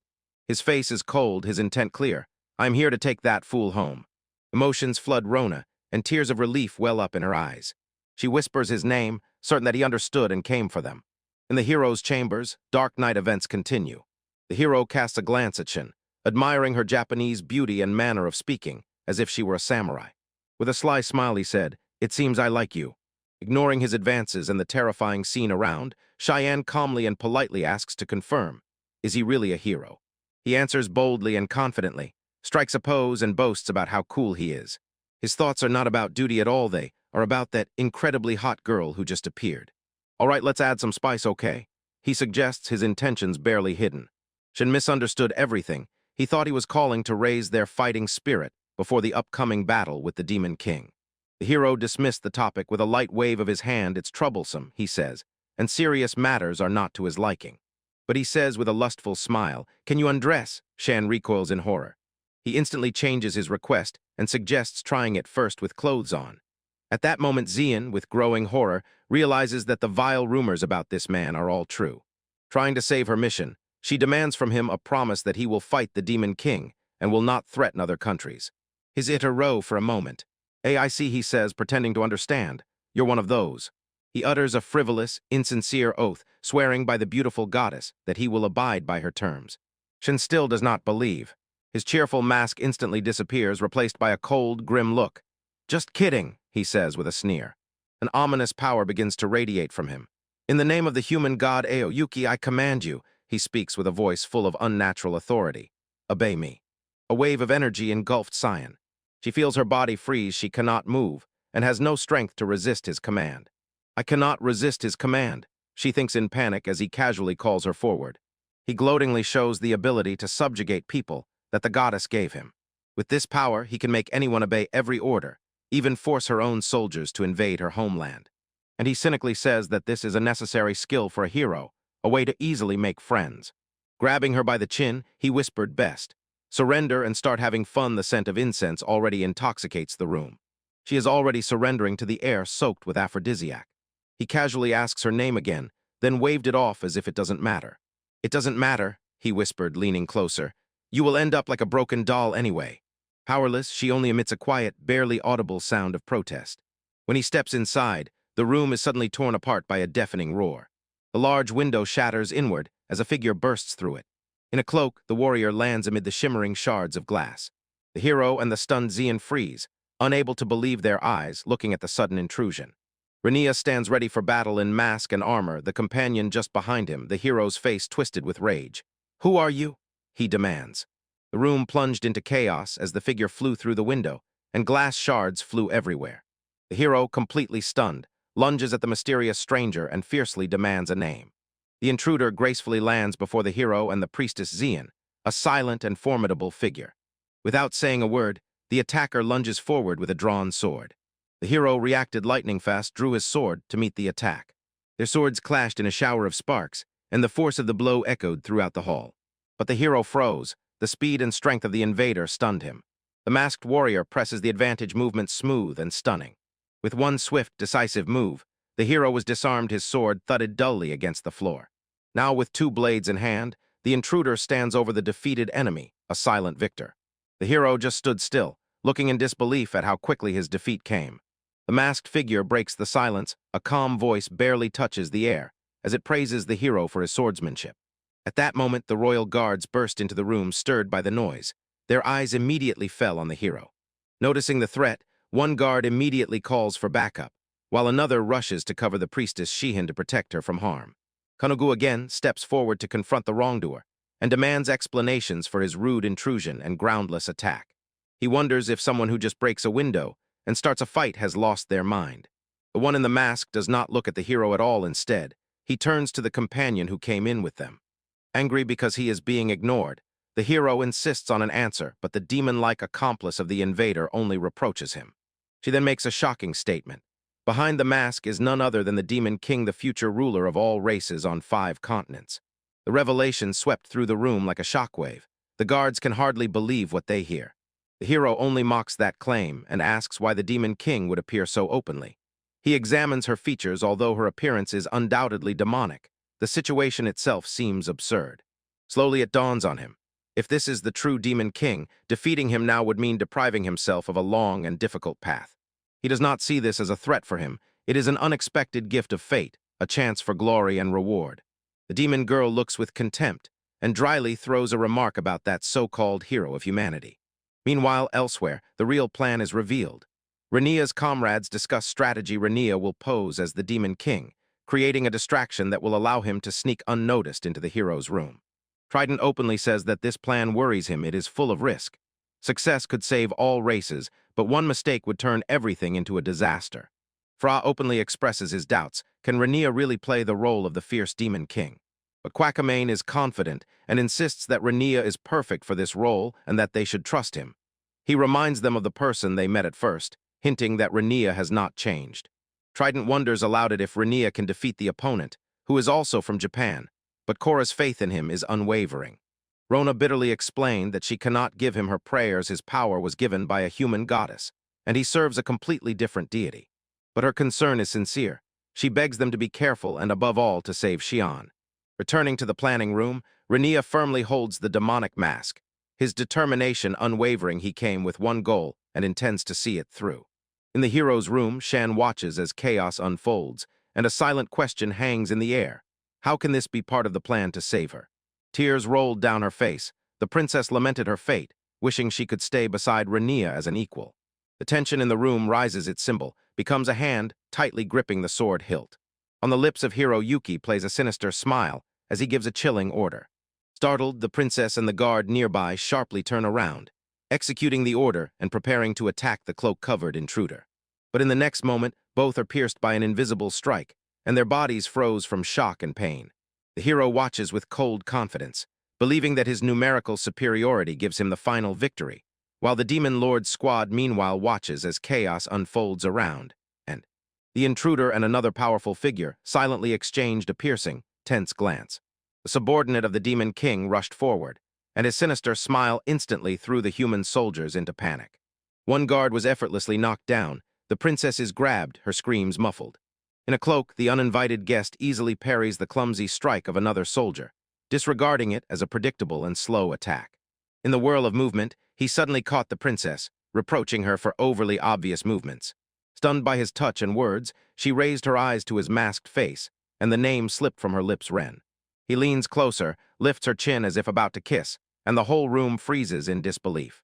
Both the hero and the subordinate of the Demon King froze, completely bewildered by this strange turn of events. The hero's confusion instantly turns into rage. He sharply demands to know what the uninvited guest is doing here. Overwhelmed and confused, the princess is powerless in the hands of her kidnapper. The distraction plan worked. The man in the cloak instantly catches the now unconscious princess in his arms. "Wait, damn it!" The hero shouts as he realizes he has been outsmarted. The subordinate rushed forward to clear the way. In response, the hero releases a colossal burst of energy to stop their escape. The smoke disperses, the triumphant laughter of the subordinates spreads throughout the hall. Two invaders stand at the edge of the broken window and issue a challenge. "Your princess is now ours. If you want her back, come to the Demon King's castle and defeat us." After the last farewell word, they burst into the air, leaving the hero frozen in stunned silence. He remained coughing in the thick smoke that was still swirling after his own strike. His rage grows as he realizes they have disappeared. The villains teleported to a distant rooftop. Their mission succeeded. They glance at the palace. Understanding how serious everything is, the Demon King himself is already fleeing. Across the distance, his burning gaze met the uninvited guests. He will let them escape, and the second round of their confrontation is about to begin. On the castle wall, the hero stands ready for battle. Before him are two opponents who appeared out of nowhere. He seems confused and says he doesn't remember chasing them, and Rania simply notes how convenient teleportation and levitation are. The hero's confusion instantly turns into rage. Believing that Rania is kidnapping the princess, he raises his sword and vows to defeat the Demon King here and now. He raises his blade to the sky, calls the storm. Huge bolts of electricity crackle around him. From dark clouds above, a huge lightning bolt rushes down straight to the ground. The hero aims a devastating attack and unleashes his most powerful ability, Thunder Hammer. The lightning strikes the targets with blinding force, engulfing them in a whirl of raw energy. Rania can only watch in shock as the energy consumes them. The strike creates a massive explosion that shakes the very foundations of the castle. The hero stands confidently amid the dissipating energy, convinced of his victory. He even shouts with joy, celebrating what he is sure is a direct and deadly hit. He thought the Demon King was nicely roasted, but his victorious smile faltered when the smoke cleared. Shining barrier enveloped Rania and her companion, completely neutralizing the attack. They are entirely unharmed. The hero froze in disbelief, and Ranier only notices the strange power of his sword strike. The enraged hero demands to know why they simply do not die, accusing Rania of trying to kill both him and the princess. Rania's companion calmly analyzes the hero's abilities: teleportation, levitation, and now also a high-level magical spell, Thunder Hammer, noting that even she could not alternate such powerful skills so quickly. She understands that his enormous magical reserves and skill make him deadly dangerous, especially while Rania carries the unconscious girl. As if pouring oil on the fire, human archers began to gather on the surrounding roofs. The demon girl turns to Rania and decisively says that she will handle the hero herself. She explains that he is busy, so now it is her turn to fight. A sinister smile blooms on her face as she declares, magic battles are her element. Stepping forward, she announces herself as the hero's new opponent. The hero snorted mockingly, assessed her with a contemptuous look, and threw a rude remark about her appearance. He barked at her, "Shut up," and prepared for battle. Unfazed, she challenged him, promising to show true power. But when he boasts that her attacks are useless against his teleportation, she quietly launches a complex spell with the same purpose. She unleashes a barrage of 64 simultaneous light attacks. The world was flooded with a blinding flash, and the overly confident hero was caught off guard. He screamed in pain as a burst of light struck him and knocked him down. Chaos spreads over the city below, people fall silent and watch the unnaturally bright sky intently, and suddenly huge tentacles burst from the ground. The hero is trapped, writhing and fighting with powerful limbs, trying to teleport away. But his escape is short-lived. As soon as he appears, a legion of giant Mon's wasps attacks him. He desperately fights back, wondering where these creatures suddenly came from. Taking advantage of the distraction, Renia and his group flee through the city streets, led by the guard. The demon girl who summoned the beast smiles confidently, and proudly says that these 6 monsters are from her personal collection. One of the rescued, just regaining consciousness, realizes it was all part of Rania's escape plan. He and the others quietly, uncertainly whispered, "Thank you." The little demon catches the moment, and teasingly smiles at Renia for his reluctant heroism. She does not calm down, pesters and insists that he speak, and he shouts at her in anger, "Leave me alone." Concern arises that the summoned demons will start destroying the city, but Renia waved it off. He doesn't care about the fate of the people in this country, and he is confident the hero will easily deal with those creatures. Indeed, the city's soldiers have already been ordered to help the hero, a perfect distraction for the fugitives. Meanwhile, in the shadows, someone in a hood watches and smiles knowingly he has correctly recognized Renia's true nature, the Demon King. Renia's companion whispered excitedly, admitting, he is much stronger than the hero they just escaped from. As planned, news of the Demon King's attack reached the castle and sowed confusion and panic. The hooded figure, revealed to be a princess, congratulates Renia on her success. The chaos cleared her path. She slips unnoticed through the panic-stricken crowds and explains that this commotion allows her to carry out her task more easily. Soon she finds herself where she needs to be, near the holy circle of the hero's summoning. Tying her hair back, she prepares for the next stage of her plan. With a flame of determination in her eyes, she shouts that the real fun is just beginning. It's time to face the one who caused this. In the devastated city square, the hero finally defeated the last of the summoned monsters, but his true target vanished without a trace. Far away, in the silence of the wilderness, Renia's group looks toward the distant castle, confident that their paths will cross with the hero again. The car wildly rushes along the abandoned road, throwing the passengers from side to side due to its chaotic jerks. Inside, a palpable chaos reigned, and they suspiciously examined the strange means of transportation, a device from the world of Renia, called an automobile. They are glad that nothing needs to be explained. While the car speeds forward, its sole purpose is to take them as far away as possible from the holy city they just fled. The turbulent journey took its toll. One of the passengers was violently shaken by nausea, and Renia insisted on serving more mana to fuel their escape. After a trip that seemed to last an eternity, they finally stopped. Fatigue was evident too, from the group simply collapsed to the ground, completely exhausted from this ordeal. Renia assessed the situation. They had already crossed the border and were no longer being chased, and after several stops the car began to consume fuel more economically, so they should reach Kukarika. Suddenly you realize someone is missing. As if on command, the princess wakes up confused and bewildered by the unfamiliar surroundings. Renia told her straight to her face that she was actually kidnapped by the Demon King. The princess slowly processes this information, pieces the facts together into one picture, and understands. The figure in the Demon King costume is none other than Renia, and what happened was not a hallucination at all. The memory of his kiss surged, and she abruptly stopped. Her cheeks burn with a deep blush as it dawns on her what is happening. Others noticed her sharp reaction and ask if she is still tormented by the effects of the scents that were burned during the infiltration. Renia clarifies the meaning of their setup. They staged a demonstrative appearance of the Demon King to save the princess, creating an obvious goal that would force the hero to leave the safe walls of the castle. The princess clearly disagrees when she is portrayed as a beautiful girl who needs to be rescued. She contemptuously recalls that indifferent hero and his retinue. They explain, when the hero has a clear goal to save the princess, he will go without hesitation, and this will work to their advantage. This made her even angrier. She complains that the hero never cared about her, and her relatives almost abandoned her, so it seems to her that all her struggle was in vain. The conversation instantly stirs as soon as Rona is asked what was inside the smoke bomb she used against the hero. A cunning, knowing smile appeared on her lips. She clearly enjoys this question. Her sinister facial expression left everyone around completely bewildered. And in the royal castle, the consequences of her actions finally make themselves known.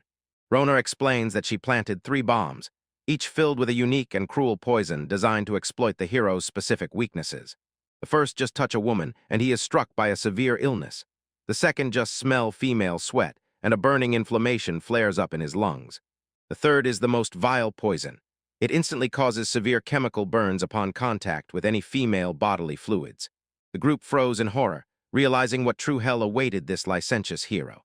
Renia can only come to one conclusion: Rona is undoubtedly a devil. She quietly adds, "These poisons are of demonic origin, and human medicine is powerless here." Knowing his character, she says with a malicious smile that he will inevitably provoke the curse himself.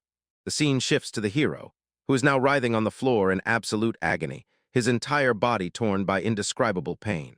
He screams he is consumed by torment he does not understand.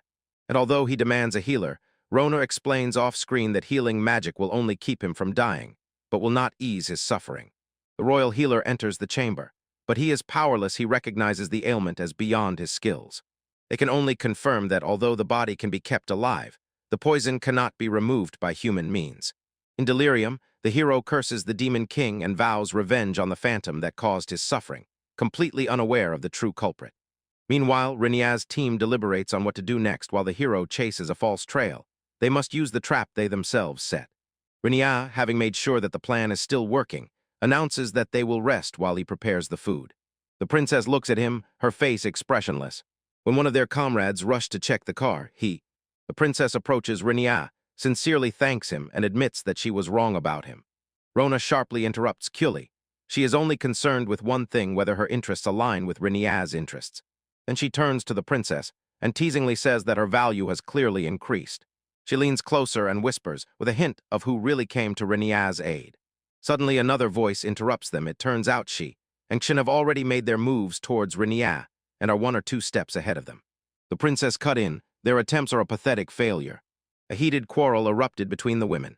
Each is eager to win the favor of the boss, who supposedly has a hernia, and loudly argues which is better, a forced kiss or a failed seduction.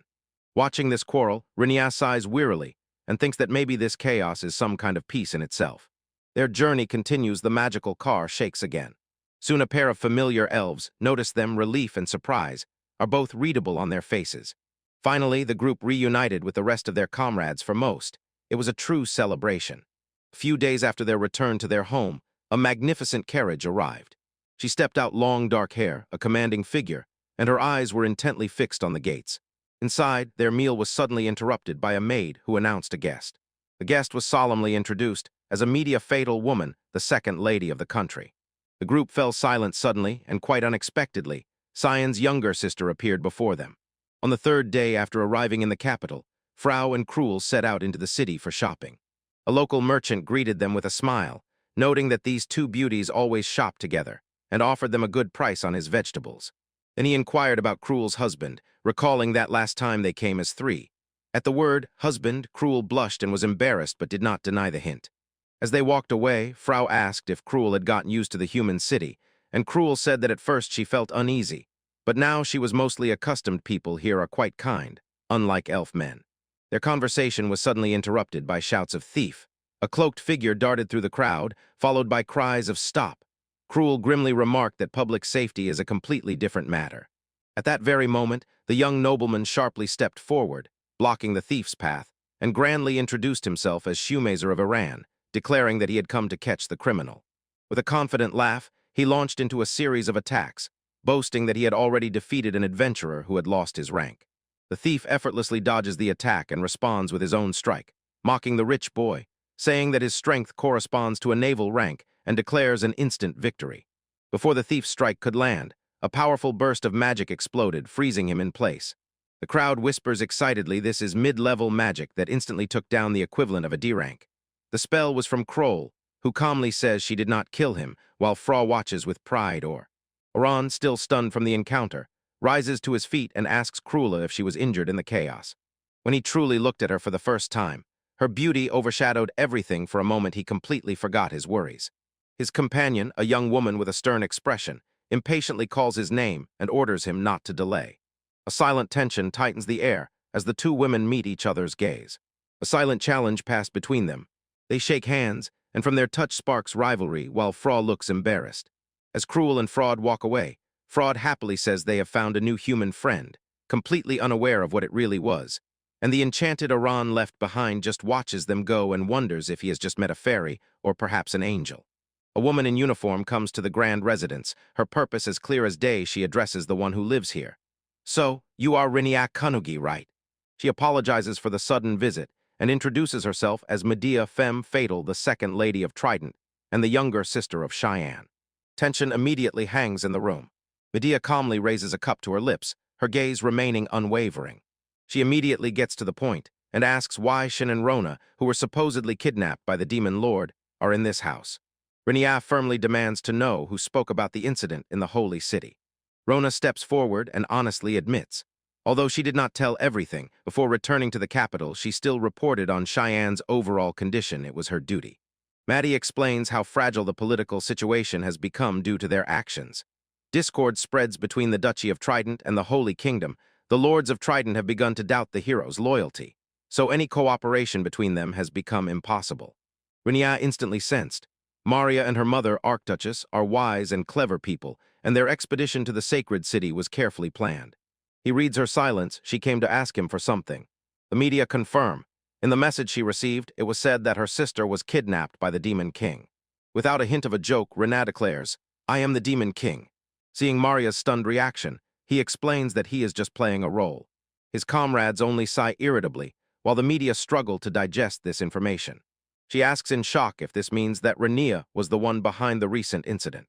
To his surprise, she says that Trident has no intention of punishing the so-called Demon Lord.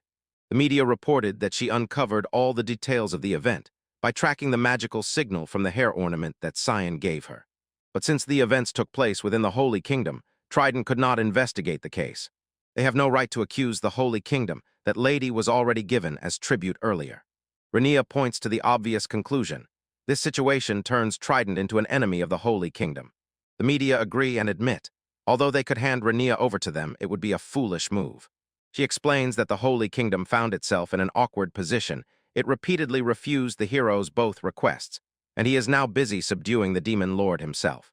Both Trident and the Holy Kingdom are exploiting this farce, and rumors are spreading among the people that the hero advises the ladies from neighboring countries. The official goal is to unite humanity against the Demon King. But Rinea notices that this fragile thing will last only until the day the hero overcomes his goal, and Trident is already preparing for this moment. Finally, Medea removes the mask and reveals her true purpose. Trident simply wants to make sure that Rinea is the person who can defeat the hero. She frankly says they want him to become an anti-heroic asset for Trident. In exchange for his cooperation, they promise to protect him from foreign threats, enhance his combat power, and reward him generously. Rinea explains how he understood their request. They want him to have all those qualities that will allow him to defeat the hero in battle after he kills the true Demon King. Medea confirms that he is right. Rinea then asked what would happen if he did not have such traits, and Medea's answer was icy. They would have no choice but to hand him and her sister over to the Sacred Kingdom. She uses her advantage and insists. Since Rinea herself created this delicate situation by saving her sister, it is fair that he also resolves it. When she was cornered, a colossal, deadly pressure burst from Rinea. The very force of his deadly intent froze everyone in the room, and his eyes were without light. Maria looks back, her calm cracking under the suffocating aura. A tense silence stretches for a moment, and then, just as suddenly as it appeared, the pressure disappears. Rinea bursts out laughing. He dryly notes the incredibly high price demanded for the freedom of the Cheyenne.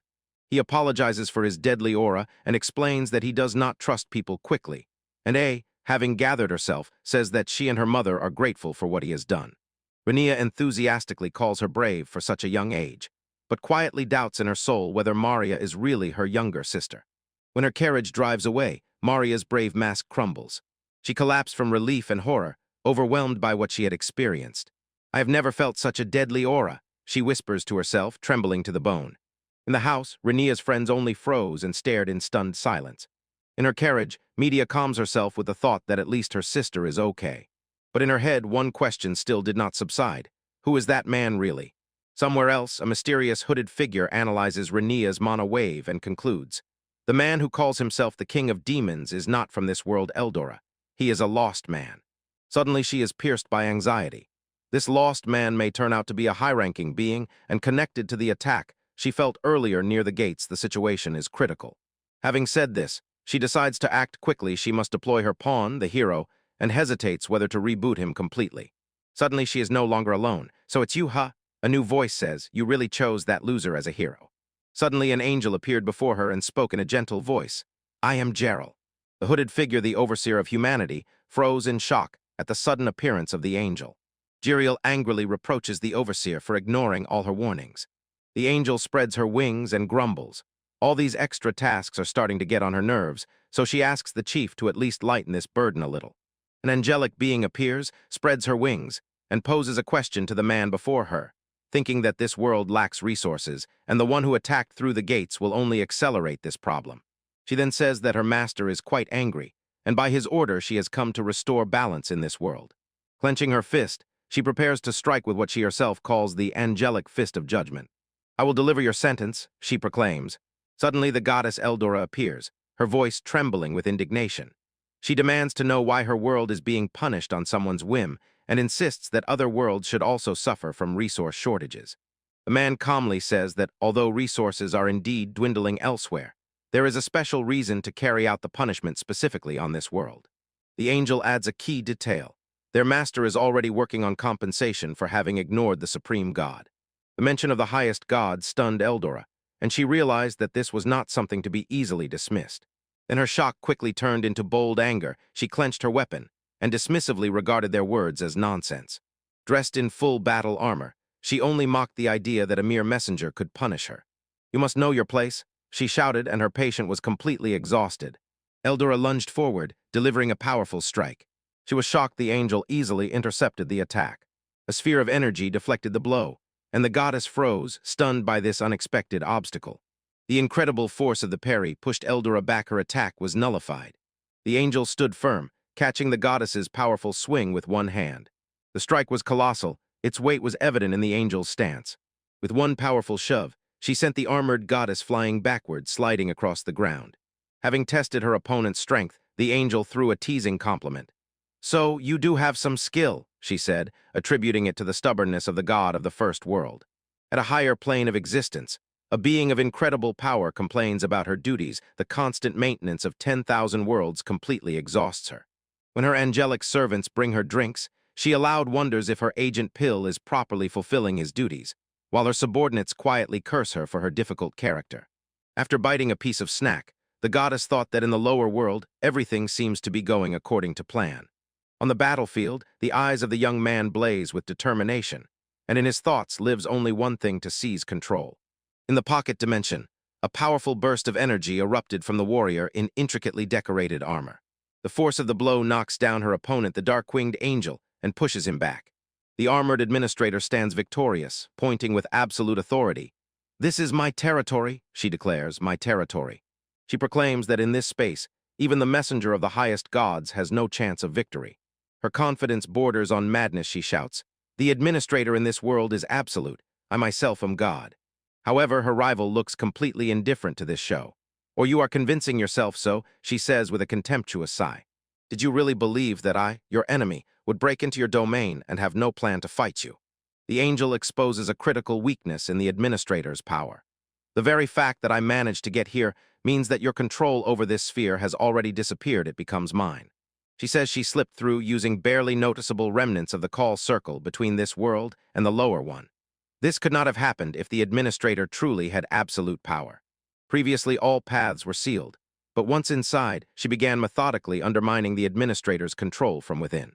She mockingly thanks the enemy and says that by concentrating so much power in her body, the administrator left the domain itself open for capture.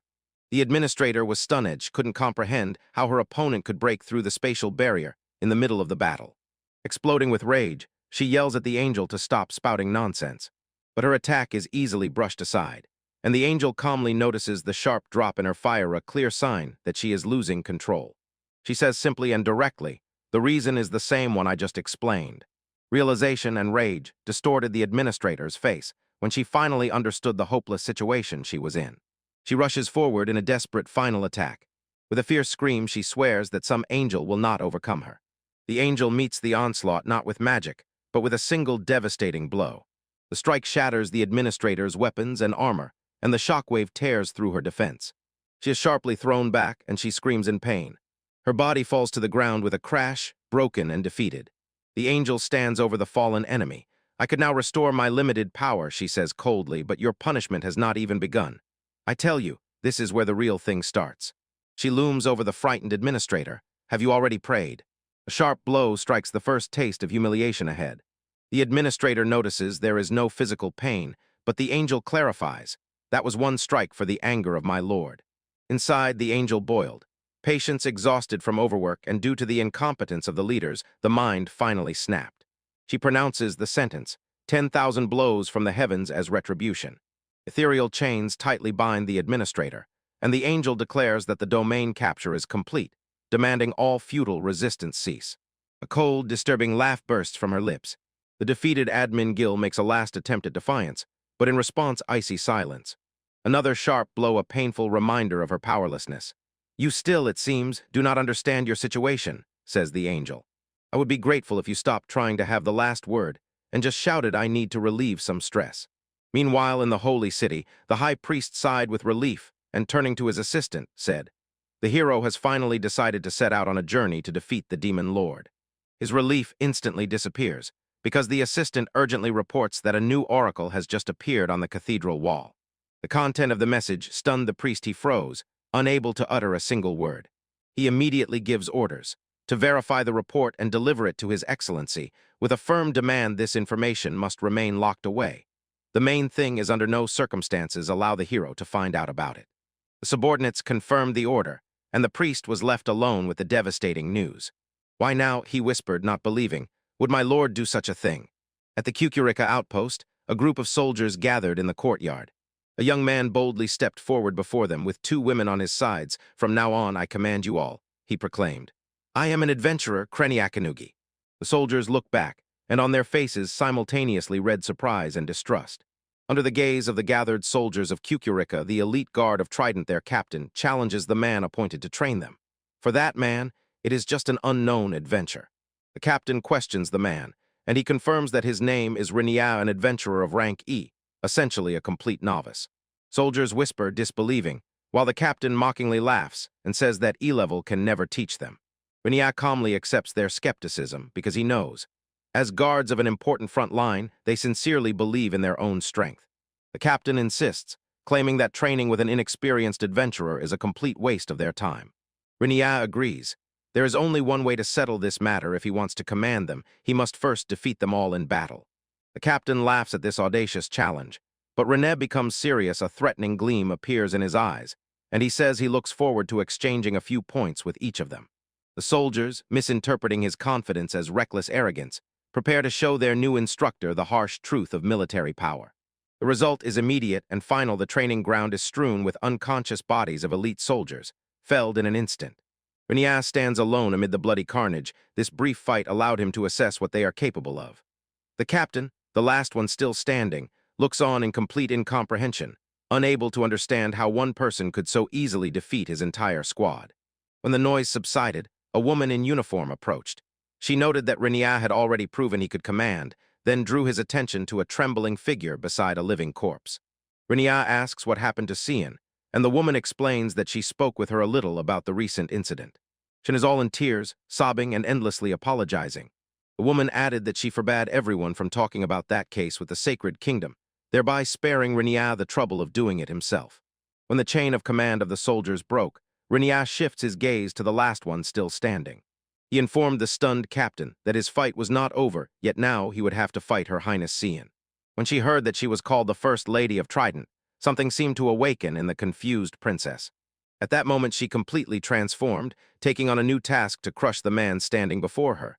The captain can only watch, bewildered by her sudden, unpredictable change. Renia warns the captain, "Do not underestimate me. If you lose, you will become a laughingstock for life." Renia, teasing him further, paints a picture of defeat before him to be known as weaker even than the very princess he swore to protect. Sean prepares his blade. The duel begins, and she rushes forward with stunning speed and strength. With one move, the captain was knocked down. He suffered a complete defeat and cannot understand how the E-rank princess could have such overwhelming power. Shin looked at Renia and asked if she had won easily, and her superior calmly noted that Shin indeed has the strength to defeat Wyvern. Renia simply calls her by name Lady Cian. He barely smiled and said two simple words, "Well done." The praise immerses Shin in pure bliss. Renia's voice sounds like music to her, and she eagerly awaits his next command, forgetting about her previous injury. His comrades observe, and finally begin to understand how complex Cian's personality is. The commander sets off, leaving the soldiers under Rene's care and promising to return in a month to see how they have progressed. As soon as they are alone, Rhaenyra stands opposite the fallen captain. He tells the cold truth. The so-called elite of Trident could not even touch an adventurer of rank E. With a terrible gleam in his eyes, he announces a new goal, to take this small fry and forge them into real warriors. Their first trial was announced. They will all compete against Lady Shin. The race begins, and Cian instantly leaves the soldiers far behind, her furious speed finishing off the already broken men. Rhaena lifts a heavy iron weight above her head and declares, "For every lap a soldier falls behind, another one like this will be added to his body." A wave of horror sweeps over the squad, and they flee, running fast and desperately. The training is exhausting. The soldiers drop from fatigue, and Cian goes on as if it comes to him effortlessly. Rhaenyra's comrades notice that he seems to enjoy it. He puts more into it than usual. He watches the brutal training, a barely noticeable smile playing on his lips. It reminds him of past days, and he is already considering the next stage of their torment. His goal is clear. He will crush them so completely that they will lose all sense of self-respect and be forced to realize their true place. His friends just stand aside and pity the soldiers because they know what hell awaits them. The race ends. The soldiers are completely exhausted and broken again. The captain can only gasp out, "This is hell," while his comrades give the men a potion for recovery, calling them angels in that moment of their relief. The respite turned out to be short. The potion only strengthens the body. The shadow of Pharenia descends upon them and announces the next stage, strengthening the mind. Then comes the honing of skills. It pushes the soldiers beyond anything imaginable. The training shows no mercy. It is a brutal routine that breaks the body and tests the will. Exhausting physical exercises, endurance trials, and continuous combat drills. Day after day, they are forced to endure this hell. Their bodies and souls are shattered to pieces, then rebuilt from nothing. After a month, the commander returns. The soldiers meet her, standing before her exhausted but determined, and sincerely thank their instructor. Their transformation is striking. They are no longer the arrogant elite she left. These are hardened warriors with incredible physical strength, already demanding the next training course. The commander casts a glance from the recruits to their instructor, then to the captain, who is crying from the insane tension of the last month, and asks Rhaenyra, "Maybe you overdid it." In the consecrated halls of the Holy City, the subordinate kneels before the throne of the Holy King, ready to deliver an important message. One night in the Sacred Kingdom begins his tale, which describes in detail a strange and miraculous event. According to several witnesses, a powerful beam of light pierced the cathedral and carved a mysterious inscription directly on the stone walls. The knight, having examined this spectacle himself, confirmed that the sign was from God, and with unwavering confidence declared that he considered it a true oracle from the heavens. The old Holy King listens attentively, stroking his beard before asking the fateful question, "What does the oracle say?" The knight brings a brief, piercing message. Here it is written, "Enemy in Trident." The king insists on details, but the knight only confirms. The message exists, and this leaves a sea of different interpretations. At that very moment, another figure appears, calmly interrupting the solemn ceremony. The hero Yuki announced himself and explained that he was drawn by a faint feeling of the goddess, so he accidentally overheard their conversation. He instantly connects Trident with the kingdom of the black-haired girl with a ponytail. A sinister smile spreads across his face. He decides that this is an order concerning the demon lord. His decision is simple and cruel, to go and completely destroy the kingdom. He thinks that this is a necessary act to save the world. The Holy King is stunned and implores the hero to reconsider. He says that Trident is the last line of defense against the demon lands, and its destruction will open the gates for a full-scale invasion of demonic beasts. The hero disdainfully dismissed the warning and accused the king of disobedience to the will of the goddess. He declared that his order was inviolable to find and destroy the leader of the demonic beasts, wherever he might be. The knight interrupts. desperately trying to convince him, insisting that the oracle was incomplete and requires careful interpretation, because this enemy may turn out to be completely different from the previous demon lord. But the hero had already run out of patience. With a wave of overwhelming energy, he forced the knight to fall silent and defiantly asked if he dared to rise against the hero sent by the goddess herself. He plunges his fierce gaze into the holy king, cornering the monarch on his own throne. Under this terrible pressure, the kings will not endure. In a tense voice, he gives a new order to mobilize all soldiers and send a message to all foreign kingdoms. The Holy Kingdom decided to go to war to punish Trident. A sinister laugh burst from the hero's lips. His mission is now twisted by personal revenge. He remembers what the one he calls the Lord of Demons did to his body. With pure, genuine hatred, he swears to kill his target in the worst possible way. His death will not be painless at all. Elsewhere, the air is saturated with a lingering anxiety. The goddesses watch the unfolding chaos, and one sighs bitterly she is causing Renia trouble again, because the hero's fickleness has become a constant burden for her. Another explodes with rage, blaming the feudal oracle of her colleagues for this entire disaster. The dispute flared up and escalated into physical punishment, although the punishing goddess quickly came to her senses and noted that her words were indiscreet. In reality, the problem turns out to be much more complicated.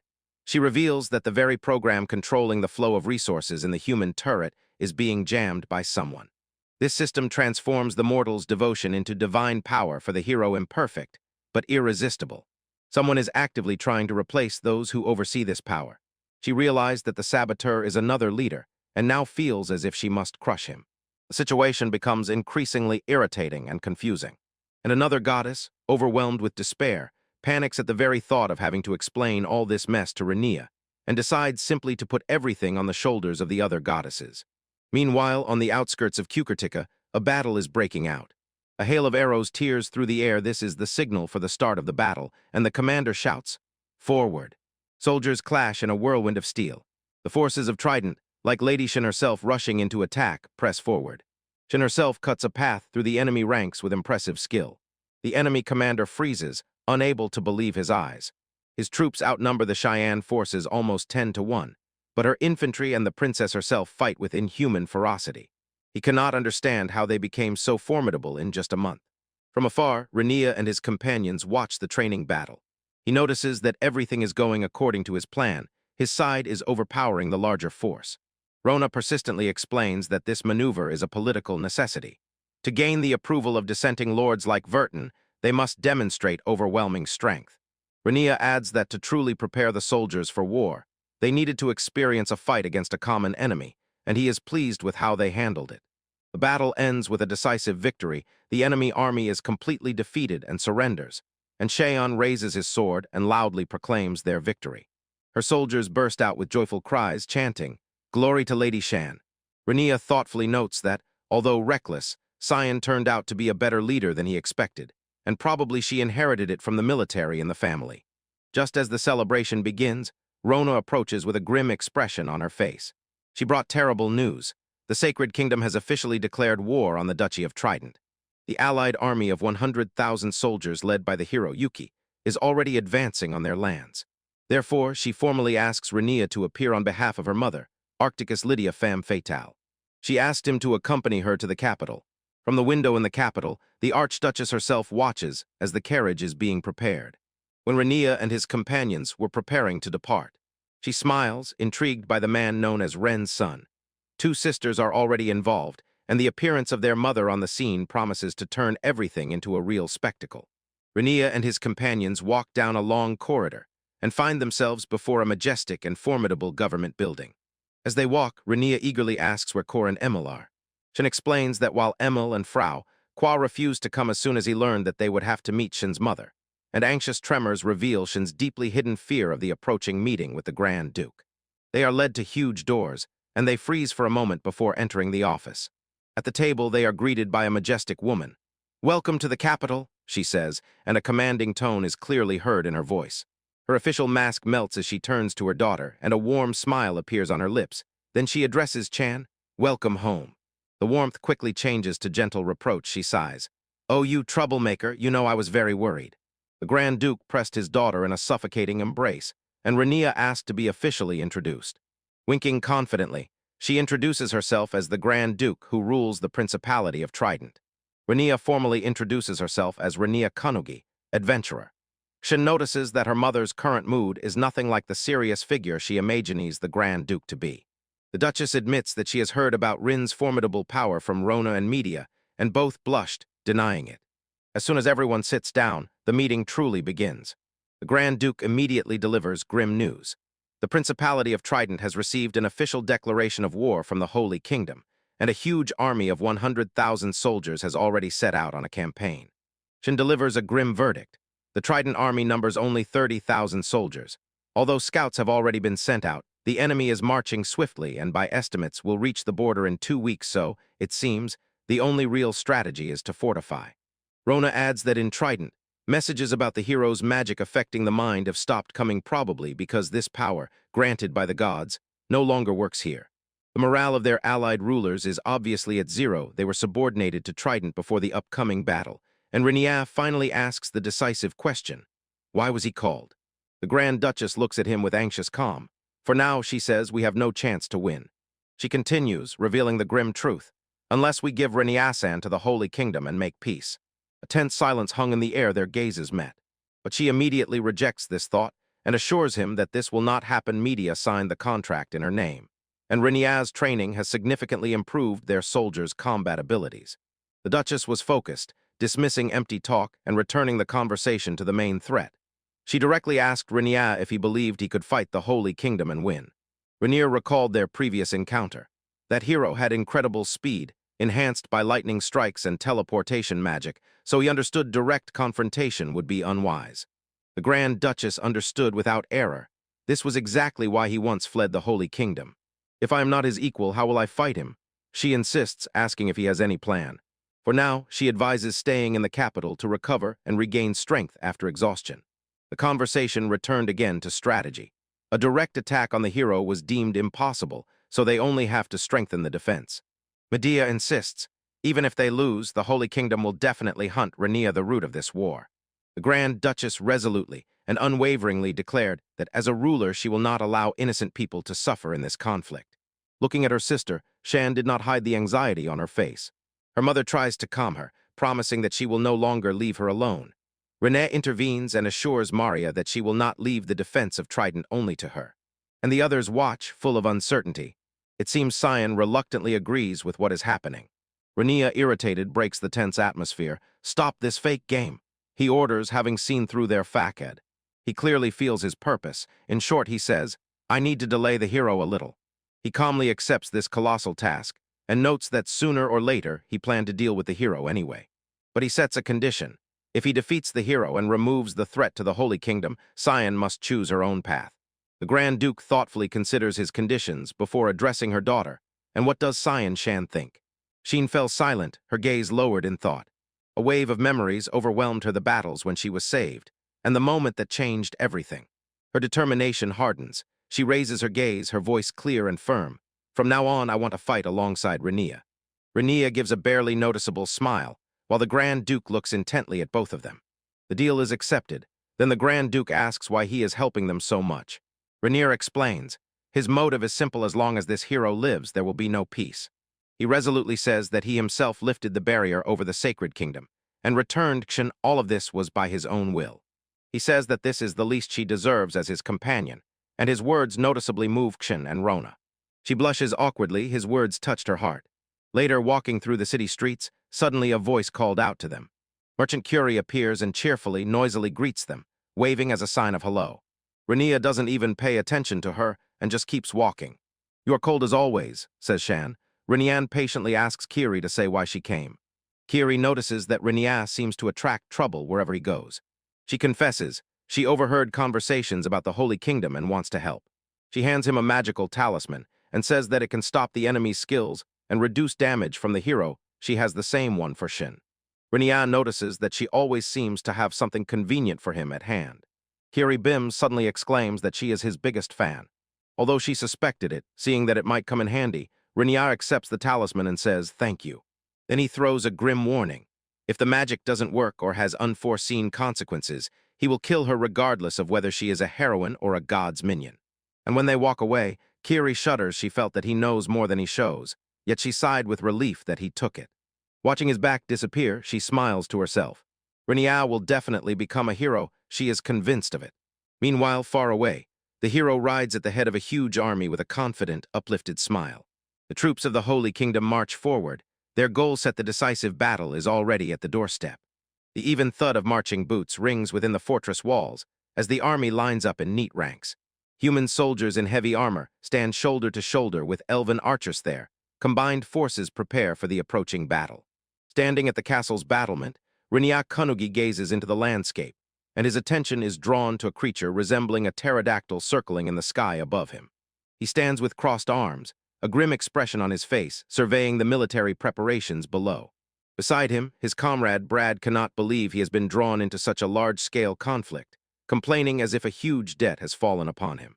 Then he adds with a cynical smile, "You speak as if we will survive." Renia turned his gaze to him, and a memory of their near-fatal ordeal in the cave flashed through his mind again. He says that since they returned alive from there, he now cannot imagine defeat for him. It is simply a way to repay Brad.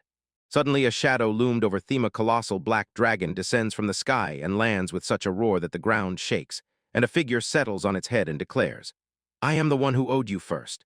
The soldiers below raised the alarm upon seeing the dragon that had wandered in, but suddenly a voice rang out, "Do not be afraid." The young Azu jumped down from the dragon's huge paw, and Brad shouted a warning. She lands right in his arms, hugging him tightly, and he immediately blushes from the sudden touch. The dragon Dorokun asked if his master did it on purpose, for which Renia sharply ordered silence, then turned the red-faced Brad from embarrassment and asked if he was pleased that his apprentice was doing so well.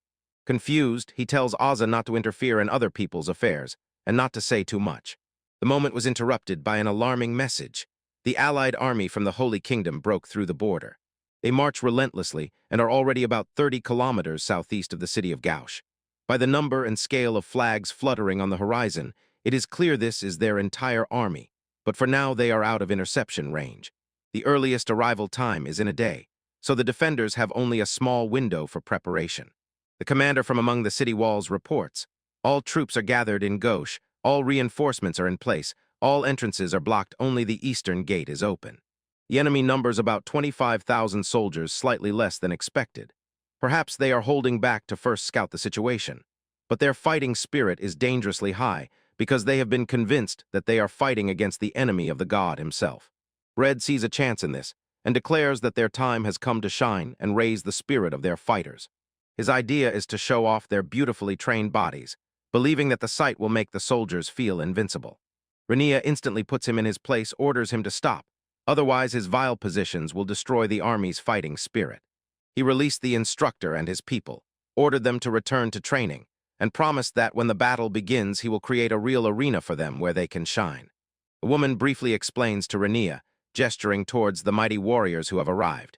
She does not call them invincible, but their proven skill is more valuable than the strength of 100 ordinary people. This is an unexpected but extremely effective reinforcement. Returning, Renia recognized their leader, the same elf he once saved. She introduced herself as Skuld, shining with joy at the meeting and thanking him for that rescue. Skuld explained that she came all the way from Grand Cane to repay a debt, and gives all the power of her troops to fight for Renia's cause. In a tender, intimate tone, a blush spreads across her face, and she begins to confess a deeper feeling she has always nurtured for him. But she is suddenly interrupted by her companion, who explains that they are here due to an official request sent to her father, caught off guard. Captain Skuld awkwardly agrees that this is indeed the official reason. Addressing her troops, Skuld announced that through the transfer gates she brought 200 elven unarchers, and mages, all of them were for Renia. With the permission of the Grand Duchess, she calls on them to show zeal and fight to the last, and taking Renia's hand, wishes him victory in the upcoming war. Her voice becomes tender again. She places her hand on her heart and swears that her elven heart will always be with him. Her sincere moment shattered completely when her troops suddenly erupted in loud chanting in honor of another woman named Rona, and Skuld was clearly shocked and upset. Ignoring the noise, Renia entrusts the elves with ranged combat and magic, sincerely thanks them for their support, then turns to Emil and asks how he plans to help and ease the burden of the human soldiers. Emil's eyes sparkle with excitement. She gladly offers to release her recently enhanced tentacled monster, and Renia instantly regrets even entertaining such a thought. While all this unfolds, Another observer with a smile notes that she is not obliged to intervene in the quarrel between humans. Yet she says she will prepare and help, honestly admitting she simply does not want to see Rania lose. Suddenly, a voice amplified by magic echoed throughout the city, catching everyone by surprise. Rania and his companions lift their gazes from the courtyard and tents, searching for the source of the sound. Above them appears a huge glowing projection of Grand Duchess Lydia Femme Fatale, who greets her people. She sincerely praises everyone for their persistent work during the preparation for the war. Rania quietly asks herself what really lies behind the Duchess's big trick. This spectacle does not impress her. The Duchess's projection began explaining why the war started. She said that the Holy Kingdom suddenly attacked after their summoned hero tried to enslave her daughter Shan, and when Trident saved Sion, the kingdom became furious and threatened invasion. She throws a rhetorical question to the gathered soldiers and citizens. Hearing the truth, whose side will they take? Feeling their fear of the huge approaching army, she tells them, do not worry. She reminds them of the elite warriors from Kukuriki and the brilliant elven mages who came to help.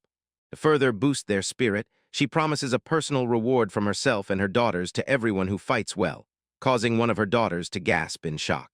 Her speech worked. The soldiers erupted with a deafening roar of approval, their fighting spirit soared. They loudly began chanting the names of their leaders Lygia, Medea Shan, and Trident vowing and swore to defeat the trash hero. Rania's group watches with different reactions, some embarrassed, some laughing, and he looks at it with quiet contempt. The forced morale boost is instantly cut short when a guard on the city walls spots the approaching enemy. The warriors on the battlements tensed, their celebration turned into grim determination. Forces detected, allied army from the Sacred Kingdom has arrived. Rania and his companions approached the wall and looked out over the endless plains. Before him stretches a boundless army all the way to the Horizona Sea of soldiers ready for war. The time of battle is rapidly approaching. Above the castle walls flickered a magical projection. Face of Rania Kanuga appeared before the stunned soldiers of the Sacred Kingdom. The soldiers lift their eyes from the ground. Confusion reigns among their ranks. The voice of the projection thundered across the battlefield to the hero of the Holy Kingdom. I am Rania Kanuji, an adventurer from the guild. He continues speaking, revealing the truth to all. I am the one who pretended to be the demon king and saved the princess, and I already know the real reason why you came to attack Trident. A confident smile plays on his lips as he shows his trump card. But the head of that demon king from those times, and this antidote is it true. He threw down a challenge like a gauntlet. If you want the antidote, come out and fight me. If you win, I will give it without ill intent. Rania's voice became firm, words directed straight at the one hiding. Or else the hero's title belongs to a coward who cannot fight the enemy without the protection of his soldiers. He presses the enemy, questioning the very foundations of the Holy Kingdom's invasion. Come out boldly and fight me. The accusation threw the soldiers into confusion, whispers spreading through the ranks. Above the field on the hero's side hangs a palpable, oppressive, or invisible force pressing down on them. From above, the observer in a mask watches as chaos unfolds. Somewhere else, an ally grimaced in despair. UGF, such a wide enchantment of enslavement, she complains, recognizing this magic, wasting the power of blessing as if tomorrow will never come, although resources are limited. She cannot intervene directly, she can only trust the man below, on the field. On the battlements, Rania turns to her demon partner and says, Guys, the word hero sounds a bit strange. She explains the concept from her homeland. To be called a hero, others must recognize your courage or bravery. With a sly smile, she tells about a deeper meaning. Demon kings and heroes are like two sides of the same coin. There are also powers that awaken only when you are called a hero. Rania briefly pondered her words. So you say that such a guy is not a hero. As if the conversation itself summoned him, a new voice cut through the tension. A young man, supposedly a representative of humanity, appeared with a superior smile and said, Come on, won't you come out, hero of humanity? He contemptuously twists that title, brave hero. No, that name does not fit at all. The hero's gaze fell on Shin, his words dripping with cruelty. How did you like the prince we gave you? What a miserable life running away from the women you love so much. His companion added her harsh mockery, calling Rania trash, spineless, a scoundrel who spits dirt and pretends to be a heroine. The harsh insult stunned everyone. They froze in stunned silence. Even Rania's own party was stunned by this vulgar show-off. Suddenly, a dazzling flash of light burst from the enemy front line. A mighty lightning bolt tore from the sky and struck the fortress gates with furious force. The gigantic structure exploded into pieces from the magical strike. The soldiers on the wall pressed themselves and held their breath, preparing to withstand another shock. The hero's team lowers their hands. The spell is complete. Renia dashed off the wall with incredible speed, instantly dodging the blast wave. The companion couldn't hold back. His reaction was decisive and swift, like an arrow. The comrades watch him go, recalling his last words, "I entrust this to you." He lands in the middle of the enemy army, one figure against a sea of soldiers. An officer shouts, "The source of magic is somewhere here." He rushes forward, "Shoot him." A hail of arrows flies at him, but he moves like a shadow and easily deflects them with his blade. He breaks through the front ranks, a whirlwind of steel and fury, leaving chaos in his wake. He froze for a moment among the fallen, his face stern and resolute. And then, just as instantly, he disappeared by teleportation, leaving behind a wounded soldier who shouted an alarm. When Renia vanished, the enemy army rushed forward and placed ladders against the walls. They surged upward, shouting battle cries and storming the fortifications in a crowd. On the battlements, Shin takes command. Archers, those who meet the enemy climbing the wall, mages repel their magical attacks. She issues precise orders. Spearmen form pairs, hold shields against arrows, and attack the enemies climbing the wall. Do not let the walls be breached. The attackers relentlessly press forward, their shields taking the barrage of fire as they climb. Xian observes their persistence, and with anxiety realizes that the power of the holy hero is already strengthening them. In a tense war council, they fervently discuss the nature of this power, and the hero of humanity, called by their god, is endowed with the power of the saint. According to legend, this power strengthens his comrades and allows them to demonstrate unusually powerful abilities. But there is an even more sinister side, the danger of the ability to enslave, which could turn the very army of Trident against him and doom them to total destruction. Those who worship the god of humanity must never forget the danger of this holy power. It became eerily clear. The hero must be kept away from the front line at all costs. Renia sneaked into the Holy Kingdom and confirmed. The hero lacks the charisma to lead people. Instead, he holds his power by a force that enslaves. The conclusion is simple. If the hero is defeated, the saint's power will disappear, and then the rest of the soldiers can be crushed. Renia's face becomes a mask of icy rage as he accepts his role. Killing the freak is my job. On the wall, Cyan gathers troops for final desperate defense. Do not let them break through the walls at any cost. Defend them to the last. Then her thoughts fly to a friend, and she, shouting into the chaos, exclaims, "Ragnarsson, I entrust this to you." Deep in the enemy camp, Renia stands alone. Sword ready, he is prepared to confront the hero. In the whirl of battle, soldiers desperately search for their prey. Surrounded by enemy forces, Renia slashes another man, his voice full of fury. He roars, "Where's that scoundrel hiding?" He feels the futility of his situation. Shells are raining from all sides. Tracking where the shots come from is almost impossible, and the crowding of soldiers only complicates everything. Every moment he hesitates here brings the castle's fall closer. He hesitates whether to unleash a powerful ability he is reluctant to use, because he knows, if the target is not nearby, it is all in vain. Elsewhere, Crow directs his magic, trying to calculate exactly where the hero is by tracking residual energy from the previous lightning strike. She finds him. He is hidden among the swarm of soldiers, Renia, deep in the enemy's fortification, and she quickly sends a warning, "Be careful." The elven commander, gripped by panic, orders her not to stop tracking the hero's movements under any circumstances.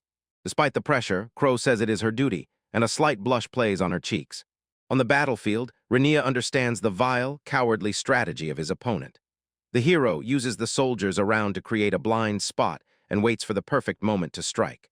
While Renia parries and defends against the pressure, suddenly an attack flares from an unexpected side. He was stunned. The projectile was not meant for him. It hit one of the hero's soldiers, and he fell, spraying blood. From behind the body of his fallen comrade emerges the hero. He rushed forward, using the dead man as a shield and a distraction. With a twisted, victorious smile, he pushes the sword forward. The blade sinks deeply into the target, but the hero's victory was short-lived. He froze in disbelief when he realized the one he stabbed was not Renia, but another soldier, just a decoy. In the eyes of his enemy, soldiers are nothing more than sacrificial pawns. Renia watches from afar. His face hardens with cold realization. He was wrong about the hero. From the very beginning, he never intended to fight for himself, only to use others. Patience has run out. Renia's behavior has changed. He prepares his sword, and a new determination fills him. He abandoned the initial plan to only wound the hero. Now an icy fire blazes in his eyes. A dark, oppressive aura bursts from his body. He is focused on only one thing, to kill him. The surrounding soldiers are thrown back. They freeze from the sudden wave of terrible power. In an instant whirlwind of movements, Renia unleashes his rage, becoming a steel vortex that sweeps away all soldiers in his path. The path is finally cleared, and he fixes his gaze on his true target. The hero only watches in horror as Rania closes the distance with dazzling speed. Cornered and desperate, the hero prepares the final strike, shouting, "Don't you dare run away, you scoundrel!" The enraged, dark-haired swordsman chases the fugitive, not letting him escape. Their blades clashed with a sharp ring, and the golden-haired hero desperately tries to fend off the relentless assault. The attacker parries the sweeping strike. With a crooked smile on his face, he confirms the weakness of the enemy's reaction. But the hero stands his ground. Unshakable this time, the prey will not escape. Meanwhile, a desperate battle rages on the fortress walls. The defenders are overwhelmed by the enemy crowd, their cries lost in the chaos of the siege. A soldier, breathless and panicked, rushed to Lord Vartan and shouted, "They are simply crushing us, there are so many of them, we won't hold out." He begs for guidance on what to do, his eyes wide open with panic. Fear spread, and the fighting spirit crumbled into disobedience. The soldier shouted that they would never defeat the sacred kingdom, and regretted not surrendering Princess Zion when they had the chance. Another throws his anger at Duchess Lydia and some mysterious figure, blaming them for this disaster. His rage turns into betrayal. He raises his sword against his commander. But before the blow could land, an invisible ally knocked down the mutineer. A young woman rushed forward, becoming a shield before the fallen Lord Vartan, and asked if he was all right. She immediately takes command and calls to one of her own Kate. Addressing the stunned soldiers, she announced that her Zion Corps had arrived by order of Maria Sama and would now temporarily take command of this position. She reassures the wounded Lord Vartan that they will protect this place, sincerely convinced Riniasan will soon defeat the enemy hero. With a deafening roar, her troops rushed into battle. One of her burly soldiers easily lifts a massive boulder, encouraging his comrades. He throws the projectile and shatters the assault ladder and the soldier climbing it. The man laughs, bathing in his own immense strength. Vartan's men only froze in surprise, not believing their own eyes before the raw power of the new allies. Cian sharply turns to the hesitant soldiers and commands, "Vartan's squadron, if you are still alive, line up. Do not show me weakness." The clang of steel cut through the air as two warriors exchanged blows with dazzling speed. The blonde swordsman leaned back, his face a mask of disbelief. He was completely frozen and could not find any gap in the defense or even properly parry. He desperately could not understand how this was possible, as he was convinced that his swordsmanship was at its peak, a gift from the very goddess he now curses. The dark-haired warrior presses his advantage, taking glancing blows from the opponent's wild swings. He ducked under a heavy overhead strike, the blade whizzing past by a hair's breadth.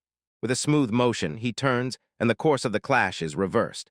The blonde warrior swung widely, and where his enemy stood just a moment ago, there was only empty air left. He looked back and froze in shock. His opponent suddenly disappeared, and at the same moment reappeared, as if teleported. Such a tactic the blonde considered only his own. The dark-haired man finished his analysis. The fight in the holy city appeared before him again. He caught the enemy's attack patterns, and that teleportation works at a precise distance of 10-20 meters. The blonde warrior made a critical mistake, teleporting again and again to the same few points, so his movements became predictable. He knows exactly where his enemy will appear again, and is already preparing to strike. As soon as the light-haired warrior appears, the blade is already waiting for him. Blood gushed from the blonde's chest when the sword hit the target. He gasps. The attack turns out to be less deep than intended, but still exhausting. His counterattack is quick, but the opponent is already moving. A sharp kick pushes the wounded warrior back, and he staggered. The dark-haired man examines the wound and notices the attack was not fatal after all. The blonde grabbed his side, a burning pain pierced him. His defense turned out to be stronger than expected. The next strike must be even sharper. The blonde man's calm shattered into pieces. He screams in rage, realizing that the armor gifted by the king barely protects him. He cries out about deception and insists that he is the strongest here. His opponent looks coldly, completely unimpressed. "Crazy?" he asks and waves it off as if it were a trivial matter. "You cannot defeat me," he said coldly, "because there is a chasm between our training and strength of spirit." The mention of another world froze the blonde warrior. He realized that his opponent is also a reincarnator. "How can you become strong?" continued the dark-haired man with a contemptuous voice, "relying only on someone else's power and using others to train yourself." The insult hits him deeply. "You are just a small fish." Suddenly, the dark-haired man spits a dark substance. He admits that he sprinkled a special poison that acts specifically on the blonde man's unique illness. Paralyzing pain surged through the warrior's veins. Panic grips him. He falls, convulses from pain, and helplessly wonders when and how the poison was slipped to him. He organizes raids on the land, shouts threats and promises bloody revenge. A cruel smile appeared on the dark-haired man's face. He teasingly said, "Not a bad idea, right? I will give you a slow and painful death." He pulls out a small bottle. "But first, drink this. It's medicine that will temporarily ease your symptoms and only work for a few minutes." The blonde looks puzzled and asks again, why is he being offered this? "If you run away," his tormentor explains, "the symptoms will return, and only I can fully cure your disease." He holds the fate of that man in his hands. "If you can defeat me yourself while alive, I will give you the medicine from my pocket. Then don't regret it." The blonde stands up, eyes burning with hatred. "I won't kill you so easily. I will give you the most painful death." His opponent meets his gaze, voice eerily calm. "That's my line." The climactic battle reaches its hottest moment. Renia stands alone, surrounded by enemy soldiers, his gaze fixed on their commander, Brad. Brad, with a contemptuous smile, believes that a frontal attack is the best tactic to take down his target. But the tide has already turned. Bloodied and cornered, Brad feels Rene's blade behind his back, cold steel, a harbinger of a grim choice. But Brad has one last cowardly trick. At his unspoken command, his own soldiers rush forward, throwing themselves at the enemy commander, Renia himself. Before Renea's eyes appears a familiar vile trick. Brad again uses his men as human shields that the soldiers lined up as a wall of flesh and steel, blocking any direct path to their leader. Because of his doomed avant-garde, Brad screams in his voice there is both rage and triumph. He firmly believes that victory is already in his hands, convinced that by killing Renia, he will get the medicine he so desperately needs. By whatever means, he doesn't care. He mocks Renia with a mocking smile, saying that while he is fending off cannon fodder, he will find his chance. But in this chaos, Renia sees not a challenge, but an opportunity. He will seize this very moment, cut through the noise, and put an end to this clash. With a sudden jerk, he carves a path through the attacking soldiers. Their spears and swords only touch empty air. He breaks through the ranks. His blade directly clashes with Brad's blade in a shower of sparks. The soldiers around fall, unable to keep up with the furious speed of his attack. Instantly, and it's over. Renea's sword deeply pierced Brad's chest, and shock mixed with disbelief twisted his face as he looked at the mortal wound. Renia looks with icy rage, never expecting that she would have to endure the same treacherous gaze and the same vile tricks again. Brad chokes, blood flows from his lips. He desperately tries to summon his strength, but nothing happens, and cold horror grips him. He will die. Suddenly, a terrifying memory flashed in his mind, phantom pain from how he was stabbed before. On his last breath, consumed by rage, he reaches out his hand, determined to pull Renia with him into death. Suddenly, a dazzling flash of light burst from a pendant in Renia's chest. Before he can react, dark, shadowy tentacles burst from the talisman. The tentacles bypassed Renia and, soaring into the air, instantly wrapped around Brad's body. He was completely enveloped by shadowy tentacles, his cries of pain and confusion echoing across the battlefield as life was torn from him. From the writhing mass came a faint, desperate plea for help.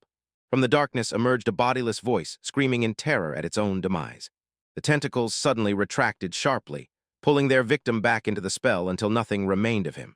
Renia looks at the pendant, shaken by its terrible and absolute power.